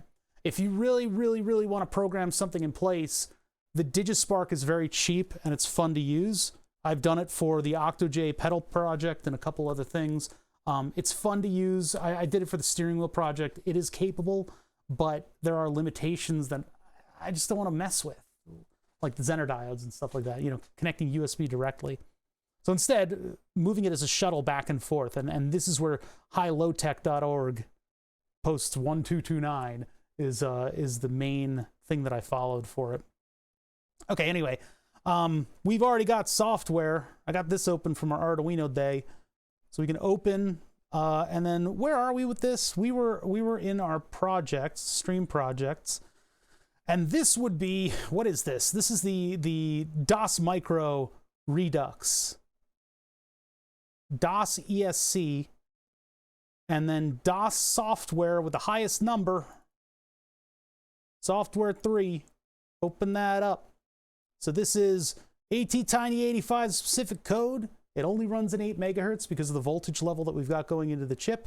We are using the clocks, the internal clocks to this thing in an insane way. I had to get into those and actually reconfigure them and have them do exactly the things that I needed them to do for timing, right? Here's our main loop. Look at me. Bitch. Yep, that's our main software. Here, if you missed it, I'll open it again. This is our main loop. Hey, Eric, look at me. Bitch. Yep, okay. There's that. That's our main loop. All of this stuff is run by being triggered. So if it's triggered by the external signal from the RC remote, everything else happens in the software. We are using a lot of very, very weird, eclectic kind of things like ISR timer 1 comp vector to instruct the microcontroller that its specific registers are being reset very specifically to get these sort of high-speed timing things down. So we've got modes for this thing. I've got the capability to program the thing. All this software was worked out on the perforated prototyping board. So we know it works. Now that we've got the full PCB design, I just need to load this shit into the microcontroller. That's what it'll do. That's what I'll do. That's where the ZIF socket comes in handy. So I'll program it on this, and now I know this software works, so I can solder it directly over to here.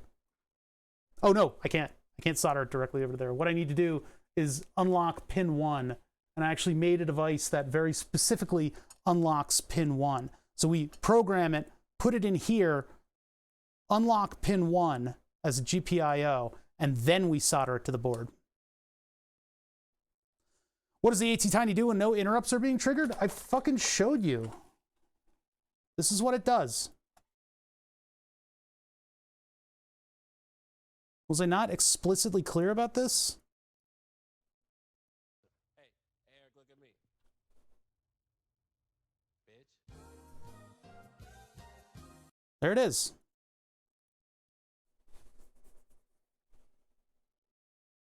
If you're still wondering, all it does is stick in a loop. It doesn't do anything. It literally doesn't do anything. Potted Squid, thank you for following. There might be some like memory things that it does in the background. I don't think these microcontrollers do a lot externally to the code that's produced here, but that would be while it's performing the main loop at breakneck speeds. This would be a time for it to actually branch out and do other stuff that it needs to do. It doesn't have a ton of time to do stuff that it needs to do. It's running fairly regularly in this loop. Once the radio powers up, it gives it instructions on the regular. So I need to know how to do this for the rail information display that I've been making for the last 2 years. I don't think you really need to get into the deep timings of the microcontroller. You should almost literally never. It's been 1 week since you looked at me. No, it's been like years and years that I've been doing this stuff, right? And this is the one time that I had to go into the timing registers in order to retool them. It's like, this is like digging beneath the floorboards to find old bones. You don't need to do this. You don't, like, this is above and beyond the call of what you normally need to do. We had very specific timings that I had to come in. Now I have to go listen to that song. Worcestershire sauce. Morpheus, Orpheus. Walruses. Oh God. Orifices. Worcestershire sauce. Morpheus is drinking a 40 in a death basket. Okay, anyway, sorry, I had to finish that in my brain before I moved on. This is the only time I've had to like dig up the floorboards and go into the inner workings of the Arduino to do very specific timing things, because all of my timings were coming in inconsistently because of all the stuff going on with the commands and things like that. In order to lock it down and get those timings precise as they were coming in on the oscilloscope, I had to get under the hood and retool it to do it perfectly, right? The rail system project is dead in the water. The boy likes cars now. This is why you buy toys, right? Do the simple thing. Be easy on yourself. You don't need to go into the timings like this for your typical project, unless you're dealing with an interface that has very specific timings. Generally with like a more complicated, faster, higher pin number microcontroller, even like a normal Arduino, it'll be able to do these timings just fine. So just want you guys to know how specialized this is. But it's way more fun taking 5 years to make it. Yeah, but you might miss your kid's life. Like, Dad, I'm an adult now. Yeah, but I finally figured out how to do the timings for the LEDs for your toy train. Dad, I'm 32. What are you doing? Why are you doing this still? You have Mom scared. You just work on this project and do nothing else. Anyway, that goes into a... Oh, thank you for the follow. Stiff Johnny and the Diamond Jack and Potted Squid and the Bellum and Ajvar. All right, Micro. Morpheus. Walruses. Worcestershire sauce. Apparently that rap was like hours, like an hour long or something like that, and they cut it down to that for the show. So yeah, that's how this thing fits in here. The little claws grab the top of the pins and they push it against the little sprung pins below it. That's it. So now that's connected to the 8 pins down there, and those are connected to this filthy programming board that Brian Locke sent me. Man, it is disgusting. He sent it to me when it was clean. We got a bunch of LEDs down here that give us statuses.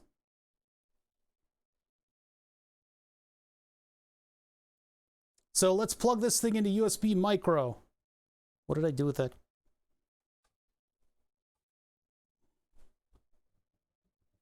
USB. We've been doing this for what? Jesus Christ, 4 hours. This is the type of thing that, this is the type of mess that accumulates around here. USB, oh. Nope. Next. No, that's the keyboard cable. I know you're around here somewhere. Ah! Got you. Can't run from me. All right, so plug it in here. This is a Steam controller USB desk adapter plugged into an old SteelSeries mouse cable. I've freaking Stockholm syndrome with these fucking mice. They make the right shape Microsoft mouse, and I keep buying them, and they keep dying on me, like randomly, for different reasons every time. So I've got leftover cables from them. That goes back and around, and it goes to a USB 3 hub right there. And that USB 3 hub is powered. So that means we get a little bit of boost for everything all the way over here. That USB 3 hub goes up and back and along the back of the desk until it reaches the streaming computer, which is currently, I have not touched the streaming computer at all because I'm scared of that Furby, and I think that Furby is a little bit territorial. But anyway, so it does a full 180 around the entire desk just to get 12 inches away from the computer that is programming it. We can get away with that because we're using very slow serial speeds for this thing. USB tolerates this kind of thing, which is nice. But Dad, we sold that train 10 years ago to pay for your medical bills for your brain damage. Okay, plug that thing in and we get a little heartbeat light that tells us that everything's going to be okay. Technically, that other LED right there should be a hello world. So whatever's going on with this thing, it's currently sending current to that LED, which means we might need to unlock it. But let's see if we can actually put software into this thing. Tools, programmer, Arduino as ISP, board, we need to select the ATtiny core. I don't remember which cores I installed. Let's open the boards manager so I can tell you guys exactly what the one is. Type.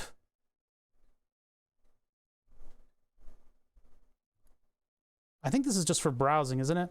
Where do you get to look at which ones you're...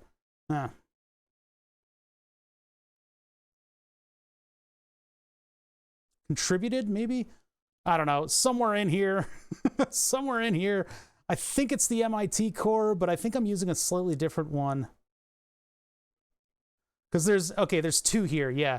ATtiny microcontrollers and ATtiny core. Then there's DigiStump, which is the DigiSpark. Those are from DigiKey. Teensy is a different thing entirely. That's an add-on to the Arduino. So I think ATtiny core, because it's not as well categorized, which means it hasn't been updated very recently, which means it's the better one from MIT.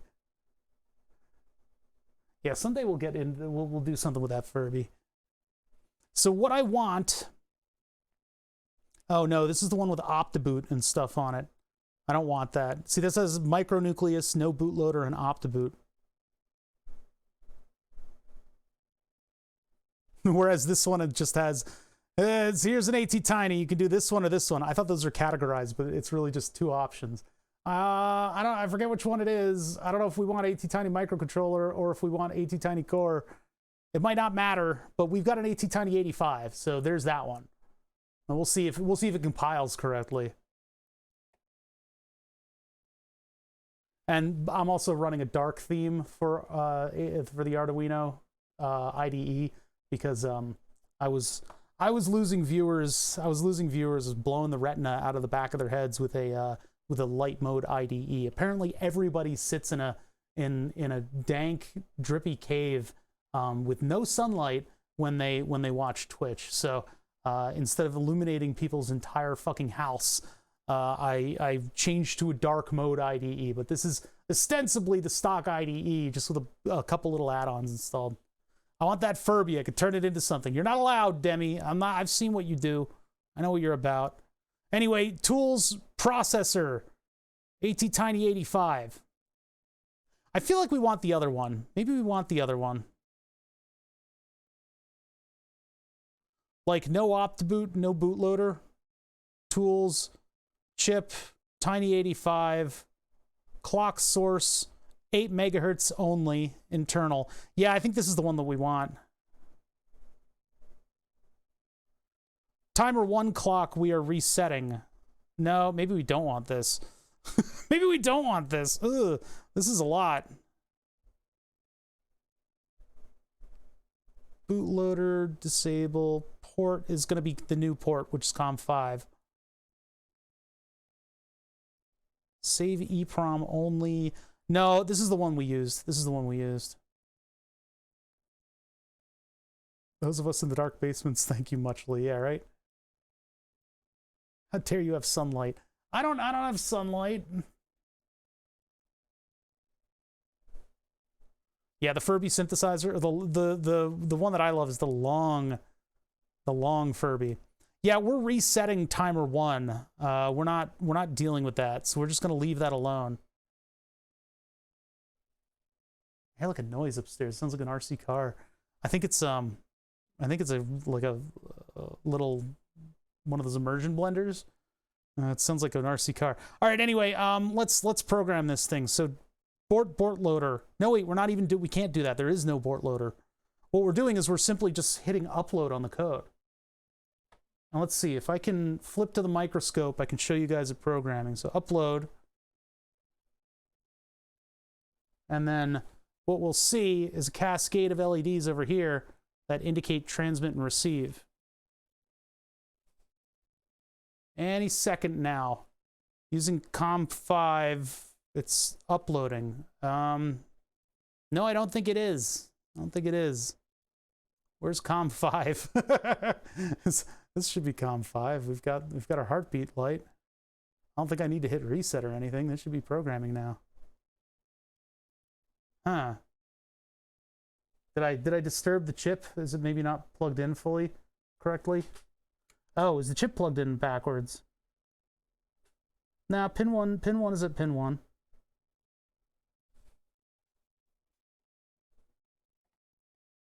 What is happening? Maybe I need to board the bootloader. I shouldn't need to burn the bootloader though. What if I reset? Nothing. It might be locked. That's the other thing, is the chip might be locked.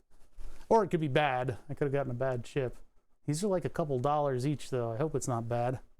Let's check to see if the microcontroller is working. So I can do that with this external thing that I have. This guy over here. This is a microcontroller that is specifically catered to checking a lock bit on the ATtiny85.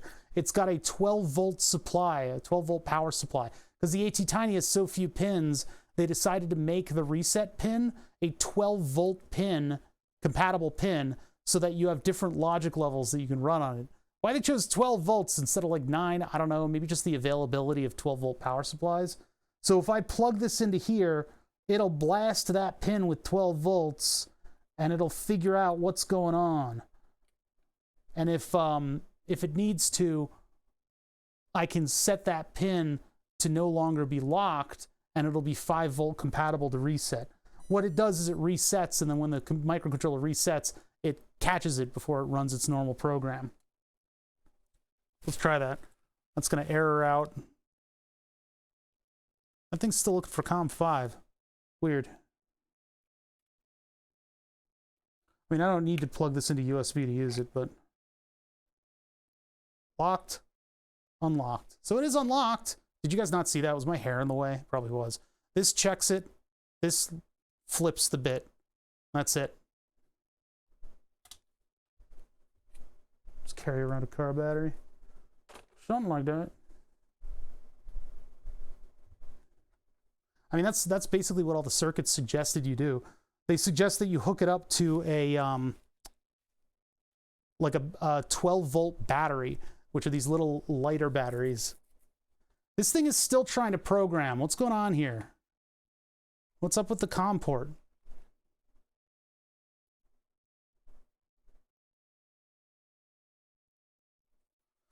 Tools, okay. AT20, no boot, AT-Tiny, 25, 45, 85, no bootloader. Tiny 85. Clock source only, 8 megahertz, internal. LTO, I don't know what that is. I don't know if that should be enabled or not. Millicent micros are enabled. Don't care about the EEPROM yet. BDO level. Oh, brownout detector. Disabled, yeah. We want that disabled because the brownout detector will get in the way of battery operation. And the port is the port that just showed up, COM5. Oh, it got rid of our preferences here.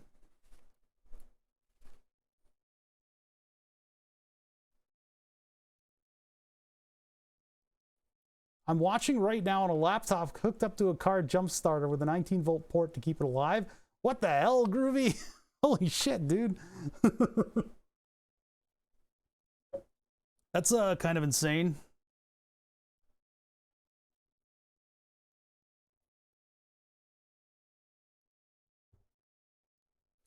I forget my process here. Did I need to burn a bootloader and then work on it from there? I thought I was dumping everything on it at once. I think maybe it unselected. Well, Arduino as ISP is not needed unless I'm burning the bootloader, which is what should be happening here when I compile this and upload it to COM5. Unless I just burn bootloader and then upload it from there. But these don't have a bootloader. It's a direct upload. So I've chosen AT-Tiny 85, this, that, this, 8 megahertz. An error occurred while uploading the sketch. Gee willikers, man. Let's try it again. Upload. COM5's all I got.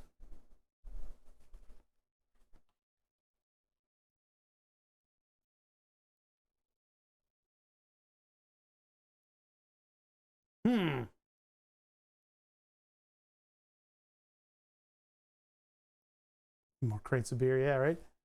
Yeah, so, okay, so something's wrong with my process. Something's wrong with my hello world ability here. I didn't think I'd run into a problem like this.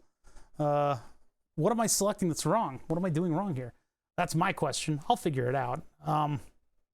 It's definitely an 85. If I go to the other core, excuse me, or I do OptiBoot, it's definitely none of the other options here.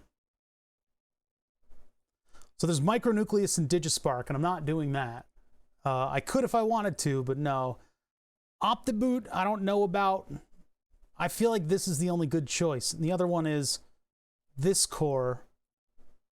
That just has the processor, the clock speed, the port. We'll try this one, I guess. As soon as this, would this please time out? It doesn't appear to be doing anything. What's happening here? COM5 using programmer SKT500V1. What in the hell? What in the hell? What is SKT500V1? 19.2. Setting bit clock period 5.0. Don't know any of that stuff. I would very much like to cancel this. Oh, I could just go over it. All right, it's recompiling for the other core. Error occurred while uploading the sketch. Oh, it's because the COM board's busy? Yeah.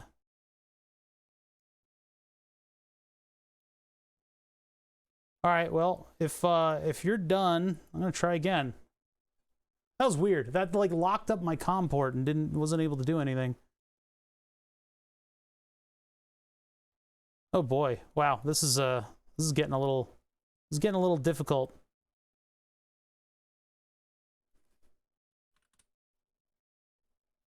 Restart Arduino. Let's try that. Oh, I'm having so much trouble suddenly. This thing should be able to burn it. Maybe we do need OptiBoot on this thing. I thought the whole point of this is that you weren't using a bootloader. We were literally doing ATtiny85 with no bootloader.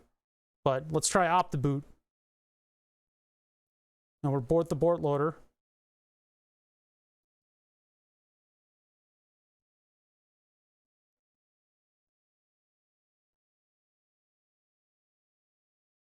Yeah, that should have all our settings in it.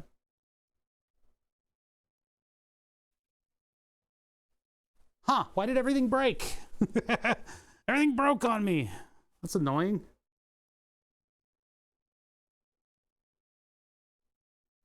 What could the problem be? Let's think about this. So I'm trying to get the ATtiny85 to take code so we can get this motor controller board finished. This should have been the easiest part because it was literally just plugging stuff in and pushing a button and then getting it all to run. So ATtiny85 specific, 8 megahertz only, and then all that code down there. I didn't tell it what bootloader I wanted to use, but it seems like it's getting caught up at COM5. Yeah, it might, maybe the USB is a little weird. Let's try plugging it directly into the tower, and then we'll see what happens. Far be it from me to talk about towers on 9/11, but yeah, let me unplug it from there and see what happens. COM5 might be something else, you know? This might be a program, or this might be a charging cable. That's always it, isn't it? The charging cable conundrum. It's like, oh, this is actually a charging cable, and so you've been faffing about with absolutely nothing that can work for quite a while. I gotta be careful not to hit the power button when I plug this thing in. Okay, let's see what COM ports have now entered the fray. COM 9, aha, yeah, it was a bad COM port. That's what it is. Let's get out of OptiBoot. Let's just go to this big ol' ATtiny core, no bootloader. And then chip is ATtiny85, clock source 8 megahertz internal. Don't care about timer 1, don't care about LED, blah, blah, blah, blah, blah. Save EEPROM, doesn't matter. Port COM 9. And then now we hit upload. Although this is, we're still caught up in COM 5. Something's fighting it internally, so this might run into some issues. Error while burning bootloader. Okay. Well, there it goes. All the blinking lights are going on. You can see it from all the way back there. You got the little blinkies going on down there. That means everything's getting coded. AVR dude is done. Okay, so that was the easiest part. It was just the, it must have been the length of the cable not agreeing with the COM ports. Or maybe I didn't plug it in fully. It could be either way. Could go either way. So now what I need to do is I need to plug it into that other thing that I programmed, the hard recoder, the hard bit setter. I need to get pin 1 to be a general purpose I/O pin. So that simply flips over to this board. I should probably remove this from this, the generic perforated prototyping board. I put like VHB tape, VKB tape. I put super duper body tape on this thing, and so it's going to be kind of an annoying thing to get up. Shouldn't have done that. Should not have done that. Anyway, this only needs power. I can check unlocked, locked. Red light. You guys can't really see that that's red. It's very red from my perspective. The Jedi are evil from my perspective. All right, boop. So now we can put this in here, if I didn't just lose it. My insulin pump wants attention, as always. Let's check. Oh, my glucose level's normal. Why are you bitching at me? Great. Okay. All right.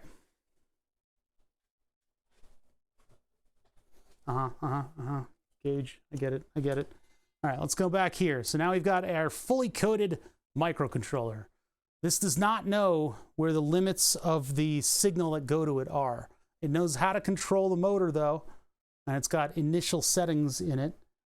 We programmed all of that by hand. It's artisanally hand-coded microcontroller. So this is getting dropped in now that it's been coded.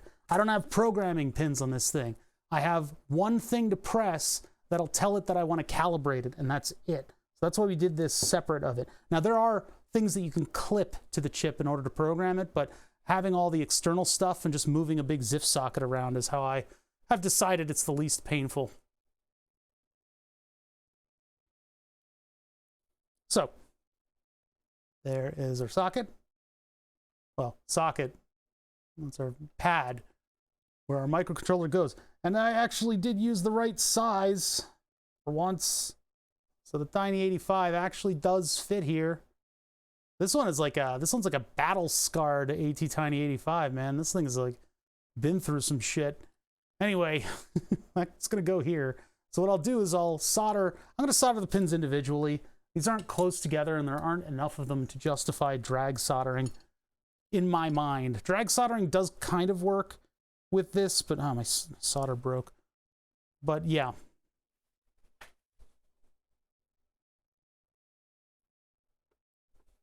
So, right there, give it a little bit of solder to work with. A little bit of, there we go. A little bit of solder to work with there.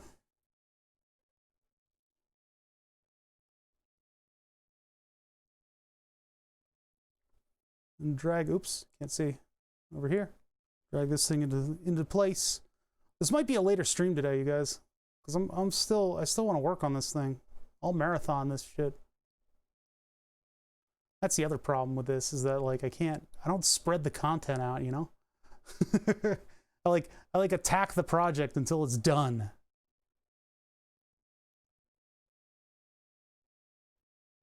Oh yeah, that's not the right pin. Chat, I do it to trigger you. I do it to trigger you, and I do it to ruin more AT Tinys.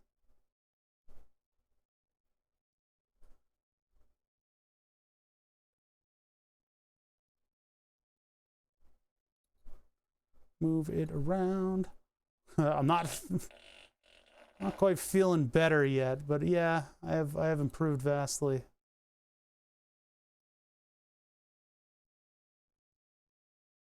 You guys are just robbed of a bunch of interesting content right there.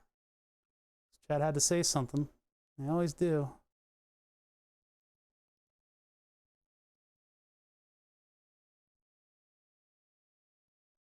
That's on you. That's not on me.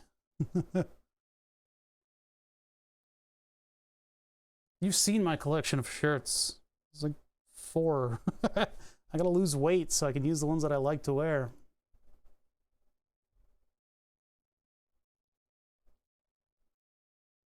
There's a whole second set of shirts that are not extra larges. I would like to use them again, but COVID, body weight, other actual medical issues kept me from getting on the regular. I want to fix that though. Yeah, the AT Tiny knows what it did, and it knows that I will never forgive it. Oof, man, that was maybe a job for some flux, but I got over it.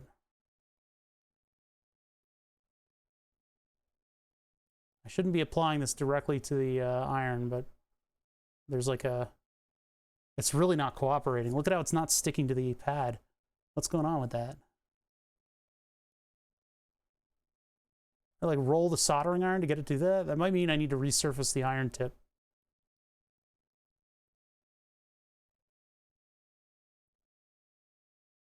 Careful, no. All right. Yeah, I don't really think I got much going on tonight. To be honest, I don't know what's going on in the area either. That's what that message was in the middle of the stream, to see what was going on, like party-wise in Philly. And I'm like, dude, I have not done anything for a year and a half. And I'm kind of not going to parties still. My status as a type 1 diabetic is still going on. Yeah, this is a fellow who makes, you know, their primary income off of such things. So they were looking to see what was going on in Philly, and I'm like, man, I don't know. Like, you want to come out to the suburbs and not party? But I think I'm still I'm still a basement dweller, considering how fucking shitty COVID is right now.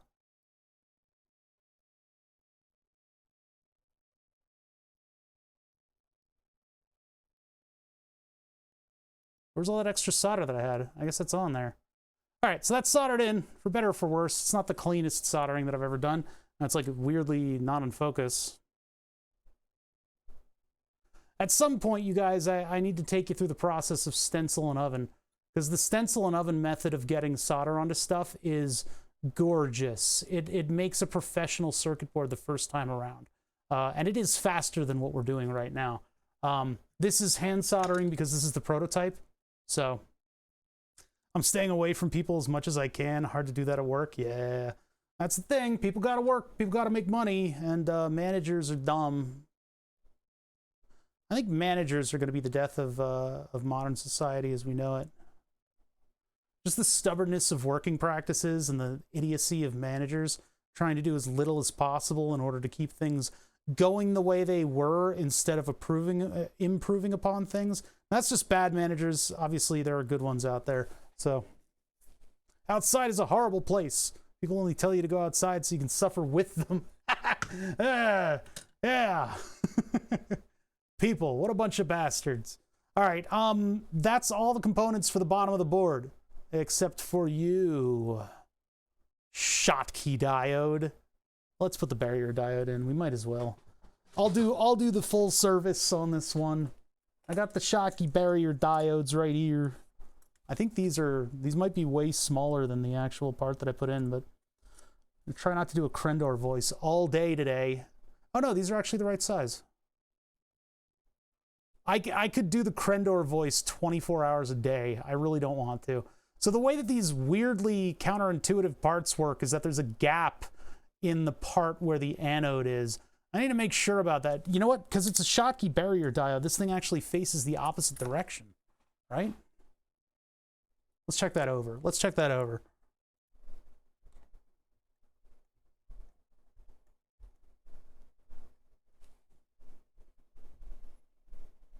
That's a Zener. No, wait, that's a barrier. Okay, that's a Schottky. Yeah, so that area goes into VCC, which would mean the bar goes, okay, all right, that means the, I don't know, cathode, anode and cathode, man. If you're just starting out in electronics, spend a little bit of time to memorize all this shit that I always get wrong. Because if you can drill it into yourself so that you're confident in it, you will save yourself a lot of time. If not, it's not a big deal. Google, of course, exists, so I can go diode marking and just double up. Storm McCloud. McCloud. I can't say it properly. Thank you for following. Yeah, spend a little bit of time and just get to know these symbols and how they work. Basically, the line is the cathode. Yeah, the smaller of the diodes, you can barely see the stripe on them. We were dealing with that a little bit recently. So yeah, the line is the line. I like that part about diodes. The line is the line. The line is the line, and the line is negative. It's the cathode. Line, negative cathode. Double check on the design because these silkscreen markings are weird. Line, negative cathode. Where is it? It's like directly below. See the marking D1?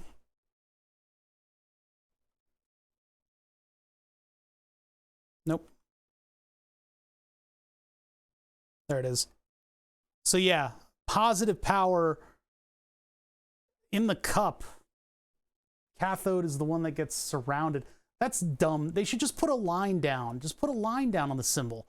I have to mess with that part. I need to correct that. It's not my part. It was just one that had a good 3D render and the right size. So anyway, the line goes into the cup, which I know chat is unable to spell, but that's fine.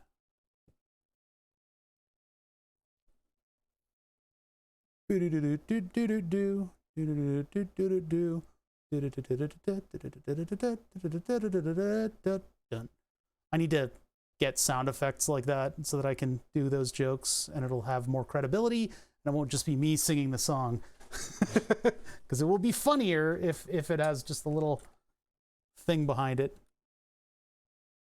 Oh no, chat's perfectly fine. They're always at their best. They look good today. They put on a new shirt. My singing, it gives it charm. It also times it properly. God damn it, what is up with the solder? It just broke again on me. And I got this little, like, bastard orphaned piece of solder. I fucking hate orphans. Don't clip that. All right. So, yeah. Well, I got this little orphan piece of solder that I get to use. Or discard. I don't think I have time in my schedule for orphans. I'm gonna throw it out. I don't know why it's doing that lately. I think maybe it's taking on too heavy of an angle, and that's causing it to like flex and break back here. Like it'll flex back here and then get up to the front and then break. I'm sorry that I'm intermittently funny enough that you can get into a complex, dexterous task, and then I say something funny enough to make you laugh and you mess it up, Demi. That's not on me. I don't schedule my funny time. Okay, so that's all the components on this thing, and now it is programmed. So we've got a motor controller, we've got nothing controlling it. Now there's two more components that I do actually need to put up on here. So I've got capacitors that I can put on here. So let's decide what capacitor value we're gonna be putting on this side of the board. Now this is I chose a 3-pin high-rose connector housing for this right here. That connector I don't think I have. I have the one to solder to this board, right? So I can make the representation of this board that I have on the computer. But I don't have the square header, or what is it, square housing. I don't have the housing to go with that, the high-rose housing. I can't just like cut one, or can I? I'll have to think about that. All right, so yeah, we might not get to testing this today because some parts of this went a little slower than they should have. I blame chat. Okay, big capacitors. I got a whole kit of these things in here somewhere. Jeez, hold on. Ugh. Gotta loosen. This ball mount is not exactly. I wish I had like a ball mount, but it was like an oil, like one of those, you know, those oil mounts that they have for like cameras that kind of like keep it in position. I wish I had that, but in the form of the dual ball mount that I've got the camera on, because the camera I need to sometimes like sneak under stuff and like do all kinds of like weird angles with things. And it would be nice if I had something that was designed to move instead of to lock it in place. But I can't find a solution for that. I think I've got the best camera setup that I can possibly tolerate. Am I in the way? Yeah, I'm pretty in the way. Fluid head. What the fuck did you just call me? I cannot believe you would use that kind of language on my stream. Yeah, it's called a fluid head for a camera.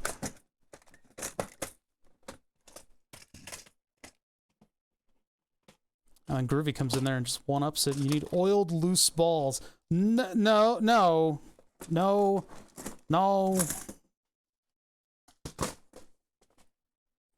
Where did that kit go? Oh, there it is. Found it. Found them. All the way at the bottom.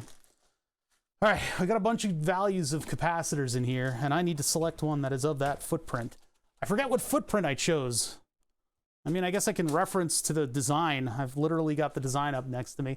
So that's what it's here for. And look at C4. That's the text for C4. Hold on, escape. Man, AutoCAD is sometimes very slow. Properties. Panasonic C. Well, the standardization of capacitors is a little bit more difficult to pin down. Now, what voltages is this thing working with? Well, it's working with 3 point something, like 4 volts. So in the grand scheme of things, it should be fairly easy for me to find the right voltage level. These are all 50 volts except for this one, the 220 UF. They're all 50 volts, and the 220 UF is 16. Now, we're considering, I mean, we are going to see like spikes in the voltage, but this will be filtering them out, and they shouldn't be in the order of 50 volts I don't think. At least for the amount of capacitance that this thing can handle. So 470F would be nice because that would give us a lot of capacity. So if there's a spike in voltage, this thing can basically power the whole circuit for a little while. But I think that's a little big. I think that's a little large compared to what we're actually looking at here. So I think we're looking at these sizes up here, these much smaller ones, which means we may have to settle for 4.7 off. So a big 4.7 microfarad electrolytic capacitor, probably the largest value. I mean, 10 UF would probably be pretty good. I could calculate this stuff until I'm blue in the face to try to figure it out, but this is sort of a throw at the wall and see what sticks scenario. What is the largest size that I'm willing to tolerate going into this spot right here? So 4.7 is a good value. We can do 10. 10 UF will give us a little bit more flexibility in terms of filtering low frequency noise in this circuit. Is that one going to be too tall? That's the other question. Nope, it's just thicker. It's got a thickness to it, chat. A glorious thickness to it. So these kind of suck to solder. Look at this. I think there are versions of these parts that are hand solderable, and I probably should have looked for one because this relies on there being solder under it in order for it to actually go on there. Get awesome tiny things for that now. Manfrotto or other awesome Naga arms. I mean, that's who makes the microscope stand. Yeah, I would love, if you have like an example of some of that stuff, I would love to see it, because yeah, that's what I use on the microscope. They're pretty good.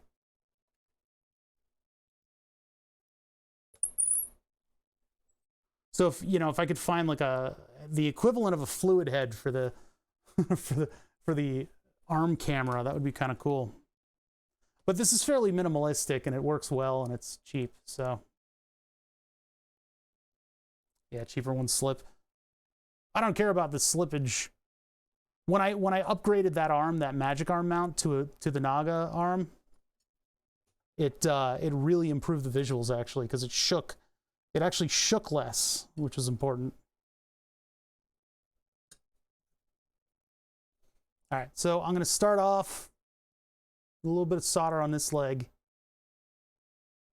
Problem is, soldering the other leg is going to be hard to do. Oh, this one's a ground plane. Oh, Jesus Christ.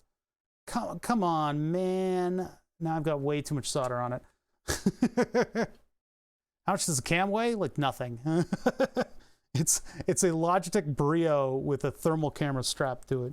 It doesn't really have weight. Holding this with my fingers is probably a mistake. The last big mistake I'll ever make.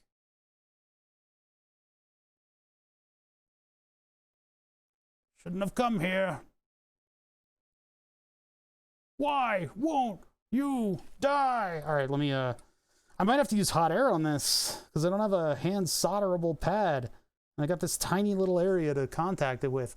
Maybe if I mean, I could use the larger iron tip on this. Kind of a waste of time. No, it isn't. Okay, it's on a ground plane. You guys can see the board heating up around it. So let's switch tips. Yeah, the camera arm is on a blue microphone mount, and the blue microphone is garbage, but it's garbage that weighs a lot in order to fool you into thinking that it's not garbage. And so what I've had to do is replace the internal spring, and I've got 2 springs from McMaster Carr in there. And that makes this arm stick in place. But then on the end of the arm, I made a thread adapter from the microphone stand to what is a professional. I've actually seen it like on some of the big boy YouTube channels, like the slow-mo guys, and I think Smarter Every Day. I've seen them using this part in order to put screens onto high-speed cameras. So that's what the ball mount is. It's like an aluminum mount. Hey, thanks for the follow. But yeah, that mount is what holds the camera, the webcam itself, upside down on the end of the arm. This does not feel like it is soldered in. It is not. I need to get it to stop rocking back and forth and actually fall into place. I have the only contact area I get is right here. Hey, thank you guys for the follows suddenly. My Blue Yeti just melted a few months ago. It just died. It's not a good mic. It's a big piece of plastic. It's like Raycons. Raycons are shitty headphones, guys. Yeah, they're not good microphones. For the same money, and this is preferential, and I'm not paid by any of these idiots, but I would get an AT2020 USB or what else. Personally, though, I'm using a very expensive microphone. But you don't need flux. Flux is overrated. It might help here. Yeah, I might break down and add flux.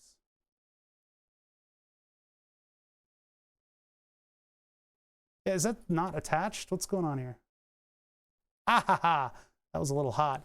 Yeah, papa, you found me. My middle finger's burnt. Salvia Eric told me Raycons are amazing. Yeah, it's because they pay his rent. Yeah, he makes a good advertisement sketch.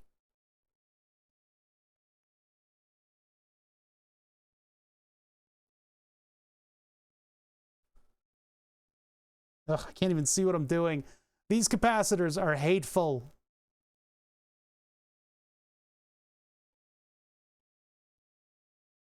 When you have the minimum possible footprint for them, which I should not have done. I should have given myself a little lead off. I think what I'll try to do is, I think if that solder went in, which I don't think it did, I was going to try to put some hot air on it.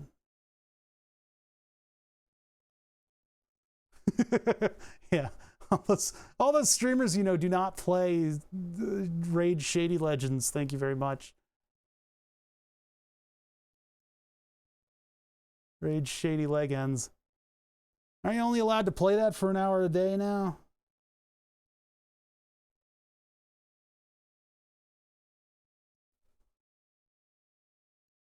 I can't tell if I'm putting solder onto the leads or not. I think the only way that I'm going to be able to do this is by heating up both pads with hot air and then plopping the part down on top of them, since I've already tinned that end. Well, there's something to note when working with these capacitors.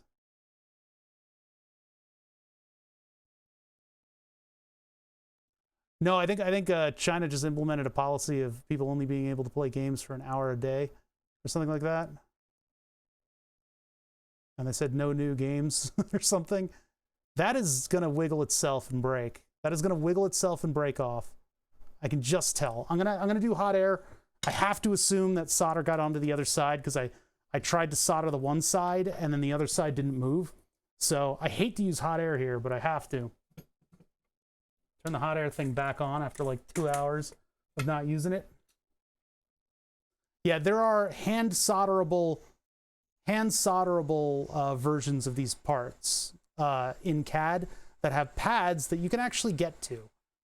And maybe it would benefit me to use a smaller capacitor in this socket, and then I would actually be able to get to the pads, but I think we'll be okay if I just get a lot of hot air on this. There's 3 hours a week? What's going on? What's going on over there? Friday night gaming for a few hours, maybe Saturday. What do you do with your time otherwise? Do what I do and like design circuits and stuff? That's going to lead to a lot of issue. What if you build your own game? Oh my god. How do they regulate? Everybody's going to go back to like handheld like casino game simulators, right?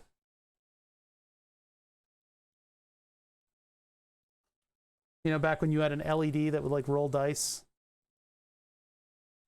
Learn STEM in the downtime, right?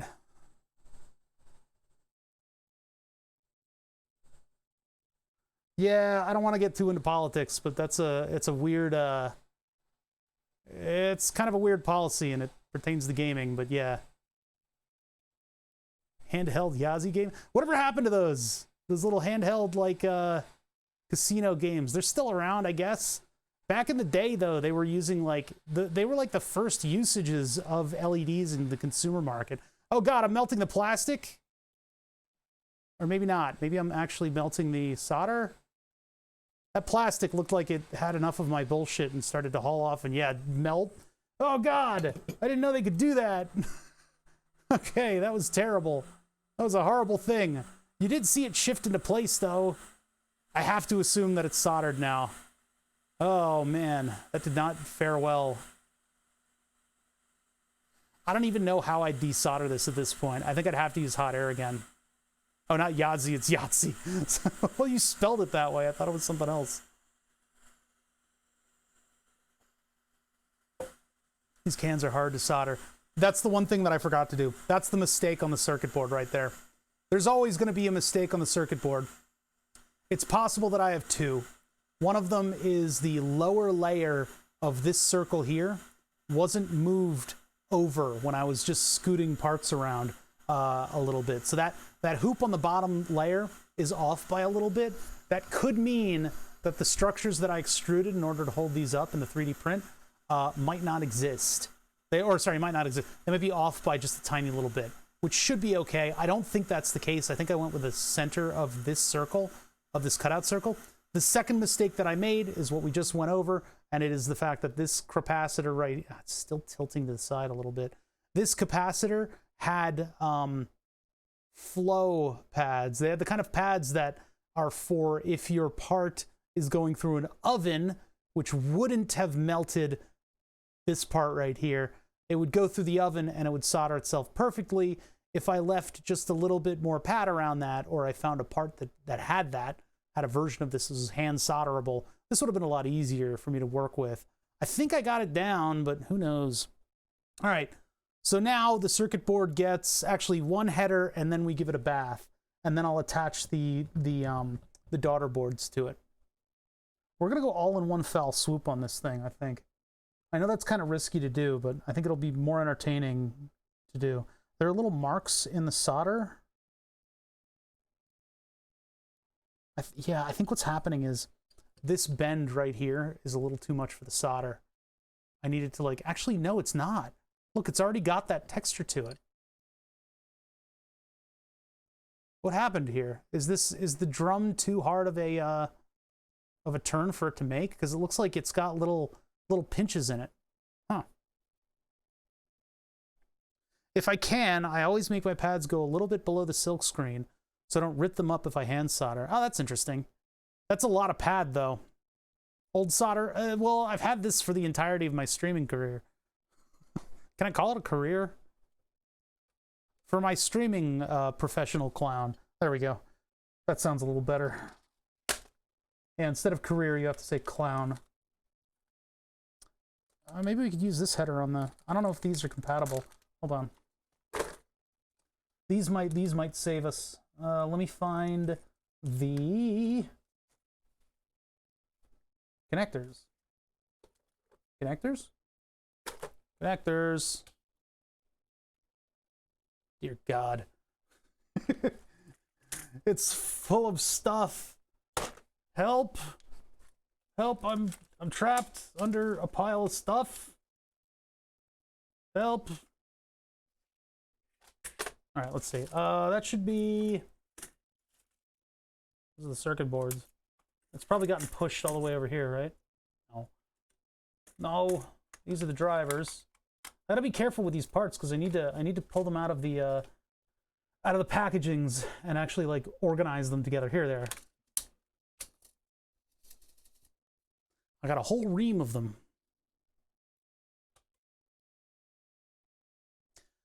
Right. It's fine if your component takes a lot of room and if there's plenty of space between pins. Yeah. Yeah, if you're designing around it, I'm sure it's probably pretty good.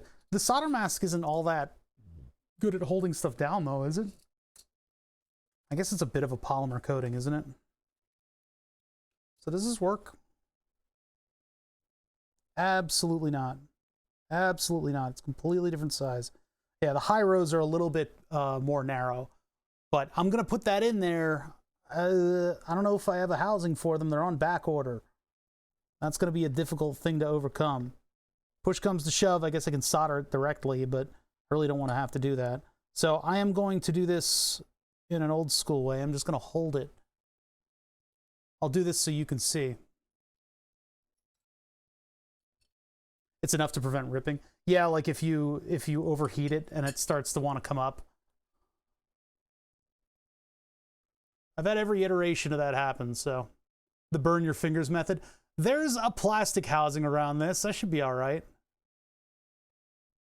Yeah, I don't know what's up with my solder today. It's like weirdly breaky. Hey, maybe it's old. I can't. Okay, listen. You need to be right here. No. Here. No. Okay, that's good enough. Quit waving it around like that. It's pornographic. All right. And this focus, where it is.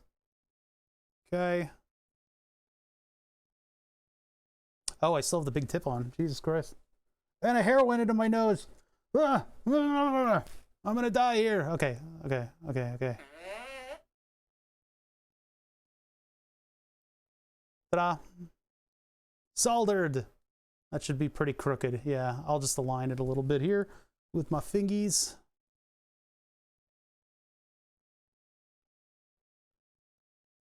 Like that. Okay. Now I know that's snug against the board. I can put this back into the clamp. And solder the other two pins, which are right there. Okay. Where did that go?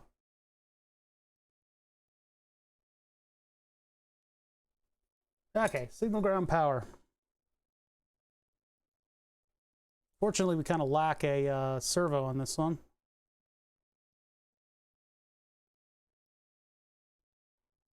Well, this will get hooked up in test bed form first, I guess. And then we can come back and do a little bit of actual RC car building instead of just circuit board building. I didn't think this would take me 5 hours to build. This kind of stuff happens when you stream. You know, tasks that you think are not going to take all that much time take up the entire day. Because I got you guys strung along with me on one of those little kid leashes, and you guys are getting distracted by everything. Like chat can't even communicate with me, to be honest. I'm the one who's getting distracted by everything and explaining everything as I go. But soldering always takes longer than you think. Well, if I was working on this alone, I'd be listening to something else, something actually entertaining, like, I don't know, like Tomato or Dave, because they're actually entertaining when I'll be watching that. And then that would keep my brain busy while I did all of these tasks, and then I wouldn't have to basically explain what all these tasks are to those of you who've never seen this before, the building up of an actual circuit board.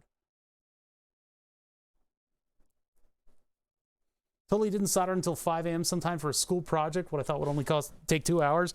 Yeah, okay, I've been there. I had to, because somebody in my design team was actually writing the report that we had to hand in, which, by the way, he did such a bad job of it. It was actually kind of amazing. He did such a bad job, it was actually kind of amazing, because we looked at the document and it looked like a completely coherently written and well-presented document. And then we got into the text.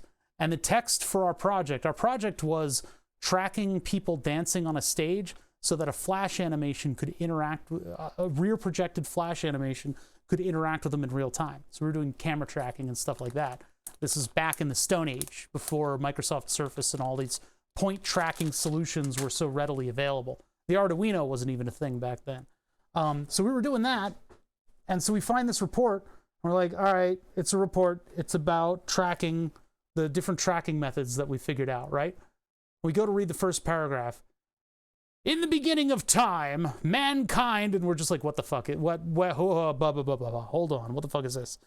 And so what that cost me in order to get him to actually write whatever the hell that was panic rewire wrapping his circuits project, which it was like a brief, basically a microphone with an analog to digital converter, a counter, RAM, a couple logic circuits, and then a digital to analog converter and a speaker. So what you would do is you would push the button, say something, push it again, and it would say it back to you. Say it back! It was a cool project. I really enjoyed it. But what I had to do was break down all of his data lines and basically everything I had to break out and then use the different colors of wire wrap in order to create the entire circuit on a thing that was like this big. And I had to do it before his class started in, I must have been at it for an hour and a half, but it was like fever. It was super like rushing wire wrapping. It was my speed run. I wish I could have done it on Twitch. And luckily, you know, I had the same lab, so I knew that thing inside and out. I was able to have the whole design in my brain before doing it, and I just used the components that he chose, you know, the values of the components that he chose, and just put them into sockets. But yeah, don't feel good about doing that guy's homework. It was fun though. I had fun doing it. Probably have to clean specific areas after I do this because I'm not looking at this. I'm seeing it as about as blurry as you guys are. More of a camera audio person. So I learn something new all the time here, like professional shortcuts to soldering. Hell yeah, man. Yeah, I mean, this is like hand soldered, so I don't have like an ultrasonic cleaner for this. That would really benefit me for if I'm doing stuff like this, because then I can use the oven and the ultrasonic cleaner, and it would like be a two-step process. You just deposit the solder, and then you go over it with the oven. Deposit the solder, plop the parts in place, put it in the oven, take it out of the oven, clean off all the flux, and you're done.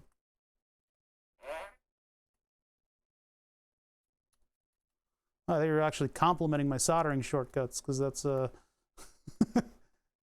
believe it. Now this stuff does damage plastic, but I don't think it's really going to damage this stuff.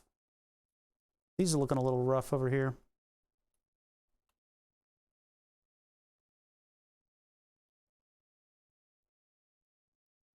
Final internship/thesis, 90% programming for your electrical engineering final. Yeah, that sounds about right.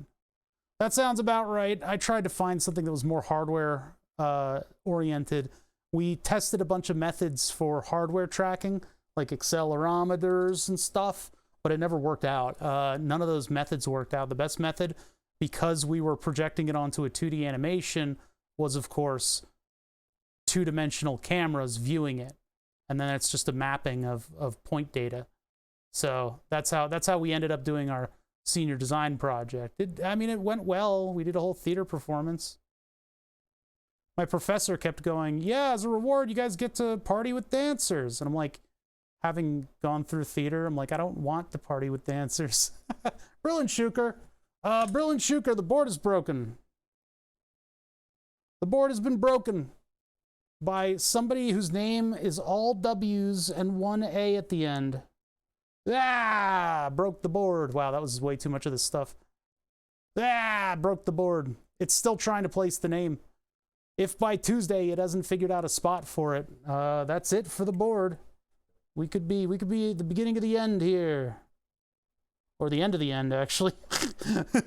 The end, just straight up the end. I didn't expect a sub, but they broke it. They broke it. But it was, I mean, it was in a position to be broken. And there's a chance that in the middle of the night it'll actually find a place to put that name. But for now, Brilliant Shuker, you are going to be waiting in the database.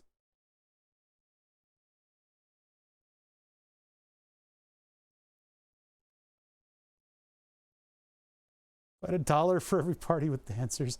I don't know what the professor expected us to think about that statement, you know? That's not... whatever. It was a different time.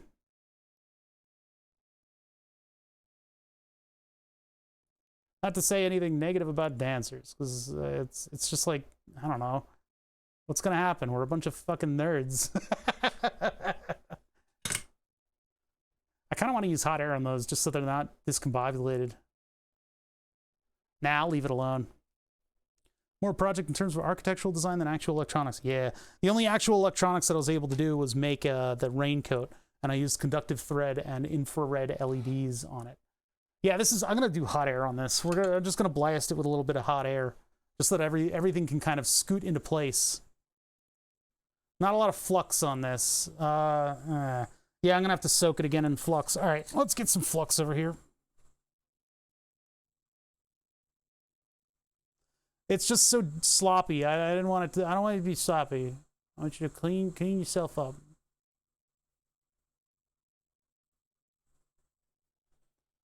Clean yourself up. You look terrible.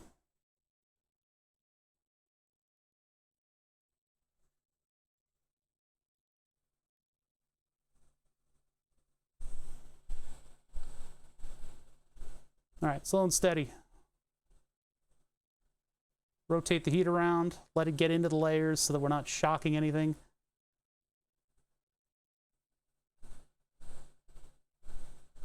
Do do do do do do do. Do do do do do do. Do do do do do do do do do do. Do do do do do. Come on, buddy. You can do it. Oh, I oriented all the text on the resistors properly. I really shouldn't have done that. I sometimes spoil you, chat. You were supposed to have a little conniption fit from the text not all being oriented properly. No, you know, if you go back on old streams, I have that song. That song pops in and out of my head at irregular intervals. That whole album was like, I don't know, I talked about it the other week. You certainly didn't help at all by posting that song. That's what put it at the foreground of my mind. But yeah, I like Röyksopp. My first intro to Röyksopp was a CD that I got in Canada. And damn it, there's no flux on the front of that one. That's why it didn't move.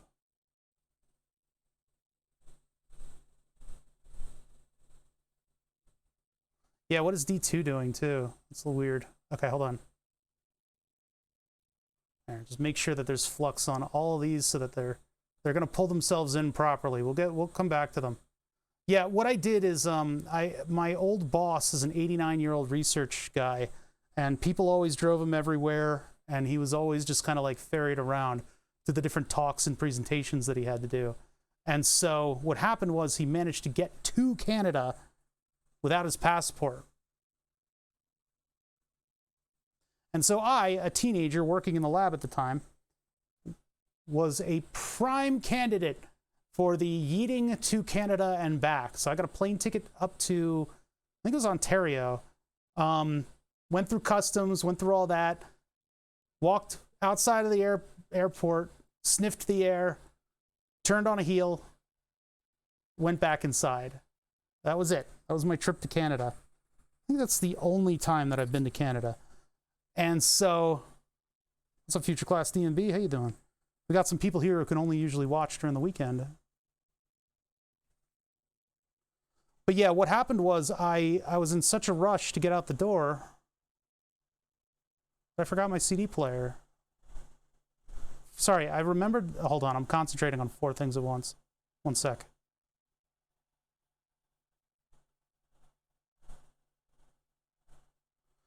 I remembered my CD player, but I forgot my CDs. So I didn't have anything to listen to. So I got an electronic music magazine off of the rack. And it had a bunch of Röyksopp on it. So I kind of lucked out.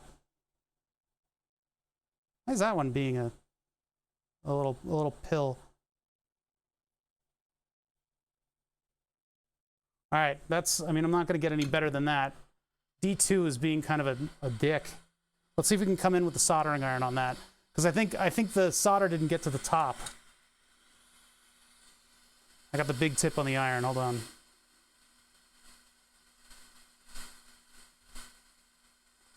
Why is that being annoying?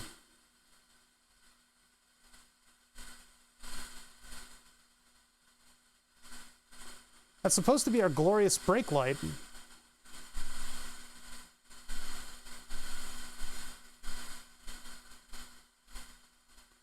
Yeah, it might be floating on top of the solder. Mr. Drillbit, thank you for subbing. I gotta warn you that subs are not going up right now. Because, Well, because the board's full. Once that one name goes through, there's potential for all of the names to suddenly go through.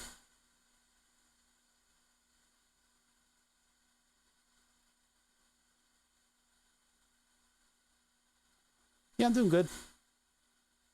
Doing good things, doing good deeds, all that stuff. No! Doing bad things like what I just did. Shit.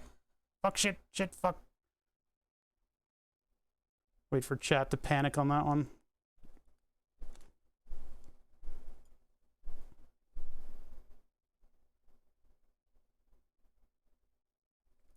I wanted it to look a little neater, and then I ruined all of it.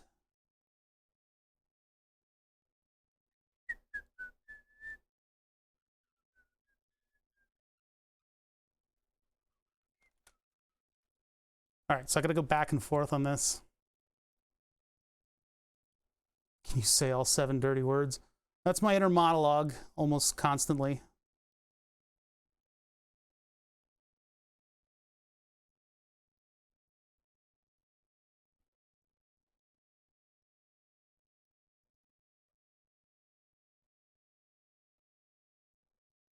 I think that person on the train was eaten by the train because I haven't heard back from them. Oh, that's gonna just be gross. That lens is gonna be terrible on this thing now. Maybe the acetone will clean it up a little bit, but it's just not cooperating. I'd always put a new LED in there, but man, that lens is not good. You have to swear at the parts to make them work. Yeah, in some systems. Whatever, we're gonna live with this. Do you think you'll ever visit Canada again? Yeah, it's not like, why would I never visit Canada again? Unless they're still closed off to people on the side of the border. Man, it'd be fun to do. Go north of the wall. The Great Wall.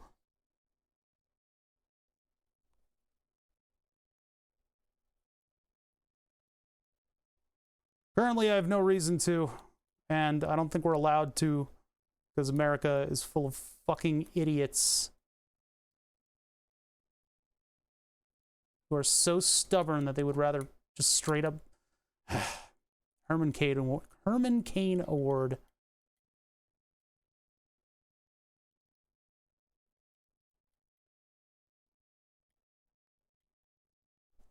All right, that and that dried off a little bit. Is that all the flux? There was a shitload of flux here, so it might take a little bit to get it all off. That lens is in really bad shape. I think I melted it a little bit by pushing down on it weird. Hopefully the diode still works. If it doesn't work, I've got extras, and it's all weird. It's in a weird spot, but we can only allow ourselves to be so precise with things.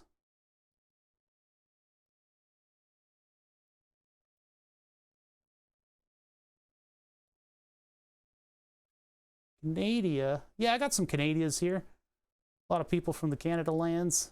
I think an actual physical moose watches my stream sometimes. Okay, so I need little bits of wire in order to connect the modules to the top of this board. Now, it would be responsible at this point to probably test this thing, but I don't think I've ever been confused with somebody who's responsible. So I think what I'm going to do is attach the modules and then give this thing battery voltage and see what it does. We'll plug it into a motor too. It'll be kind of nice if it works the first time around. I have some confidence in that happening because of the way CAD designs circuit boards these days is pretty resilient to the kinds of bullshit that I put them up to. So I'm going to remove the modules from this board, transfer them over to the new one. And I guess at some point we'll have to break for the weekend. I don't want to. I would love to marathon this, but I have been literally doing one thing for the past 5 hours. So work on the first try. You funny. Hey man, don't knock it. Don't knock it. You do this stuff enough. Every now and then you're able to pull something like this off. I think I gotta cut the wires on this. I don't know. I kind of want to desolder them, but I don't think they'll desolder. Let's see what happens. If I just like heat them all up, maybe the module's also taped. Let's see here.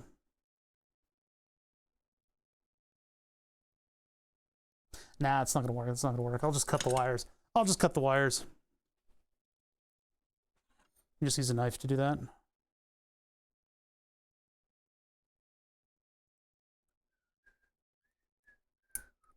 Yo, got some frequencies for you.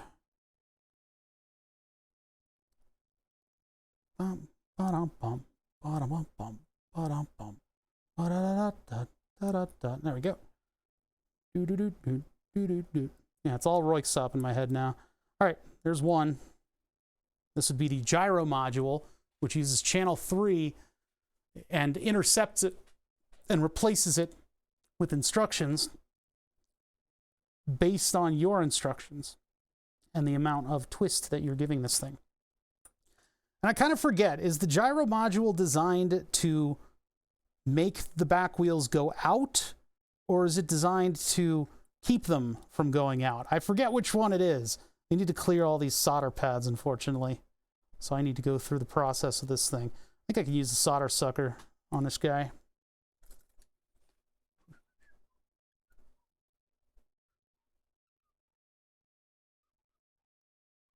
Yeah, it's looking pretty gross.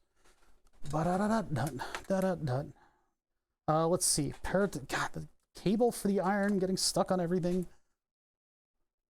For the urn. Let's go from the other side, because that'll have little ends of wires that I can grab.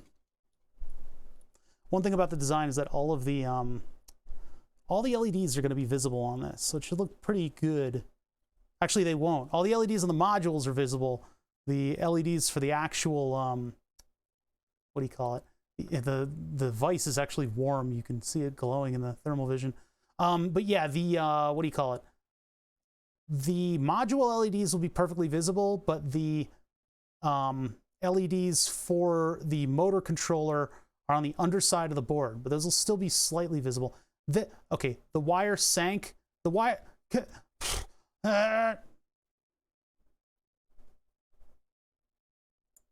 I mean, would the solder sucker just remove it with everything else? Maybe? I don't know.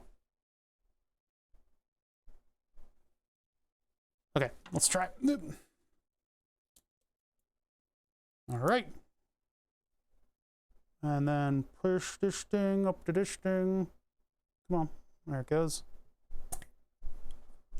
I don't know if the wire's in there. I think it still is. Yeah, it's still in there. Okay, so we got to go at that from the other side. All right. How weird is that? Look at all the flux around this. Man, I was sloppy when I put this thing together. Literally the same exact fucking thing happened again. Fine, you know what? You just sink. Just sink into there, wire. See how much I give a shit. You jerks. You jerks. You did this. Why are you doing this to me? All right, I'm just going to suck the solder off of this side and see if I can actually... see if I can... Well, the wire came out with the solder sucker that time. There's a little frayed piece of wire stuck in there. I didn't leave enough of it. I made everything so small.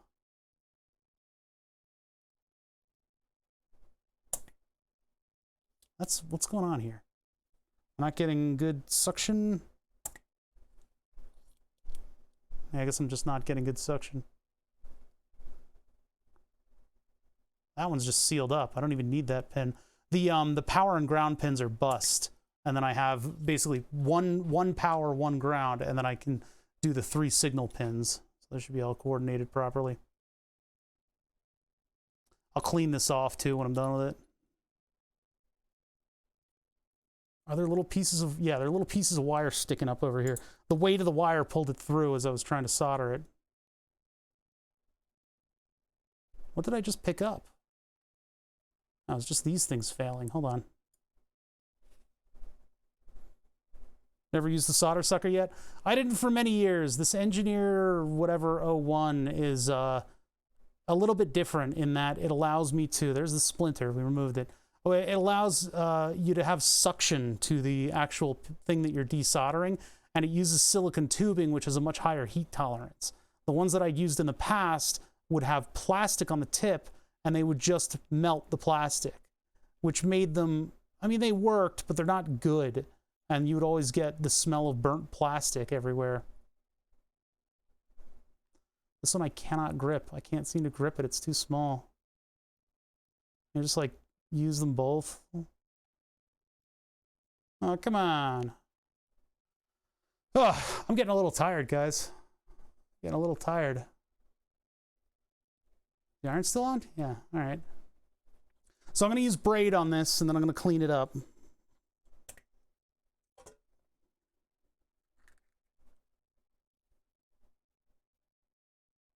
I would love to do like a hackathon or like a marathon kind of stream. A marathon. I don't know what I do though. Yeah, the cheapie with the PTFE tip that's like replaceable. That's the one that has turned me off on solder sucking for so many years. You know, one bad experience.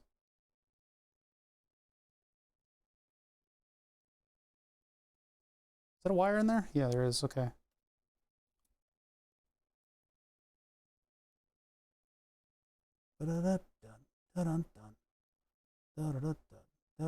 Shorty, I was asking earlier, I don't know if you heard, what does the GPS, or sorry, the gyro module do? Does it prevent slides, or does it cause them? Or does it depend on how you set it?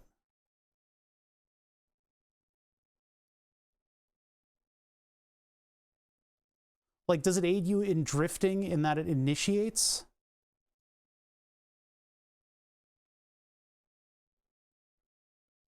It should prevent slides. Okay, yeah, cool. That's exactly what I wanted to do. Hey, Delco Live, thank you for following. Try to break. The tweezers are sticking to themselves again. Get out of my circuit, you stupid wire. Okay, I'm gonna add solder to these because they're not desoldering nicely. They're not playing nice, chat. I need to add a little bit of solder. I'm gonna have a little freak out. I'm getting tired, which is a big problem when you're doing stuff like this. Getting tired is a big problem because you will make mistakes because you're rushing or you're tired.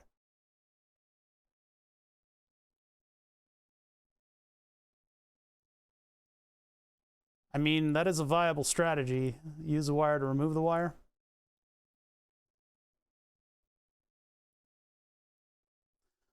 Having the suction seal of the silicone tube is amazing. Yeah, it's so much different from the normal solder sucker. I don't remember if it's replaceable. Yeah, the tips are. I think you can buy packs of the tips, but yeah, it's not economically viable. You're right. All I had was the thumb wouldn't reach the plunger on the top because my hands are tiny. I modified it so I can whack it against my butt to reset it. That's a good modification.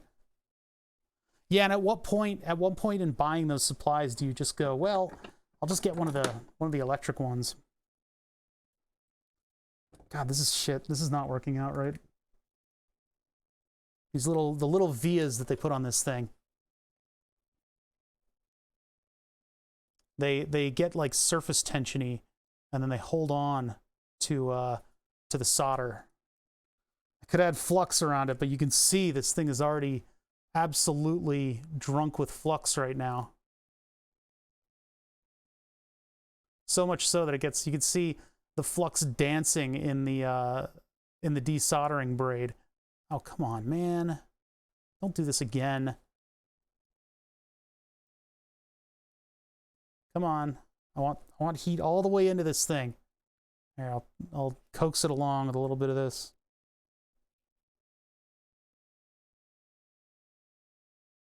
No, really? Really? Really? Really? Really? Really? Really? Okay. All right. All right. All right. All right. All right. Okay. All right. It's fine. It's fine. I get it. I get it. See? Cooperates. Doesn't cooperate. Cooperates. Doesn't cooperate.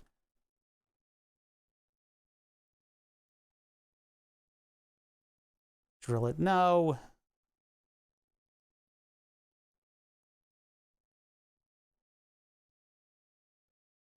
Plenty of heat. Plenty of heat. Plenty of heat. Plenty of heat. And then lightning bolt. Lightning bolt. Lightning bolt. Lightning bolt. Lightning bolt. Shit. You're just ruining my solder braid. All right. Well, the board is too hot to touch. I need to flip it over. Maybe I can do this without burning myself. Yeah, it's fine. Why is this not maybe we found out why it doesn't cooperate. Side of the board is gross. There's still a wire in this one? It looked like there wasn't even solder in it. Why does it look so much worse? Oh my god. Hey, don't call my boards filthy. I'm not cleaning it off because I want this flux. Believe it or not, this makes it easier to rework. Oh, Jesus Christ. Blockchain, can you delete? You don't need all that with the Amazon URL. And also, watch the links in here. Is that relevant?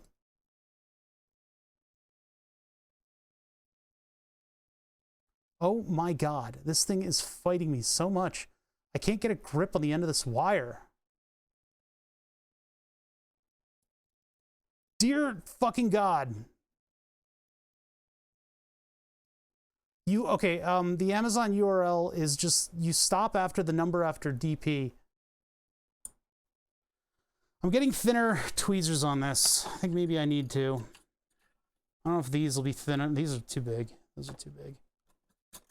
I can't get that damn wire out of here. I don't know what the deal is. These are usually the ones that you go to when you need super duper fine tips. Look how clean they look compared to everything else in here. That was it. That's all I wanted to do. Jeez. Delete everything starting from ref equals. Yeah, that's the other way. There's like a alphanumeric code after DP, and then everything else is irrelevant. All right, add solder to remove the solder. This is the part that that really annoys me. Because we got 3 pads here, and I think gravity is what's causing them to not retain stuff.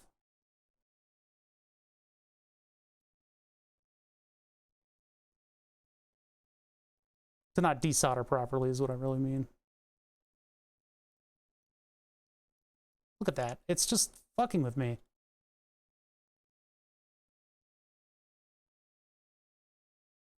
Yeah, it's a little piece of wire right there. See if we can finally remove all the pieces of wire from this. Hold on.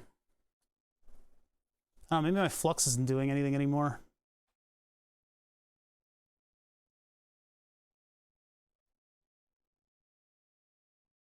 Like, this should not have been this hard. This should not have been difficult, and it was. It was like the hardest thing to do so far today. So there's like solder sticking inside of the via. This is something that just is frustrating every single time. So what I'll do is I'll add solder to this, let it sit in there for a minute so it gets all the way into the center of that. The heat dissipates into the center, and I'll try the sucker again. That got it. Even though I'm trying to like really clean the solder off of these, I got it enough that I'm willing to accept it. Jeez Louise. All right, so now all you guys are saying this is like unrecoverably filthy and awful and stupid. Here, a little bit of goof off. I think I was the first guy ever to come in and say that goof off would cause me terrible neurological damage.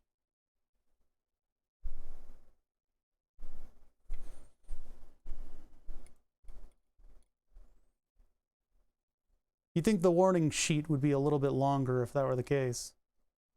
If I was suddenly going to give myself a neurological disorder by using goof off. Yeah, I use goof off around electronics a lot because it does this, and it cleans it up very, very quickly.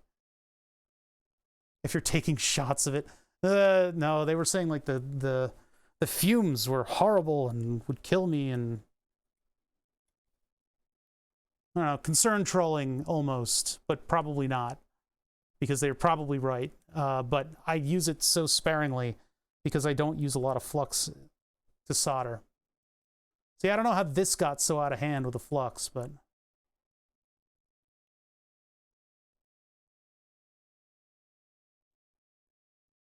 Yeah, it's like acetone with a little bit of orange flavoring. Orange scent. stuff to it. That's, yeah, like a petroleum-ish kind of thing. Mineral spirits.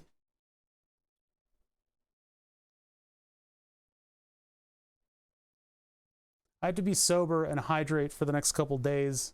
Until Monday. What day is it? Saturday? Yeah, so yeah, it's sober Sunday. God damn it. I want to have a couple beers, but I can't. I gotta hydrate and make sure that they'll be able to Gugon? Is that the one that hurts you? I don't know, man. Sounds pretty high tech. Yeah, it's something like that. Is that just? Okay, yeah, that was just a little residual stuff. What about that one?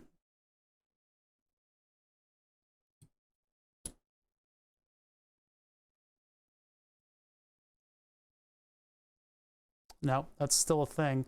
Looks like there's a little piece of wire in it. I thought I got it all out, but they put me back in. They drew me back in, man. I thought I got out. Thought I got out clean. Oh yeah, it looks like I did. Okay, it's just gone. Never mind. All right, now I can actually put this thing onto the board.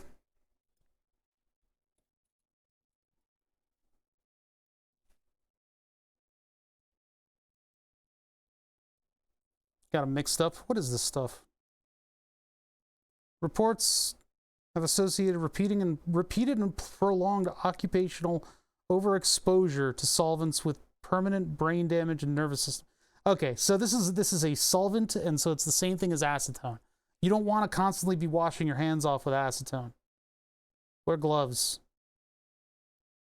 Intentional misuse by deliberately concentrating and inhaling the contents may be harmful or fatal. Well, it's not what we're doing here. Yeah, always be ventilated. Jesus Christ.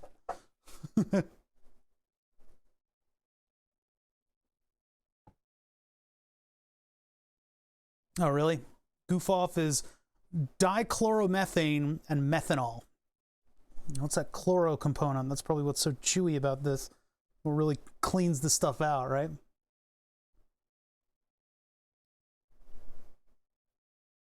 Finally, it wasn't me. No, listen.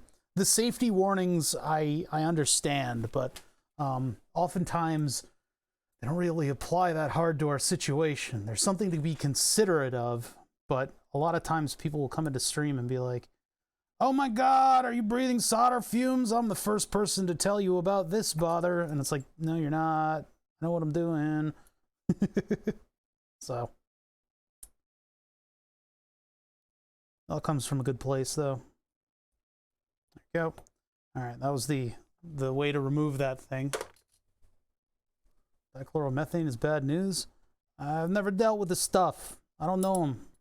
I don't know who that is. I don't want to know. I think you're sniffing around the wrong neighborhood.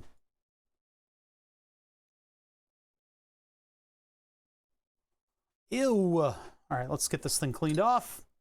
These are all just on the top of the pads, so they should just F off. I said F.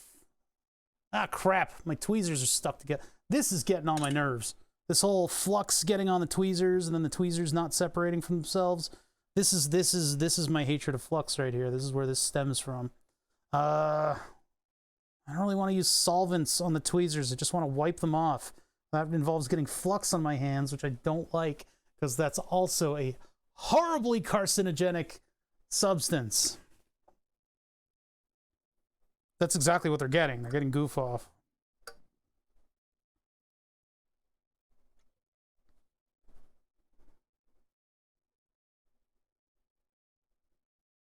Yeah, flux is horrible stuff. Don't fuck around with it. You don't want to touch it. You don't want to touch it as much as it likes to be touched.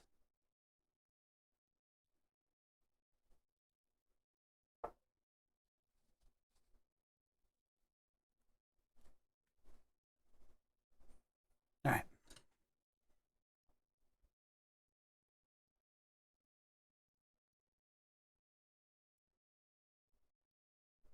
I know exactly why the tweezers got flux on them. That's not the mystery here.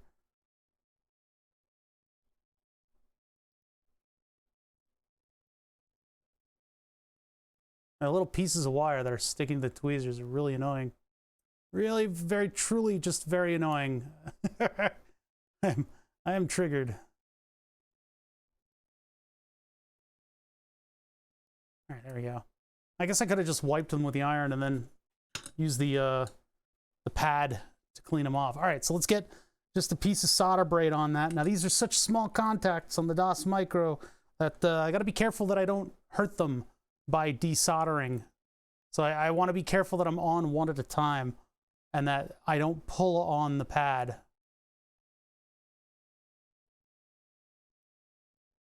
So there's such a monster tip on the front of this thing. Is that even getting heat in there? What's going on? Hello? Hello? Hello?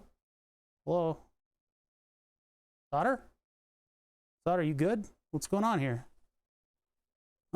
The iron isn't transferring any heat into the braid. I'll help it out a little bit. Hello? There it goes. There, instant. Weird. Weird when that happens. It's like little bits of stuff will insulate it, sometimes more completely than others. Look at those. Those desoldered nicely. Jeez. That's why you put proper heat relief on your pads, kids. There you go. Desoldered. I can clean that up a little bit now. It's got a bunch of burnt flux on the end. We'll use a new Q-tip. That name is still trying to be placed on the board. I don't think there's physically room for it. I think our board died today. I did not expect that to happen. That's a see-through bag. Not quite thermal camouflage, huh? Okay.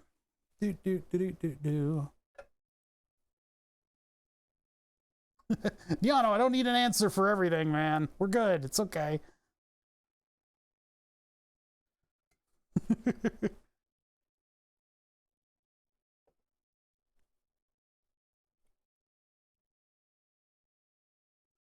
Goof off, goof off, goof off, goof off.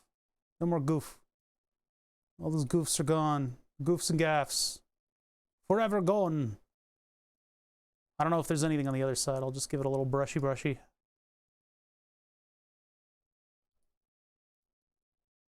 I'm always concerned about this stuff getting into the crystal.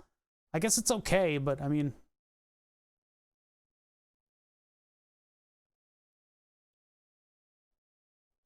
All right. Good enough. All right, so those modules are now clean, and I can put them into the circuit board. Now the question is, what do I want to do with that? Do I want to use the tape? I guess I'll use double-sided tape to put them on. I really would have rather them... Yeah, it's still trying to place that name, huh? That's going to take a little while. The problem is there are names in behind it. So what's going on is Burn the Subs is trying to place the name at probably millions of points per minute. Millions of points per minute. And it keeps trying to place it, and it's not finding a spot that it can sit in. The name can sit in without a collision. There's a chance that at some point it will be able to find one spot. It did this before when it filled up. When it does find that spot for a name, it will process it and put it into the database as located, right? I've found a place for this name and it's here. And it'll put that into the database. And then the front panel display, or at least the console display, will show us how long that took to place and everything. Problem is, it'll then immediately have a name behind it. So we'll immediately start trying to place the next name. And since that's not a ridiculous, bastardized giant Twitch name, it will almost immediately be able to place the name behind it. And then the front panel will no longer display the amount of time that it took. So we'll probably not be able to know how long this name took to place in the end. But it is going to take days. It is going to try probably billions of locations until it finds something. I think there is something. I think there is a spot for that name on the board. I think we do have room, but who knows? It could place now. It could place in 2 days. All right. So Getting the modules onto the board. How's that going to work? I want at least the radio module so that I can test the throttle. That's the bare minimum of today. 2 months later. I'm not going to let it go for 2 months. I said by the time the next stream goes up on Tuesday, if it's still trying to place it, we will call it and we will take the board off of life support, and then I will find a live edge board on Wednesday, be it from Home Depot or that shady place that's on the side of the road by me. Everything happens at once, doesn't it, chat? I've got a fellow streamer who I actually like, I really like him, is in town and wants to like do something, and I have no idea what town is doing at all right now. And the board is up and they want my blood. Like everything happens at once. All right. Wood is expensive these days. The prices have stabilized a little bit. How do these print? They look okay. It doesn't look great, but it'll probably be fine for the RC car. It'll look like the 3D model enough. I really do want to make like a little thing that clamps this down. It's a shame I got to cover over all of my wonderful silkscreen work too. Aluminum is a problem? I've been working off of scrap for like, like 10 years. I've never gone out. I haven't bought aluminum since I tried to make a fume hood for the brewing setup. Yeah, all this wonderful silkscreen work.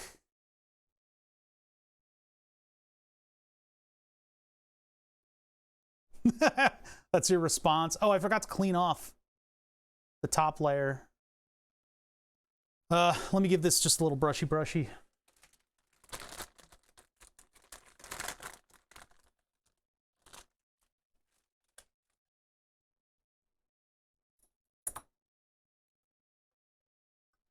Yeah. I don't know. Materials are expensive. News at 8.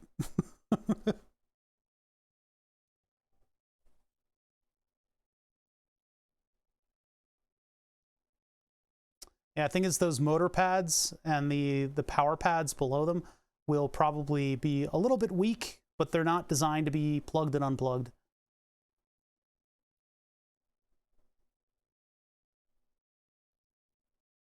All right, so this is a difficult task, getting these modules on here. I'll have to find, if I've got something in my bins for that'll be compatible with that plug, because I didn't expect the high-rose backorder to take so long. DigiKey is probably ignoring the shit out of me because I ordered like 10, and they're interested in having 10,000. All right, so what am I going to hold this thing down with? Well, I got this stuff. You know, dual lock is too small for these modules. It might work out, but we should probably use these. Q-tip looks like a giant mop. I believe it.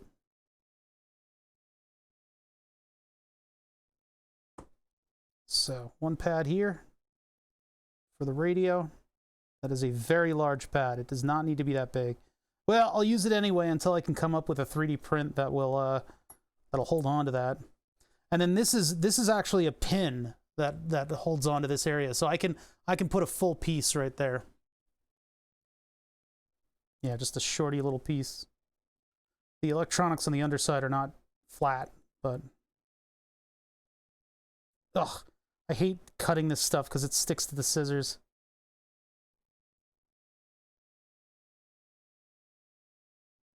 It's just a big chunk of adhesive. Ugh. Got my goodies in 2 days from DigiKey, ordered on Wednesday and got it on a Friday. Hey, that's pretty cool. You're like, you guys in Europe have terrible shipping, right? That's pretty monumental. From what I hear, it's not insulting anybody. Unless all Europeans do is complain, which I believe. I truly believe that's all they do is complain, and that's why I've only heard bad things about your postal service out there.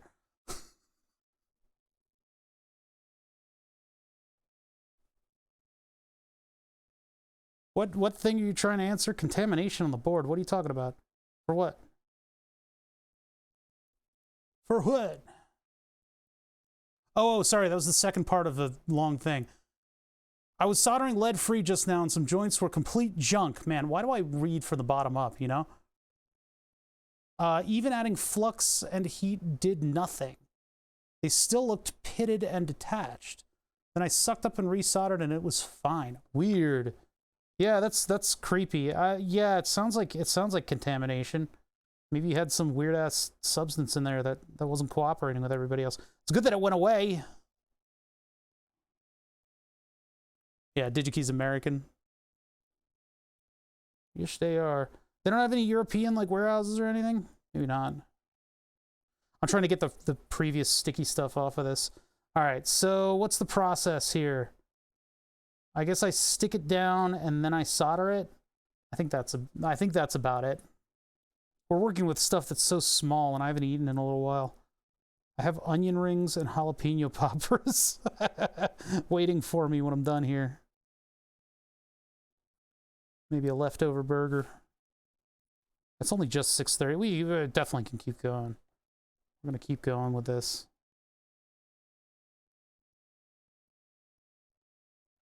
What's going on in the overall Twitch stuff? Is anything happening? Critical was doing esports earlier. Let's see who would be going on today. Dave wasn't around. There we go. This adhesive is just way too adhesive, right? Farnell only sells to companies? Oh, that sucks. I don't know if I've ever dealt with Farnell. Flannel. I wear flannels.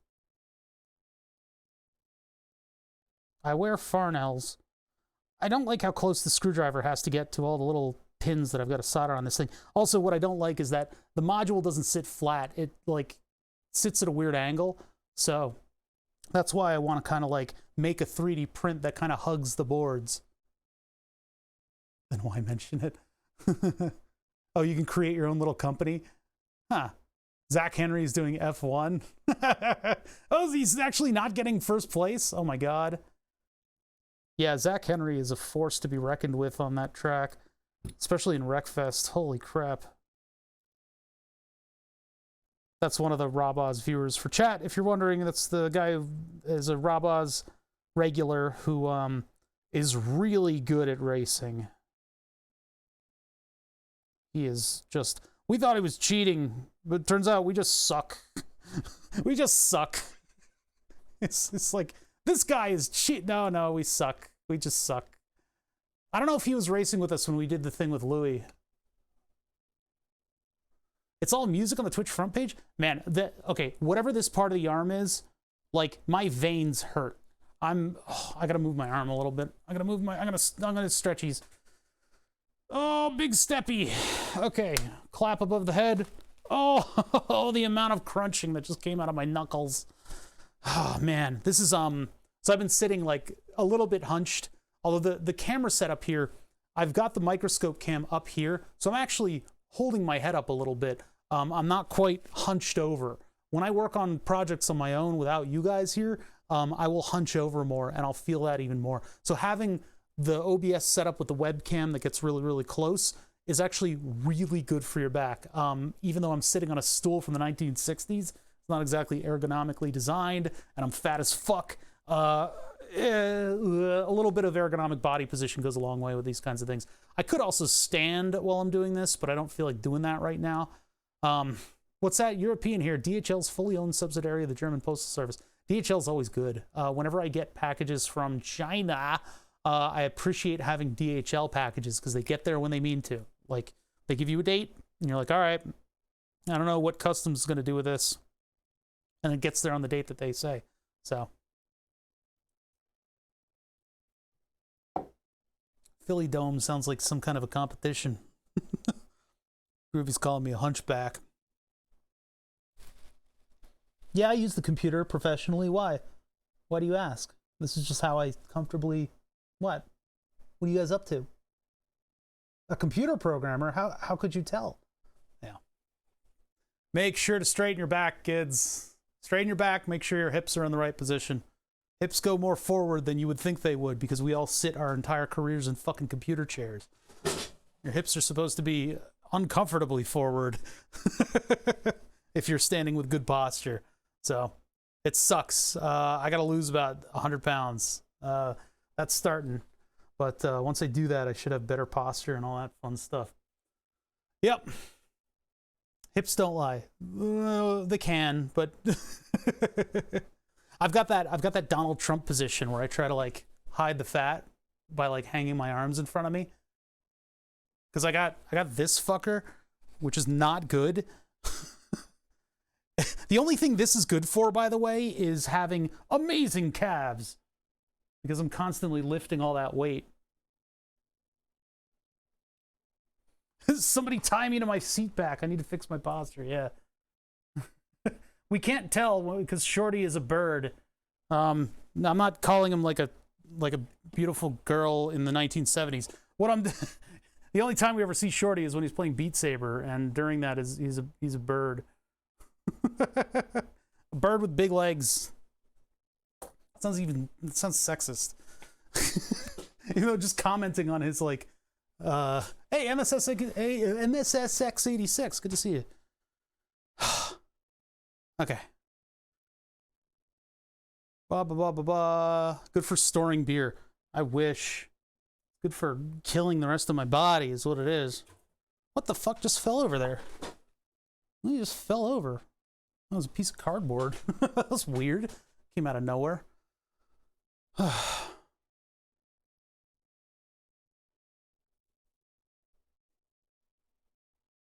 I'm more bullet resistant. Not functionally. For small calibers, maybe. I use my belly as a beer rest. Don't do that. Go for a walk. Please. I don't want my chat to all die of heart failure. Lost 30 kilos one time myself, and I just noticed my back straightened. Yeah. I've been in and out of the weight, and hopefully things are underway. Assuming that Monday goes all right, that will really help propel me into the weight loss realm. You're underweight? No, man. Healthy diet, right? So I need only one voltage supply.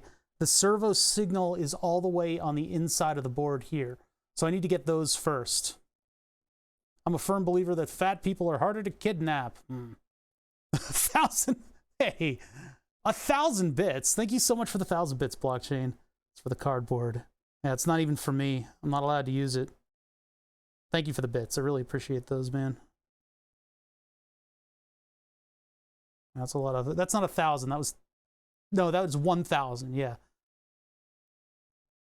So that's what, $10? I wish it would just break the. I need to have like a bit calculator that just undoes their stupid little psychological thing to try to mask the amount of money that was given. So you go, oh, 10,000 bits. Wow, thanks, whatever. It's like, that was, you fucker, that was $100.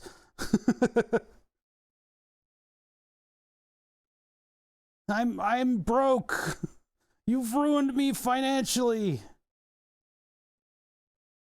Just so that you could puff your nose a little bit and say, gee, thanks. And then be mean to chat again. I can't believe you've done this. Yeah, I do kind of really want to make a 3D printed thing that kind of clamps the boards a little bit, these two modules into place so that they're flat against this thing and they're properly positioned. The thing is, the models that I made for these two boards were very hastily made, so stuff isn't really exactly in the right place.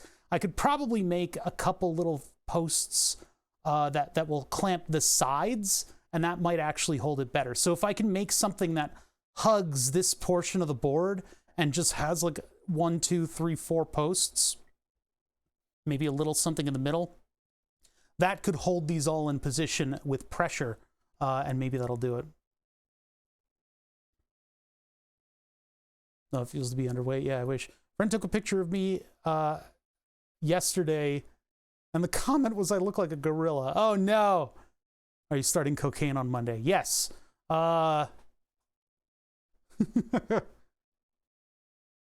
It was recommended on Twitch that I go for a walk, so I didn't. I know, right? Some streamers are crazy about that. Crazy about the affirmation and all that stuff, which is cute, but I mean, I'm sitting here like looking at the bottom of a bag of Cheetos like, yeah, I know I matter. It's all right. I gotta feed the little tiny wire all the way through and then solder. So I'm gonna do that.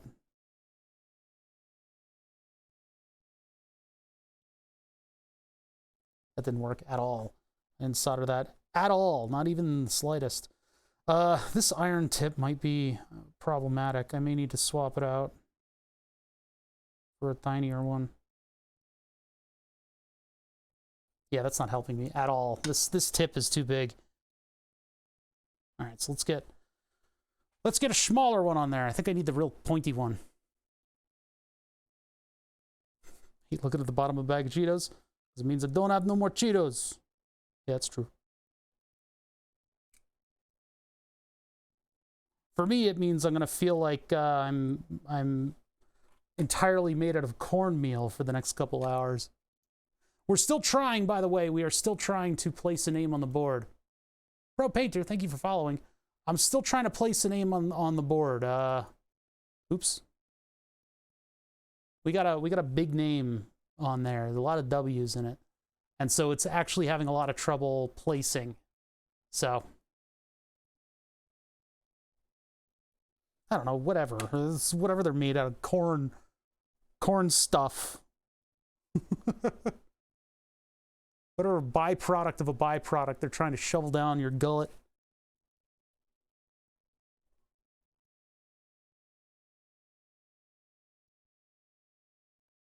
Yeah, it's mainly sawdust.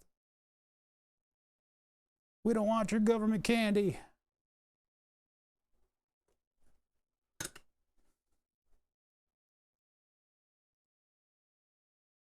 Clippy, clippy, clippy. Clippy. Snippy clippy. All right, so I gotta find the other hole. Trying to go up through 2 modules to find this thing. I think it's at a little bit of an angle. I didn't do a whole measuring thing with this. They're off by a little bit. Cornmeal at the bottom of a pizza crust. Yeah, aren't you supposed to do that? That's if you do like the stone thing, right? Whatever. Pizza stone.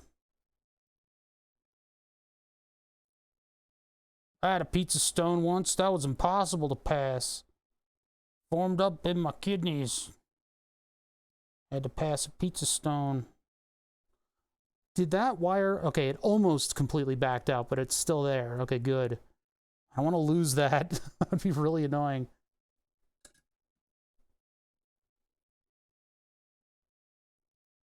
How dangerous it is to sit in the dark under a half-a-watt infrared spotlight shining very neatly in your eyes. I think I'll end up doing that? What are you doing? I mean, it's like sitting in front of the Index or the Steam VR base stations, which I need to put on a switch. There was a way to have them go to sleep that they got rid of because they were having troubles with them not waking up again. So what I want to do is use the remaining Tasmota devices that I have, and I need to get them configured and ready to go so that I can have them turn off the lighthouses. I don't want those running 24/7.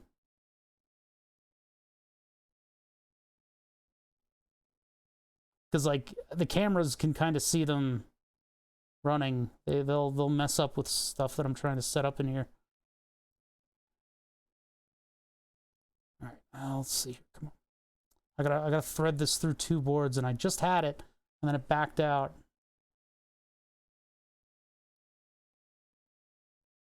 There we go.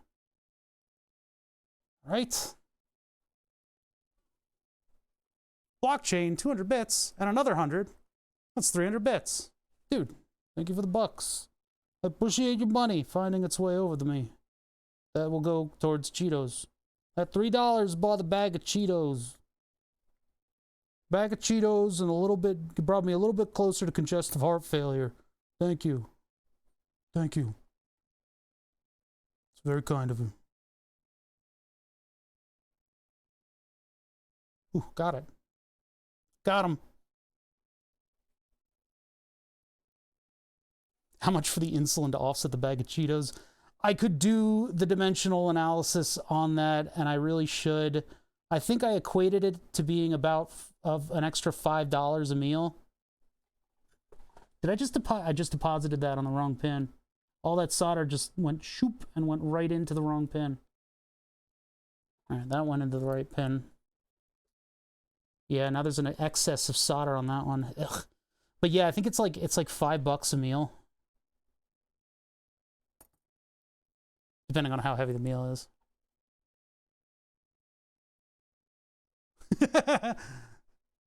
Wait, what does CGHF stand for? I thought you were doing a thank goodness it's Friday, but it was CGIF.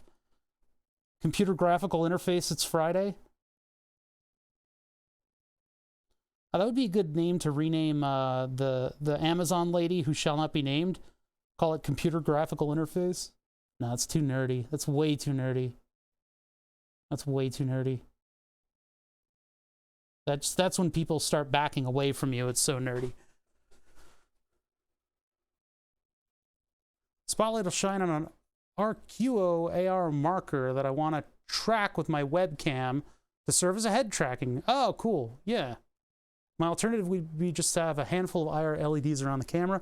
Yeah, and retroreflective markers. Retroreflective markers work very well in the presence of infrared. You don't even need to have a lot of it for it to be a beacon.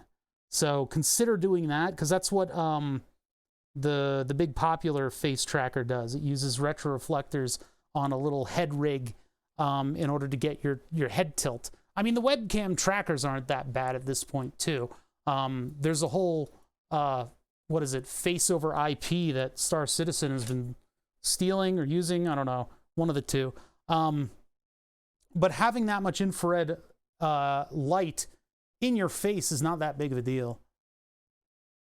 Because that's literally what Valve does. That's my mantra around here. If Valve does it, it's okay. But yeah, what Valve does is they have the lighthouses that will scan the whole area with a block of infrared LEDs and lasers. Infrared lasers. So you get a like a point and a track, and so everything is positioned properly. And it's all done with like breakneck speeds and FPGA timers.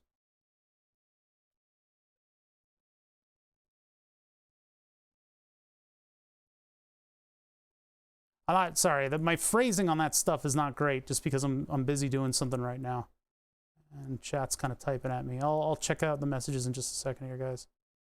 Just trying to solder tiny things together so that we can actually get a conclusion to today's stream.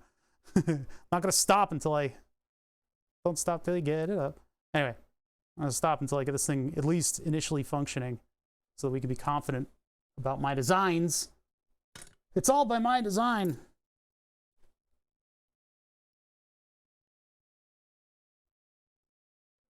I watched the thing about this electric car last night that Chevy produced, and then they recalled the EV1, and then they recalled all of them because nobody was done their leases yet.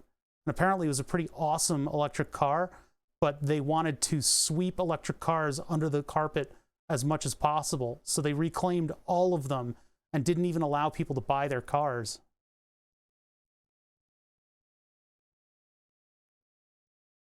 Focused. Hey, there's a good one.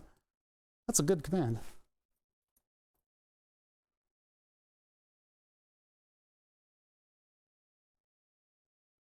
Is Valve watching us at night or something? I just don't want to have all those infrared things going off at once. Yeah, see, this bugs me. This bugs me quite a lot, actually. So I need to design the frame that'll hold these things together. If anything, I could just measure the distance between these two, maybe distance to edge, and get a little 3D print going that'll hold these in the proper position. It bugs me. Or I could have like a plate that'll fit the thing, and then just the little pieces of wire that solder these together would be enough to hold it. Black Widow car. Let's test it. I have a couple more lines to solder over here.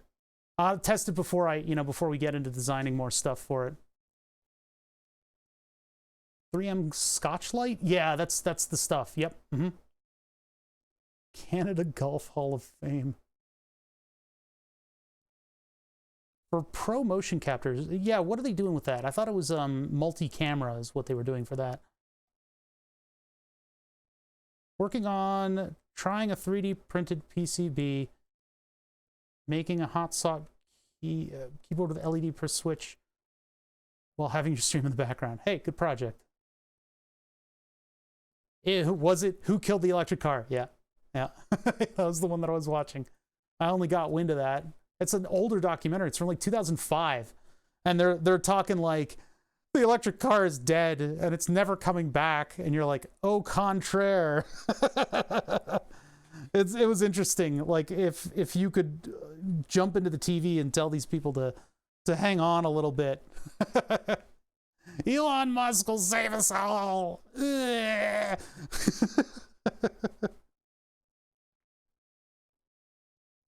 These need to be longer than I anticipate.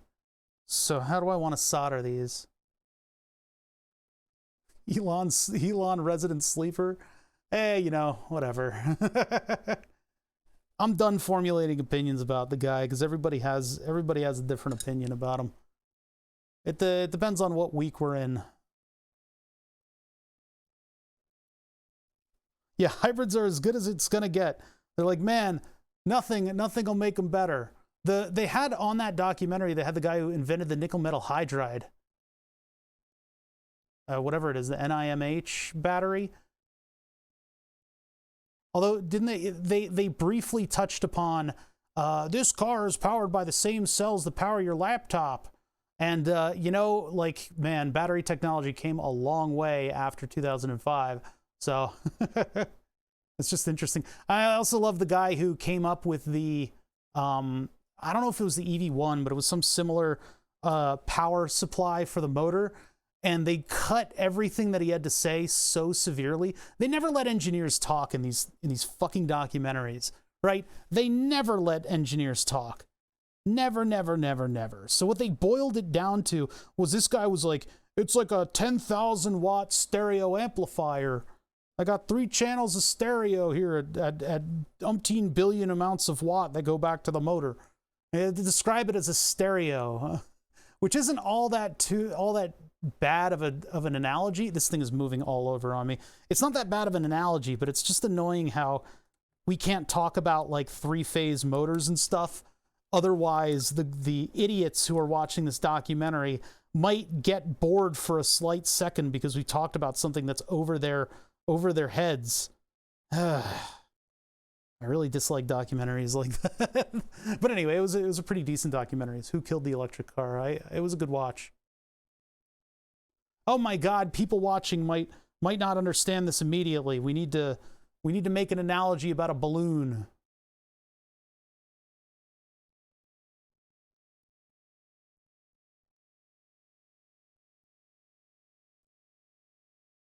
As a viewer of stuff, I just wish they would treat you like an idiot less.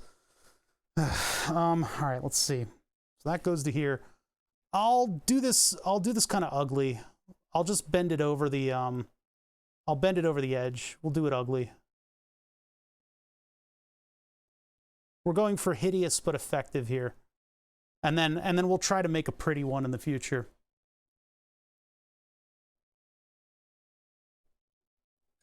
Yeah, it's like, I don't understand everything about the electronics involved, but I do know when something's missing. Exactly, Demi. No, I like the documentary, though. It had a lot of good stuff in it. It also had a bunch of good music, which is why I also infiltrated the music channel last night and threw up a bunch of tracks, because I recognized some of the music in there. I need better flush cutters, don't I?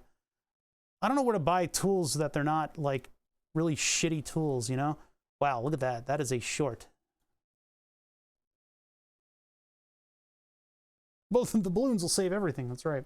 Because we only have a certain number of balloons in the US. Actually, you know, balloons are... Oh, you son of a bitch. I knew you would do this. I knew you'd do this. Why are you like this? We only have a certain amount of helium in the atmosphere. Although the balloons that we're thinking of are the ones that use the absolute shittiest helium that you're not really supposed to use for anything else. But it's still interesting that we have a finite supply of that element.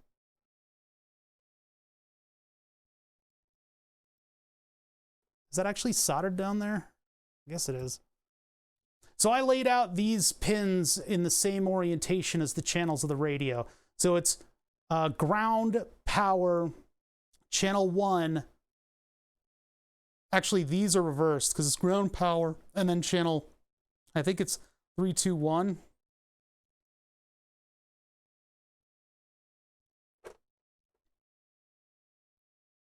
Pure... What? Okay, I'll look up tools later. Listen, I got to do this. I got to do some soldering here, chat. So I need to give mods like an interactive dial on screen, and it could be the bother concentration-o-meter. Maybe we can turn the milliamp meter into a physical manifestation of that. Nope, Chuck Testa. That one, that meme started one afternoon, the Chuck Testa meme, and I made a Photoshop by the end of the afternoon, and I got in trouble with my boss for that. And I posted it, and by the time I posted it, everybody was sick of the meme. That was a 45-second duration meme. I'm not actually cutting. What's going on here? This thing should be... It's because the tip is like completely destroyed on this thing. I got in trouble at work for that, and I fucking didn't get any karma. Everybody was like, fuck this. I still like Chuck Testa. Man, I don't know. I don't know what it was then.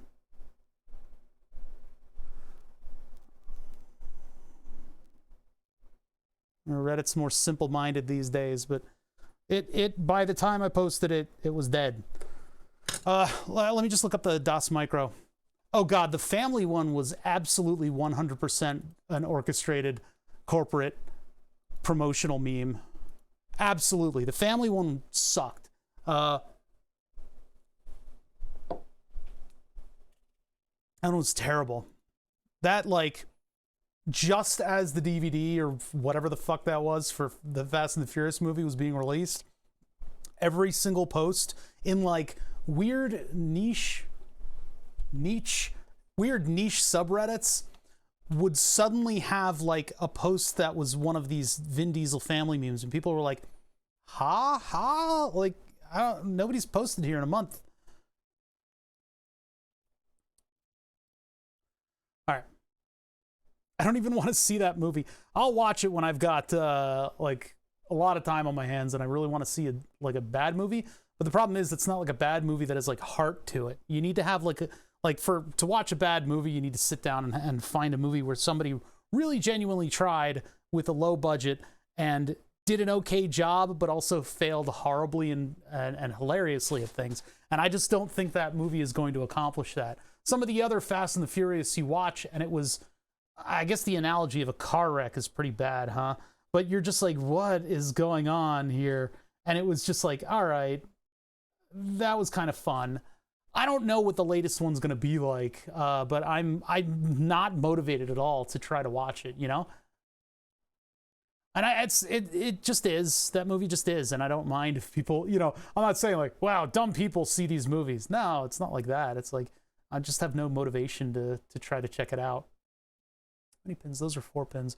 All right, what am I looking up? Oh yeah, DOS Micro 8-channel pinout. I have to keep looking this up, even though I've saved image files of this on the computer. All right, so the 3 pins that are... Wait, this is the different model. I need to make sure it's the same one that I have. Tiny 4x4. Yeah, see, channel 1 starts at the outer skirts over there and moves its way up. I've not watched a movie in 2 years. Oh, man. I might be missing out. I'm not sure. There's probably a whole ecosystem of movies if you enjoy them to watch. But yeah, bad movies, I don't know. I have a particular taste for them, and there needs to be a, I don't know. It needs to kind of just like hit just right. It can't just be like a bad popular movie. Ah, oh, son of a bitch. Problem number 2. Channels 1, 2, and 3 are in the wrong order. That's not good. That's like an order new circuit boards kind of problem, huh? That's not good. I can do that with the wiring right now, but thank you, blockchain. Oh, another 100 bits. Love the content. Hey, I appreciate that. You gave 200 bits before, 100 bits before that, and 1,000 bits before that. So that's stacking up, man. I appreciate that. That's good on you. Let's view the image. There we go. My view image button is back. Ah, son of a bitch. Okay. I mean, channel 1, I can get to the right place easily.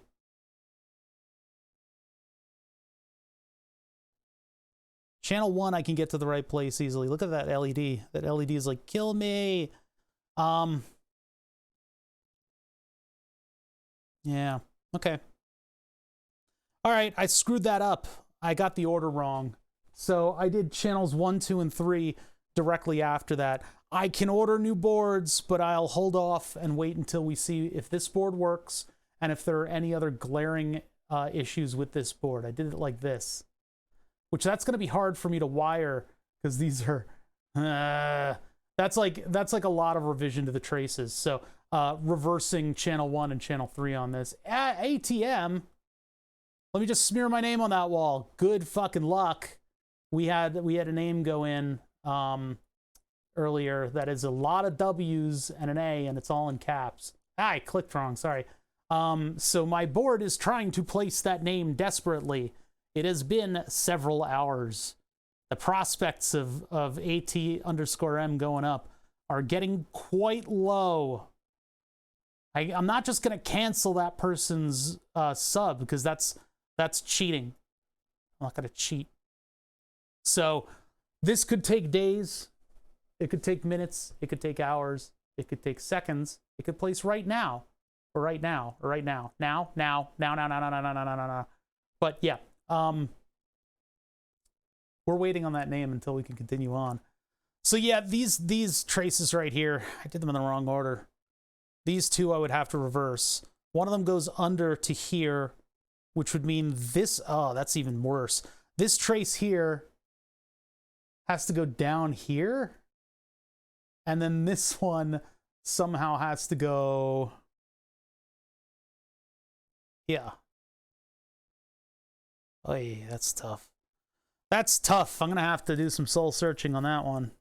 But we can actually reverse them right now. I can reverse them in wiring. It just sucks that 1, 2, and 3 are like this. Actually, it might not be something that I care enough to reverse. If we've got more problems, I will deal with the pin flipping. But for now, leave it the way it is, not bother it. I mean, I could also just put a via here. It seems like cheating when you have pins right here just to like pop a via in there. But damn. Okay, anyway. If I do channel 1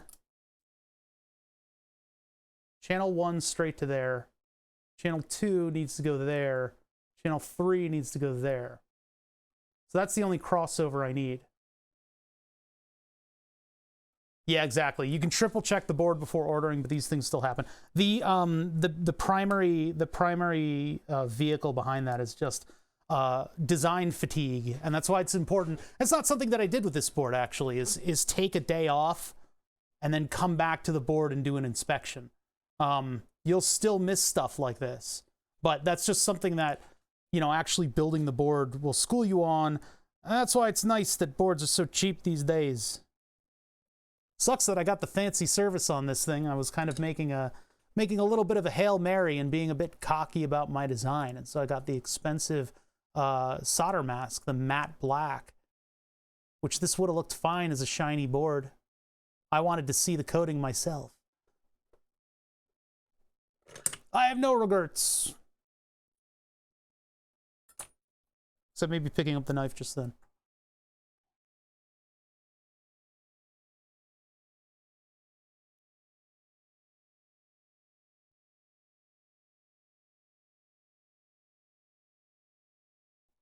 All right, solder that down. Try to get my hands in there. That's channel 1. What did I just see? Was that like a hype train or something? Channel 1. That's soldered in there. Gotta cut it. I should probably replace the blade on this knife. My concern is that I'll cut a trace like this with the knife and it'll go through the trace on the PCB. That could happen. So I should probably place the knife, put a little pressure on it, and then move the wire instead of trusting it to cut through, because then I might sever that little piece of trace right there that's necessary for bringing the signal out.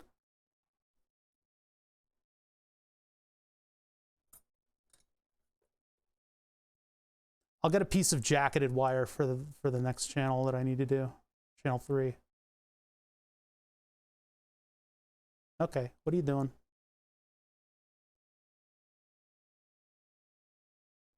So yeah, this isn't a showstopper, but it's just something that I got to deal with now.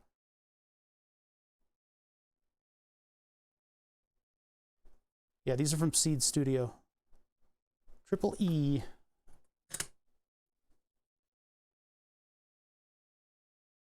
There's no particular loyalty. You know me, I'm not about brand loyalty. These are, I just know their process, and I know what kind of boards they produce, and I know their tolerances and what they, you know, what they can and can't do. I've been able to test stuff over the years. That's just why I use them.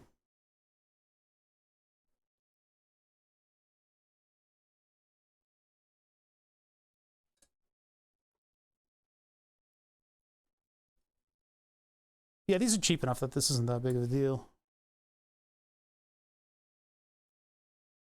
Could do a rerun of it with the pins in the right order, but it's, I mean, it's more annoyance than it needs to be, so I'll just have to consider it when I do the 3D print. I can't do holes directly to the pins now. Hand cramp. See, I'm really afraid that I'm damaging the board when I do that. But it's the only tool that I get that gets close enough. All right, so let's cut the shit like that. Go into this down here.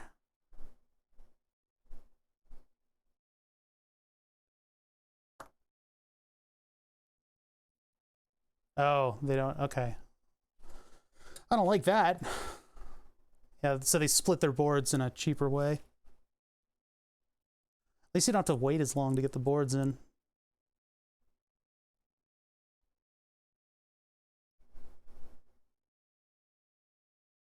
All right. That's just wire, it's just 30 gauge wire wrap wire.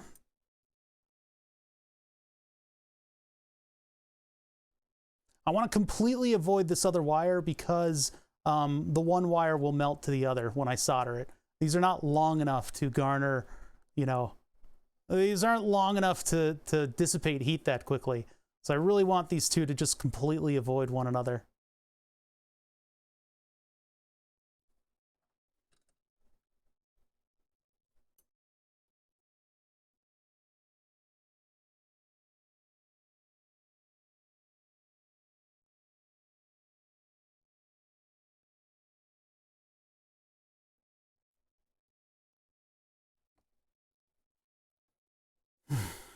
Okay, almost there.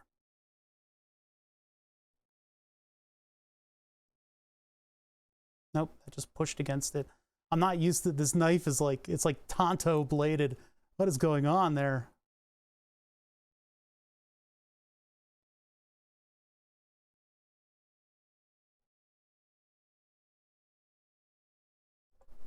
I don't know how I can really cut that on both sides. Try to like heat those up and use that. Let's see, what can I do? What's the method? Well, I guess just pinchy pinchy? No, it's not gonna do it. I need like well, I thought these things would help with that. I don't think these are accurate enough. And they catch after a certain amount. This actually might work.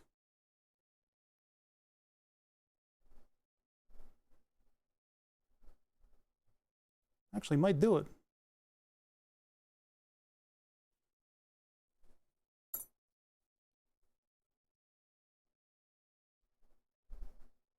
I need something to hold on to the other side of the wire. Man, this is surgery, isn't it? I wanted to make electric tweezer wire strippers, but I, you know, obviously haven't gotten around to it. Guys, I don't know if chat really knows this, but projects, they take time to do. I don't have all that much time. And like, sometimes I need to not work on projects, you know?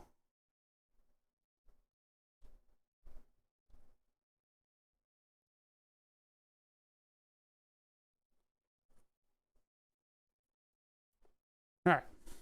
That's why you end up buying, you know, expensive tools, because you don't want the tool to be the project. The tool's supposed to help you achieve the project. And so you're like, whoa, you could make that. It's like, yeah, but or I could buy it and then use it. That's an important distinction, especially in this hobby, where the sky is the limit. You can literally do anything you want. I could have made my own gyroscope module and baked it into this board, which was a consideration. But again, I didn't want to spend the next year working on this thing. Considering the fact that I was reverse engineering this and not making it originally on my own. If I was making it originally on my own, I could maybe sell the design. I could make up a bunch of marketing bullshit about how the electrons flow better through my specially blended transistors. You know how that works? And then I could sell this design with my own gyroscope and my own radio. But time is money. Time is money, and I want to stream instead of being a customer representative for an RC car customer, for an RC car company rather. All right, so we got the modules on there. We are in the home stretch. What else is needed? Well, I need a dummy switch and I need a connection to power. So I'm going to steal this. Maybe not steal this. I'm going to steal this wire, at the very least, as a power connection. We'll give it 4 volts through here. Give it a little bit more wire than that.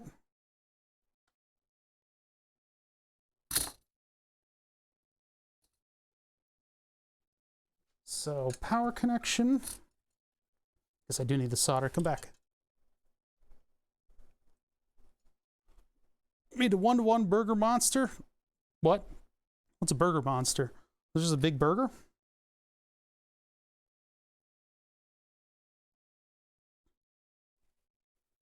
Ah, please don't go in my face.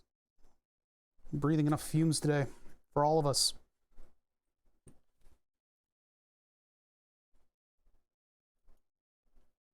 Okay.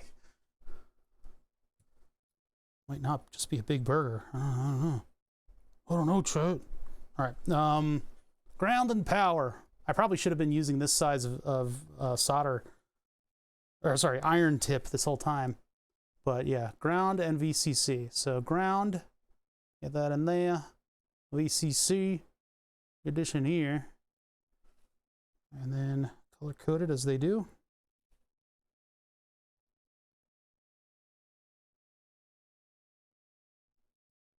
I was forced to do this instead of using connectors because I couldn't find anything that was satisfactorily. Nothing carried the amount of current that I wanted it to. So this is my solution to that. And what that'll do is it'll allow me to put connectors elsewhere so you can connect the battery and stuff. But for the purposes of getting current into the motor and current into the board itself. It's good enough. All right, the other thing that I want to do is 1, 2, 3, 4, 5, 6, 7, 8, 9, 10. What am I doing? I am looking for the motor that I want to use. Where is that?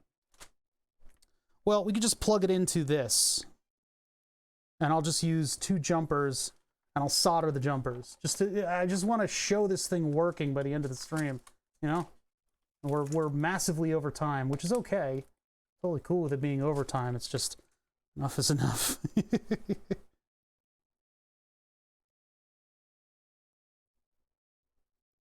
I would like to work late more in the future. We'll just have to see how that goes.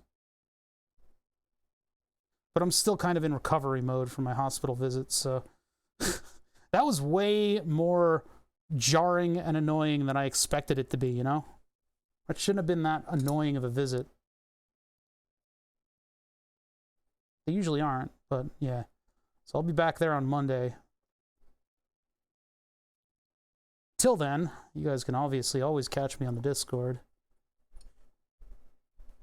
But let's see if my hubris is gonna, if I'm hoisted by my own petard, and if my initial power-up of this thing nets us a functional motor controller, or if the capacitor that I haphazardly installed will explode in my face. It'll be good for live stream fails content anyway. You know, live stream fails can stop talking about the same 4 streamers and watch me explode another capacitor against my will. I will never fake that kind of thing on this show, by the way. I could probably do the electro boom thing and just fake a bunch of EE accidents where stuff explodes, but I'm not going to do that. Hey, Louie, how you doing, man? It's a lunatic live. What happened? Did I miss a raid? Was I looking at stuff? I'm at like the, yeah, lunatic live raiding with a party of 30. How you guys doing? So there's currently, so if you guys don't know who I am, my name is O'Bother. And I got a haircut and new glasses so I can actually see for once. Anyway, I have a board on my wall. And that board is filled with all of the names of people who've subbed on this stream.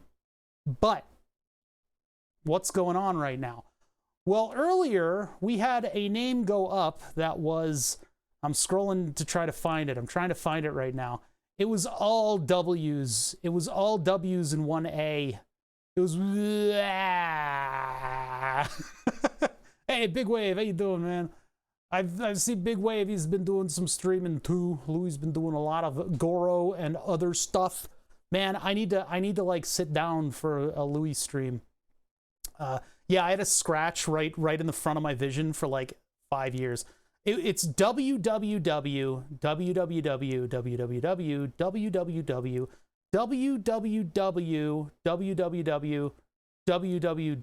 www went into the board and broke it. The board is currently working its ass off to try to place that name, but it can't. It might be able to. There might be a spot for it, but it's unlikely. You know, saying World Wide Web is fewer syllables than www. Anyway, so I don't know what's going to happen there. We are just at the test of this board. I'm way over time right now. It's like, yeah, I've still got stuff to, I still got to eat dinner, but I'm a little over time on this thing, but I want to get it working before we break for the weekend, because I'll do a little bit of work on my own on the thing. We discovered one error, not area. I discovered one error in the design, which is going to happen with this sort of thing, but we can at least get to the point where we test this thing under the power supply. And from there, I'll just work to make another circuit board out of it. What I'd like to do is 3D print something that's going to carry the modules on it. But for right now, this circuit board is what I designed in Fusion 360. I haven't taken a look at the Stream PC case. I'll have to take a look at that. But I mean, on Tuesday, I've got a choice of what I can do. I've got two things that I would like to work on. One of them is moving these vintage displays and designing a board for these vintage displays. And then I need to buy the live edge board and get that situated, because if that name doesn't place by the time I stream next week, then that board is done. That's how we're determining it. That has the rest of the weekend to figure out, and Monday to figure out where goes. I kind of knew that name would break the board. But anyway, what we're doing today, God, I'm getting super distracted by chat. What we're doing today is we're putting this thing together, this PCB design, what I created to control the tiny RC car.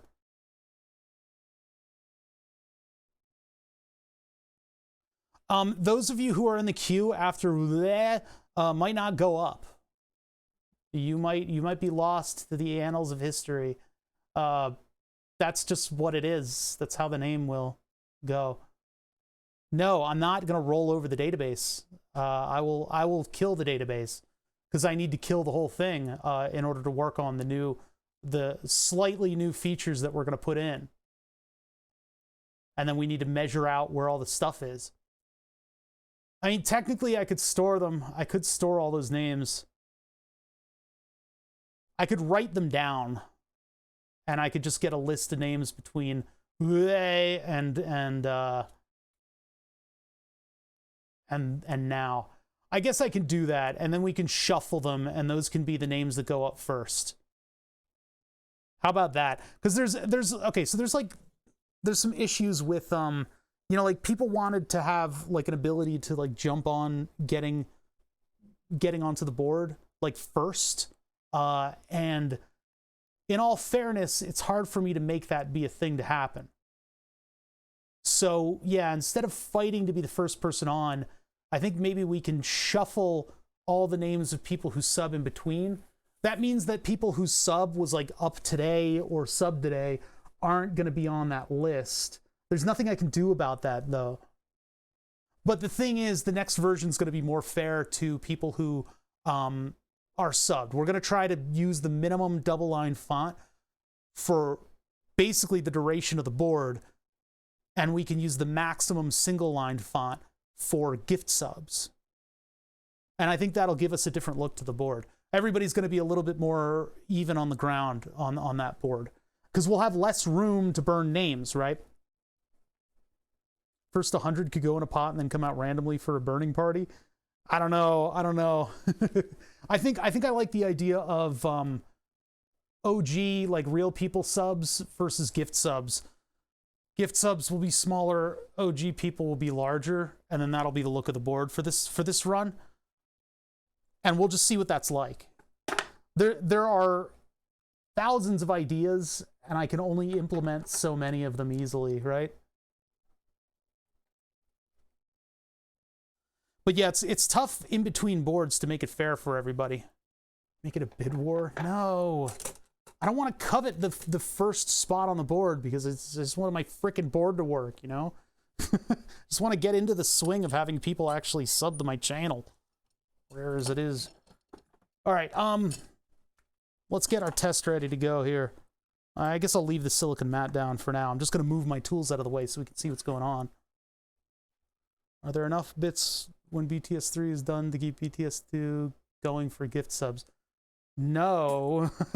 No. There's not enough room on my wall. Not enough room on my wall to do that. That's the problem. I got a space issue around here, man. I'm not just going to fill my shop with laser boards. Although that could be fun. I could be like the sushi dragon of going blind by lasers. I'm not going to do that. Have like 60 different automated things going in the shop, and then my shirt collar gets caught by one, and Twitch gets to watch its first streamer get shredded to death. No thanks. Did you hear about Bother? Yeah, it was torn apart by machines. I mean, I would think that would be the way I go, but all right, anyway, where's the controller? Controller's right here. My little orange RC car controller. Apparently you can access all 8 channels on this thing. So I could use all 8 of the servos on this. All I can think to do with those other channels would be to put like switches on them for lighting, which would be really cool. Cleft in twain. Rendered asunder. All right. Here's the star of the show, is the circuit board. We want to have our side views right now. I want to have thermals on.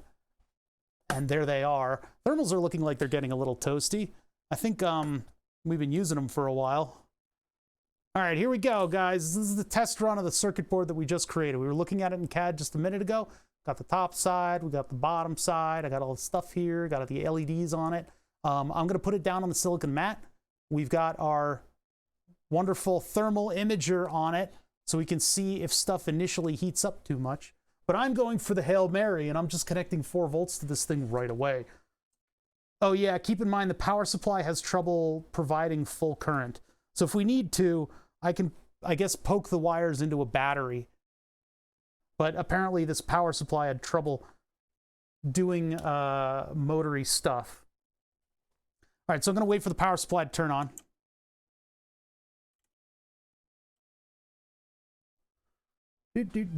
We are at 1.5 volt. That was for testing something else. 3210. Voltage again to go to a higher order. Oh, no, wait, no, push it. 1, 2, 3, 4 volts, 10 amps. Now, it has trouble providing 10 amps immediately. So we're just going to have to work within that. So if it stumbles and stuff, I will connect another power supply, a battery to it. You guys ready? Let's get a little closer.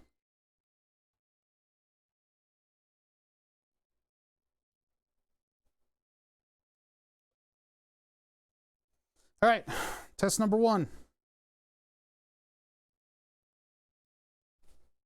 Oh, I didn't turn on the power supply. I'm smart. There's a button on the front to turn it on. Here we go. 3, 2, 1, power, go. 3.99 volts. Both of the modules are coming up.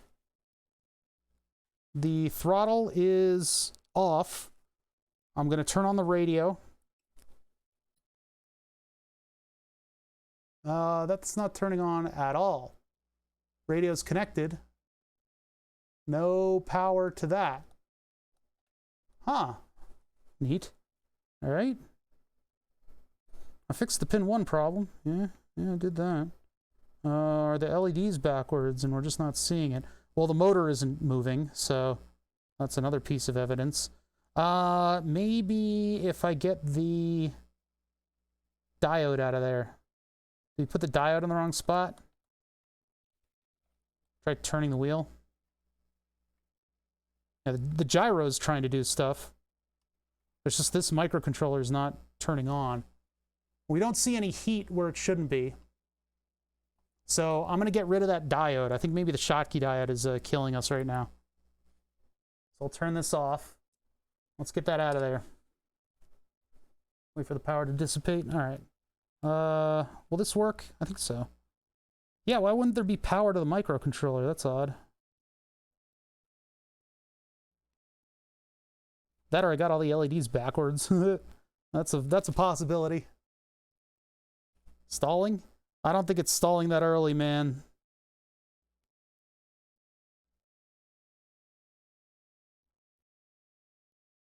Oh boy, may not work very well. Oh no, I got it. All right, no more diode. Try again. Power on. Nothing. Whoa, a lot of heat. A lot of heat up by the motor controllers. Turn it back off. What was that about? That was without the diode in there. Why was all that heat up there? Was that from soldering? I don't think so. See it dissipate with the rest of the thing? It's beautiful. Yeah, that diode was doing something. I don't know what, though. Why isn't this thing coming up? What if I hold down the button and turn it on? Whoa, that white LED is pretty crazy. Jesus Christ. Maybe I want to mess with that a little bit. Why is it just flashing on and off, though? Oh, is it hello worlding? Oh, you dickhead. Oh, you absolute dickhead. It's hello worlding on me. Why is it? That means that software didn't get into it. Oh, what a dickhead. We went through all that trouble to make sure that it programmed.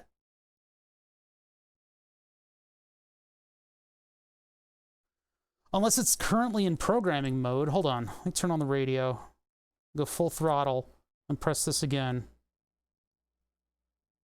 Oh, hold on. Gotta reach the button.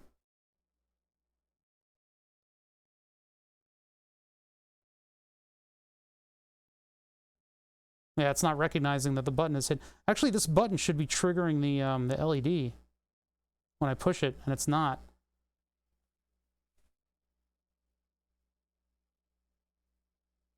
Yeah, that's weird. Wait a minute. When I push the button, that LED should go on solid. Oh, no, the brake light, the brake LED should go on solid, which it's not. All right, I got a couple things to vet out here. No, this isn't, listen, this is software that I coded myself. So anecdotal evidence of your own ESCs will not apply here. This is my software. I created this from nothing. This is currently, I think, hello worlding on pin 2, which means no software really went into this, which is odd to me because we pulled through all of the programming, even though it did say bootloader failed when it was loading it up. So maybe that's what it is. Maybe I actually do need a bootloader on it. I forget how we did the other circuit. I thought we were loading fully reprogrammed software on it every time. So that's still a problem. We need to get this thing out of here, and I need to get software on it. Let's do that. Well, that's gonna take us into a bit later of a night. So hope you guys are strapped in because we gotta get this Arduino out of here, and we gotta put in a programmed one. I don't know what I did wrong this time in terms of I forgot my initial steps of programming, I guess. But here's what we can do. It's much easier to remove these things if I... Where is this? Much easier to remove these things if I use hot air. And this is in an area where I can just belch hot air onto it and then pluck it out.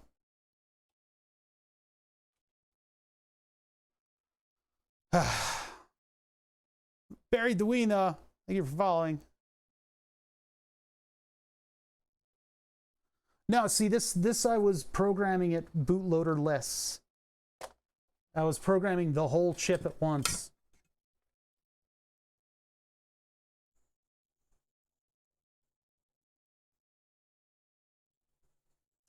Try to get this in focus.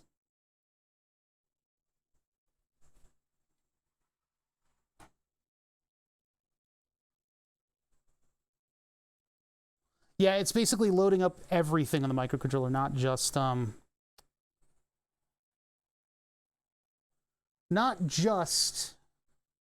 the code. It was the whole thing. Where'd my other tweezers go? Did I put them? I must have put them away. Hold on.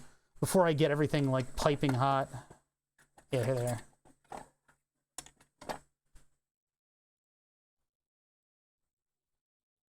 I get you. Yeah, good call. Yeah, thanks for the raid, lewnaticlive. Sorry, we're at the very end of a kind of a long project.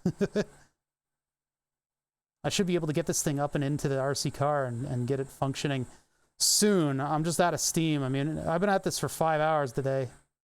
That did not put up a fight at all.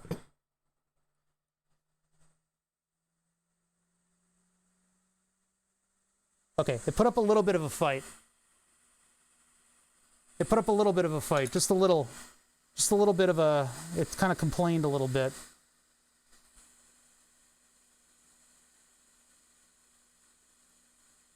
No, you do not, nope. Come back here. There you go. All right, I gotta clean off those pads, and we can investigate that chip. Sorry, the solder sucker is a little, or the hot air is a little loud post usage. It cools itself off.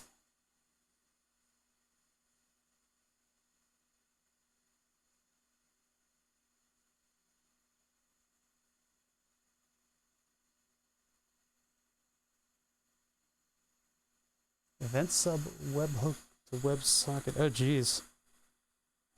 Automating that stuff. Ah! Okay.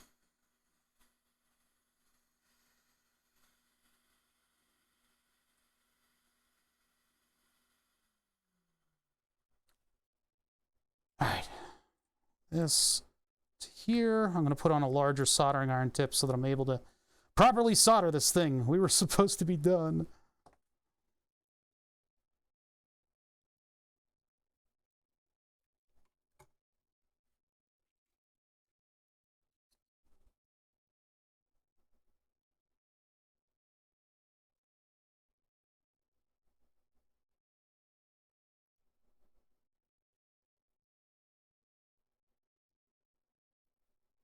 All right, take up that solder, pick up that can.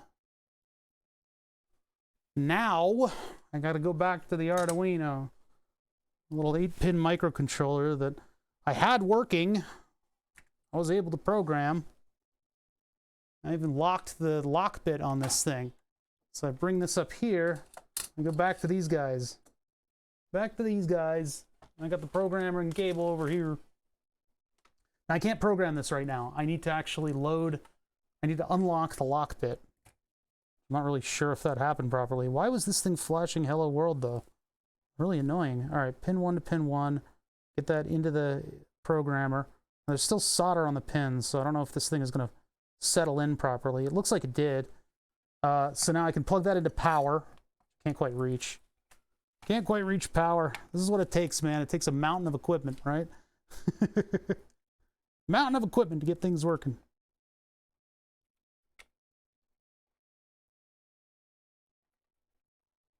I need to catch up on my Louis streams. Okay, so now we're unlocked. This just is a hardware way to set some of the settings bits of the ATtiny85. ATtiny85 doesn't have a lot of pins on it, so you need to be kind of like, you need to be efficient with the pins that you're using on the ATtiny85, which means that the reset pin is shared with a general purpose I/O. So in order to set that, what they do is they allow 12 volts into the microcontroller on that pin in order to lock or unlock that pin, and some other stuff that you can do with the microcontroller. So if you use that pin as a general I/O, you could also have it as a programming pin still, but it needs to function in 12 volts, which is, man, that can cause a lot of problems in a circuit. But, all right, so plug it in. Yeah, see this, why is that LED solid? Why is it like that? What's going on there? I don't really have a good way to test this unless I, no, I don't have my setup anymore. So, what the heck? So I guess maybe I need to do, I think I still need to do burn bootloader. I guess maybe the setup stuff that burn, you know what, that's what it is. So I've got it all set up, ATtiny8545, blah, blah, blah, no bootloader. But I still need, this is what I forgot to do. This is what I forgot to do. I forgot to burn bootloader. What that does is it does the setup flags for this thing, or whatever they're called. McD. Thank you for following. So now that that's done, I can program this. Oh, that's so annoying that I forgot that. So now I can upload my code. This is such a fun stream. Thank you, dude. I appreciate that. I've been doing this for a while. I try to keep it light and fun. Most of the time, it's just me yelling at chat, trying to get them to stop being intolerable. But we're actually able to get a lot done today. This is the sort of Tech Life More. Thank you for following. This is sort of the like the how do you say that? The nadir? It's like the intersection point of all of like parts and stuff and programming and et cetera, et cetera, et cetera. So yeah, AVR do done. And then it thanks me. And now I can take it out of this thing and lock it again. See, these specialized tools came about because we've done several projects with these ATtinys. I used them in the past because they're a very minimal microcontroller. They're a minimum mushroom man. They're a they're a minimal microcontroller that is very capable of running complicated code. And I've used them as LIN bus devices previously in order to communicate with actual car peripherals. And then we also turned car peripherals that didn't speak LIN bus into car peripherals that did using the ATtiny85. In the process of doing that, I blew up more ATtiny85s than I'm willing to admit. That was my check bit button. The bit is not set. Set the bit. So now pin 1 functions as a as an input programming whatever. Did you add the rangefinder to your bug assault? Dude, I forgot to show this off because the Louis raid caught me off guard. The only good bug is a dead bug. I still have more to do to this thing, but look at this. So this is a red dot site that turns off after an hour. Where's the dot? There it is. So you can keep both eyes open, but that has a 3-degree, it's a 3-degree downward turn on the front so that it'll match up with the actual trajectory of the bug assault, which is dog shit terrible. I cocked it just then. I need to fire it into the garbage bin. Hold on. Garbage is going to be very salty. But so I had been tweaking the parameters and trying to get this to print properly, but this is a 3-piece support. It doesn't need all the holes that it has. I'm not done yet, by the way. No, it's not cited inaccurately. It's a fucking bug assault. Who do you think you are? This thing has a laser on it too, but it's not a good laser. So I'll replace that with a better laser. And I'll use the green laser on it because it's funny. On more hanging stuff. This is a bad purchase right here. But yeah, anyway, shotguns are very accurate, actually. Shotguns are incredibly accurate. They're just a different thing. Yeah, don't base your knowledge of shotguns off of game stuff. But yeah, so this is, I have 3 rails to choose from on this thing, and I made sure to make it long enough that it didn't interfere or anything. That clamps to the front where the cocking lever went. It helps a little bit. The foregrip makes this so much more aggressive than it was. But yeah, so that's the hilarious thing that I've added to it so far. And then this thing up here is just a clamp. What I mean is it's sighted at all. Assuming that this thing starts in a neutral position, then right and left is probably sighted. The 3 degrees is apparently what other makers have put on the sights. I may want to lower the sight depending on how, well, if I lower the sight, it means all this shit's going to be in the way. But the stock is something that I'm still waiting on parts for. And I got something special for the stock. So I got 2 different ideas coming in the mail. But it'll have a different flashlight, and then it'll have the green laser that's sitting around on it. The radar that looks like the one from Alien. I don't know how I could do a motion tracker. Sighted to center of spread. I mean, look, what we've got is a bunch of salt coming out of the front of this thing and spreading out in a trajectory that only air could accomplish. So by the time you get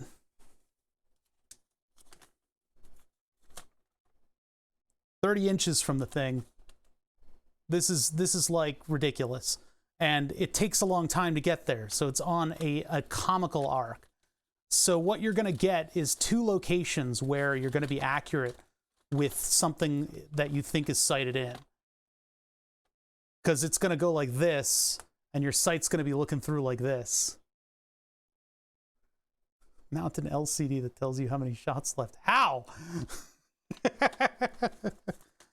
How do I know? I don't know how long that salt reservoir lasts. As long as it makes the same sound. Well, so yeah, anyway, that's the bug assault. It's coming along. I was doing a lot of work on that.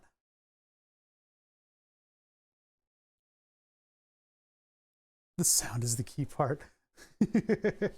I know that sound. All right, theoretically, this thing is programmed. I don't really have any way to prove it, but it's locked and loaded and ready to go. The problem that I had before was I think I didn't give it the bootloader. So we programmed the bootloader, we uploaded the code, we locked it. It should be ready to go. I forgot that the bootloader only sets the setup fuse bits, the setup fuse bits for the microcontroller, and that tells it what it is. So, a weight sensor. Why don't you work on that? How about you do that? Why don't you do the thing that's going to be like another 3 months of project?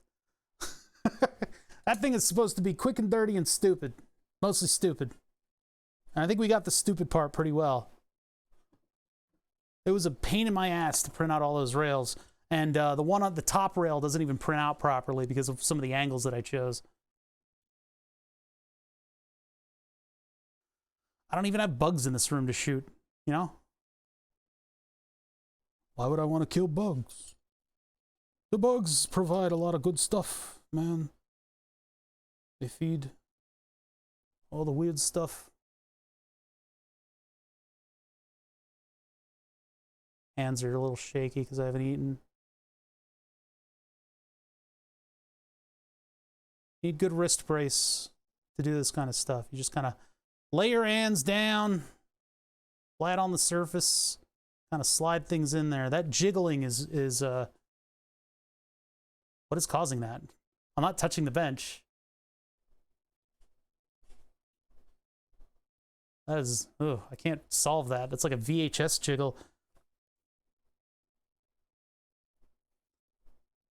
Yeah, it's too bad. It's too bad I waited so long to do the bug assault stuff. I should have done that like a year ago, because a friend of mine, when he moved to a place in Westchester, he had to go around the property with a bug assault. Of course, he did it with a bug assault just because it's fun, but he had to go around. There was like a little bit of a bug problem there by the creek, and he had to go around and like gun his way through all of the outdoor areas.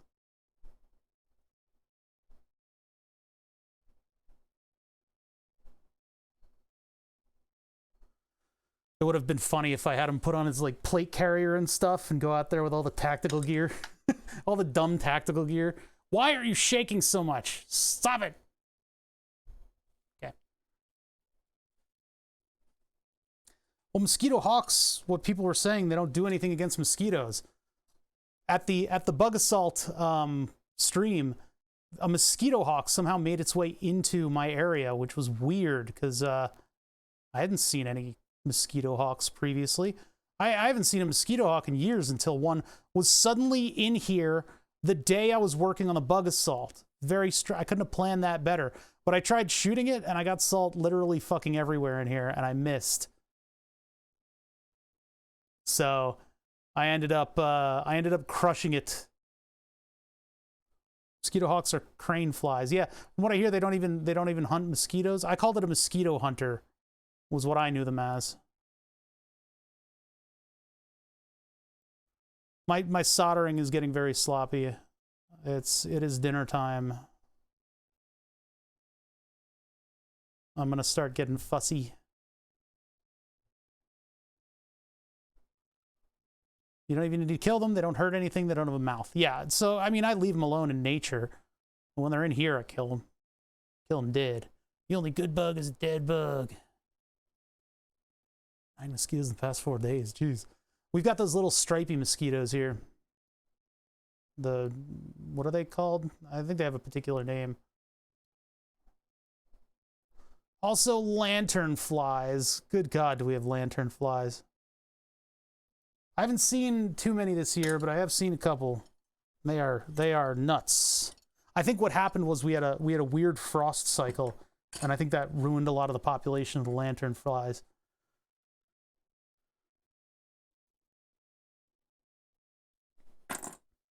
Asian tiger mosquito. Okay. I don't know if that's right or not. I'm not a botanist. I am no botanist. The one thing that concerns me is when I press this button, the LED is not lighting, which could just be the pin being held at a different state. Yeah, that could just be the pin being held at a different state. Let's try this. I'm not an entomologist for bots, okay? That's not what I am. I don't even know what the fuck a bug scientist is called right now, because I'm tired, chat. I get stuff wrong. Why do you gotta say it like that? You gotta be mean to me. All right, let's try this again. I have an old school fly shooter, the handgun that shoots a plastic squish web. The one I had was you pull the trigger and a fly swatter comes out of the front of it. There was also the bug launcher. We used to get those from the dollar store when I was a tyke, and those are hilarious. The dollar store / video store. The what you would do is you would load it up, and when you shoot it, it would catapult a rubber spider at you. Not at you, it's somebody else. I'm a bug guy. I don't have any problem with people not knowing the names. I want to teach people stuff. Totally, man. No, it's good to learn. I mean, lantern, yeah, not lantern flies. The we were always under the impression that those mosquito hawks, etc., that they actually like hunted down mosquitoes and you shouldn't mess with them.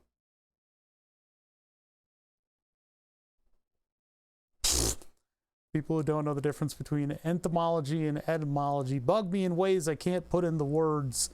That I think that joke was in the back of my head when I said the wrong thing. Okay, so we got thermals, which are a significant advantage over what people typically have. We have the camera. It's ready. It's focused. I've got a little bit of a clear area here. I can turn on the power like so. Boop. Dear God, we had a little bit of an acceleration event briefly. God, that white LED is just in your face, isn't it? I gotta work on that. Oh, the radio's off. Radio on. Reverse. Double brake. Reverse. Now, I think I need to power it off of the, Oh, no, you know what? Oh, yeah, here we go. Yeah, so the problem with that, what's happening there is, the fact that this thing is going forwards means a lot of stuff has to happen. So that's good. But what's going on is that it is rebooting often because it's not calibrated yet. But when it does start up briefly and then it reboots, that's because it's not connected to a good battery source. So what I can do, unplug that. This power supply doesn't like that sudden inrush in current. Where is my big test battery? I think it's down here. And then I'll need to run it through calibration, which I think I need to resolder those LEDs because they're not lighting up. The only one that's lighting up is the white LED, and it's like ridiculously in your face. I think I might need to put a different LED there. So this is a giant Tenergy 1S battery. How are we gonna do that? Bruh. I think maybe I need to solder pins to it. So where did those pins go? Did I toss them out? I think they're somewhere in the background here. Probably means I can put that diode back. No, I don't know where they went. So let's put just generic pins on this thing. Move that over there. Grab this bin. Just any header in a storm, right? You're coming with me. So I'm just going to solder these to the pins. Yeah, well, it's a test battery. You don't want it to run out. Ever. I guess I could leave these, huh? Yeah, it's 0.1 inch spaced. So yeah, I can just leave these on the things. All right, let's there's a little circuit board. Where'd that go? A little breadboard, so I have a little heat sink. Bring that back.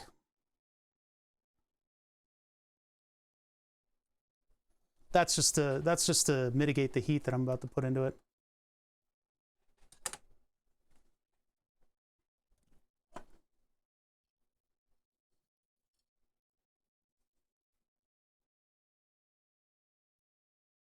I would like to unsubscribe from Bug Facts. All right, so let's get this over so that these are kind of naturally splayed out. They're too close to one another. I should put heat shrink on it, but I can't be asked. All right, one there, one next to it. There we go.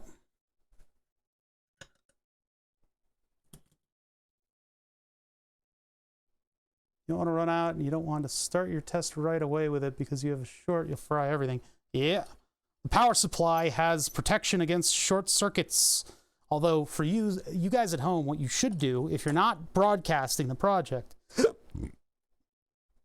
because broadcasting the project, I take some risks because it's funny if stuff goes wrong and there's fire.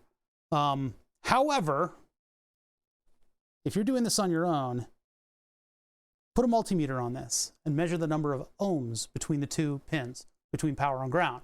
If you get a very low number on the order of decimal ohms or 1 or 2 or 3, something is very wrong and you need to investigate it. That'll save you from blowing up all your shit.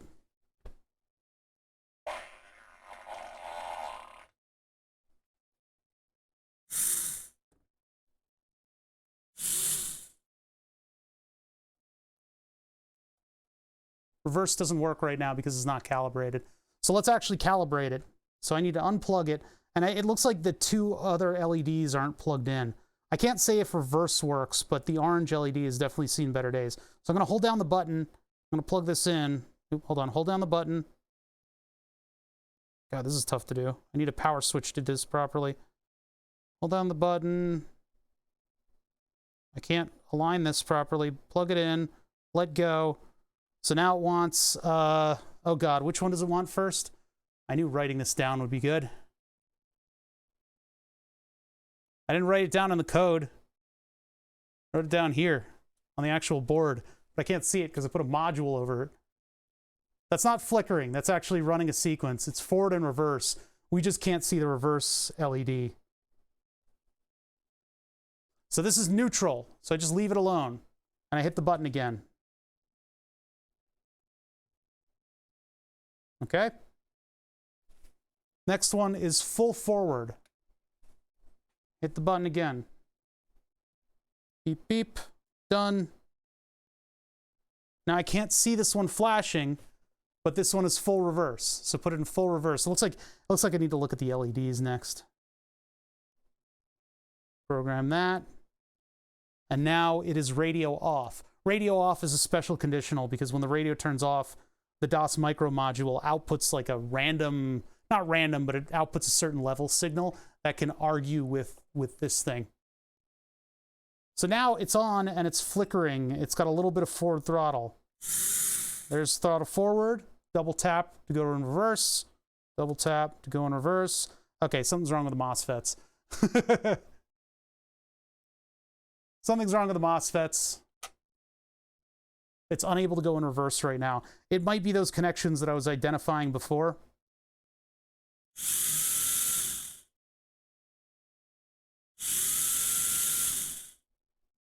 Wow, this thing does not have a lot of range in the throttle.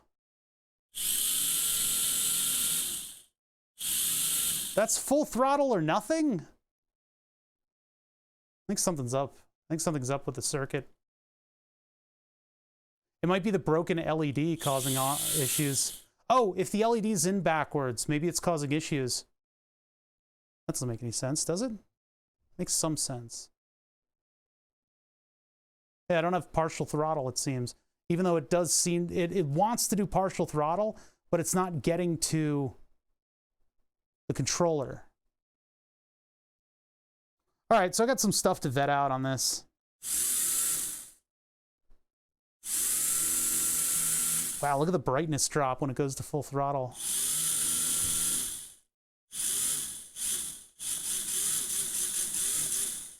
Yeah, all right, so we got stuff to do. Turn that off. Let's unhook power from this. All right, so that was day one with the circuit board. You get it together feverishly as fast as you can, and then you power it up. Some things work, some things don't. Certain aspects of it do, certain aspects of it don't. I would like to hook it up to a servo. I don't have the connector for the servo at the moment. I might be able to sacrifice it from something else and get that up and running. I'm not sure. So I'm going to work with this a little bit more. I don't know if I'm going to have time for it tomorrow. I might, probably off stream. I would like to make something that mounts these modules a little bit better than a piece of tape, because that looks like I put it together drunk. But other than that, moderate success. This is pretty much what you should be expecting when you build a circuit board, is there are a lot of problems to overcome. A lot of little things that you have to get over in order to get everything up and working. I'll probably make a harness with a switch on it. Or, well, actually, I'll probably attach a different motor to it. But yeah, I'll make a harness with a switch that I can actually use. And yeah, from here, I need to fix the LEDs. I need to figure out why partial throttle doesn't work at all. That's a weird one, huh? And reverse is just completely gone. And I think it's probably partially because I have partial throttle. I think maybe something with the LEDs is causing an issue. Maybe I blew up the LEDs, maybe I put them in backwards, and that's kind of preventing this thing from doing a PWM signal. That seems a little weird, right? I don't know. I'll figure it out. We got a lot of figuring out to do with this thing. I expected it to work right away, but yeah. Little things need prototyping too. Some solder pins and sockets to a switch so you can easily swap it out if not needed. Well, I mean, that's what the whole perforated prototyping board was. That's why that exists. And then I'm jumping from that to a circuit board directly because the parts that I have are very difficult to work with. But I mean, it should be acceptable at this point in the design process. It's just, yeah, it's just weird stuff, like weird partial throttle stuff affecting it, which is, that's a strange one. I'm gonna have to think about that one a little bit.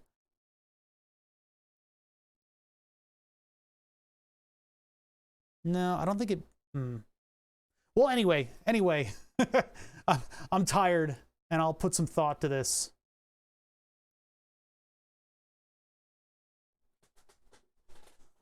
You can always use that board as a headlight. Yeah, I'm gonna have to swap out the white LED. That thing is too much. I don't know if the other LEDs would be that bright too. Well, I need to get the other LEDs working. I think the orange one would probably have also bust out the back of my skull with light, pure light power. Nates are pretty okay. Hey, thank you for following. And Tech Life More and all you people. Listen, from going forward, if WAE doesn't place on the board, then this board is, that's the wrong camera. That's a cool shot, but the wrong camera. The board is dead. Long live the board. I may need to go get a live edge board tomorrow. I didn't want to. I wanted to hold out for another week or two. But yeah, I got to push my plans forward on this thing. Now, those of you who are subbing in the interstitial space between streams, let's do it this way. Anybody who subs, minus gift subs, are going to go in a pool of names, and that pool of names will be randomly chosen. It'll be randomly ordered, and those will go into the new board. But you should know that this board is going to be the same size throughout its lifetime. So if you sub to the stream, you go up in a bubble letter font. If you gift a sub to the stream, you'll go up in a single line font. I think I can do that with one line of code, which will be pretty cool. We'll do a ceiling and a floor function on names that have properties. That'll be 4 lines of code. Well, whatever. Shut up. I need to learn Python again suddenly. The hard part about the board is going to be avoiding the live edge. We do that with an image. We do that by imagery. So we'll have to pull the board to locations, note those coordinates, and then make like a PNG image where it's not allowed to burn. I think that'll be pretty cool. So suddenly we've got a whole new thing to do. I was gonna make Tuesdays like basic Arduino days, and I've got a circuit board that I want to work on over here, and I want to finish the RC card, and I want to put my computer into the rack. I got a lot of stuff going on, and this of course was gonna pull the rug out from all those projects. But hey, we got something new to work on now. And we'll see if we focus on it or not. We'll see if it's a full focus project or if it'll get split up a little bit. I think it probably should get split up a little bit so we have a little bit of variance in what's going on the stream. But it's a must do of small tasks. Who's around? Jerema? Criken is doing another replay? Is he just always doing reruns now? More Darkest Dungeon. Ugh. Amogus? No. Skyrim? No. All right, nothing's going on, guys. I'm going to void you. Yeah, Criken's on vacation. He deserves one, man. Those guys are crazy. Yeah, I got food to eat over here.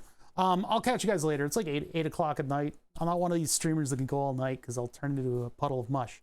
Maybe when we do gamings, I'll do a little bit more.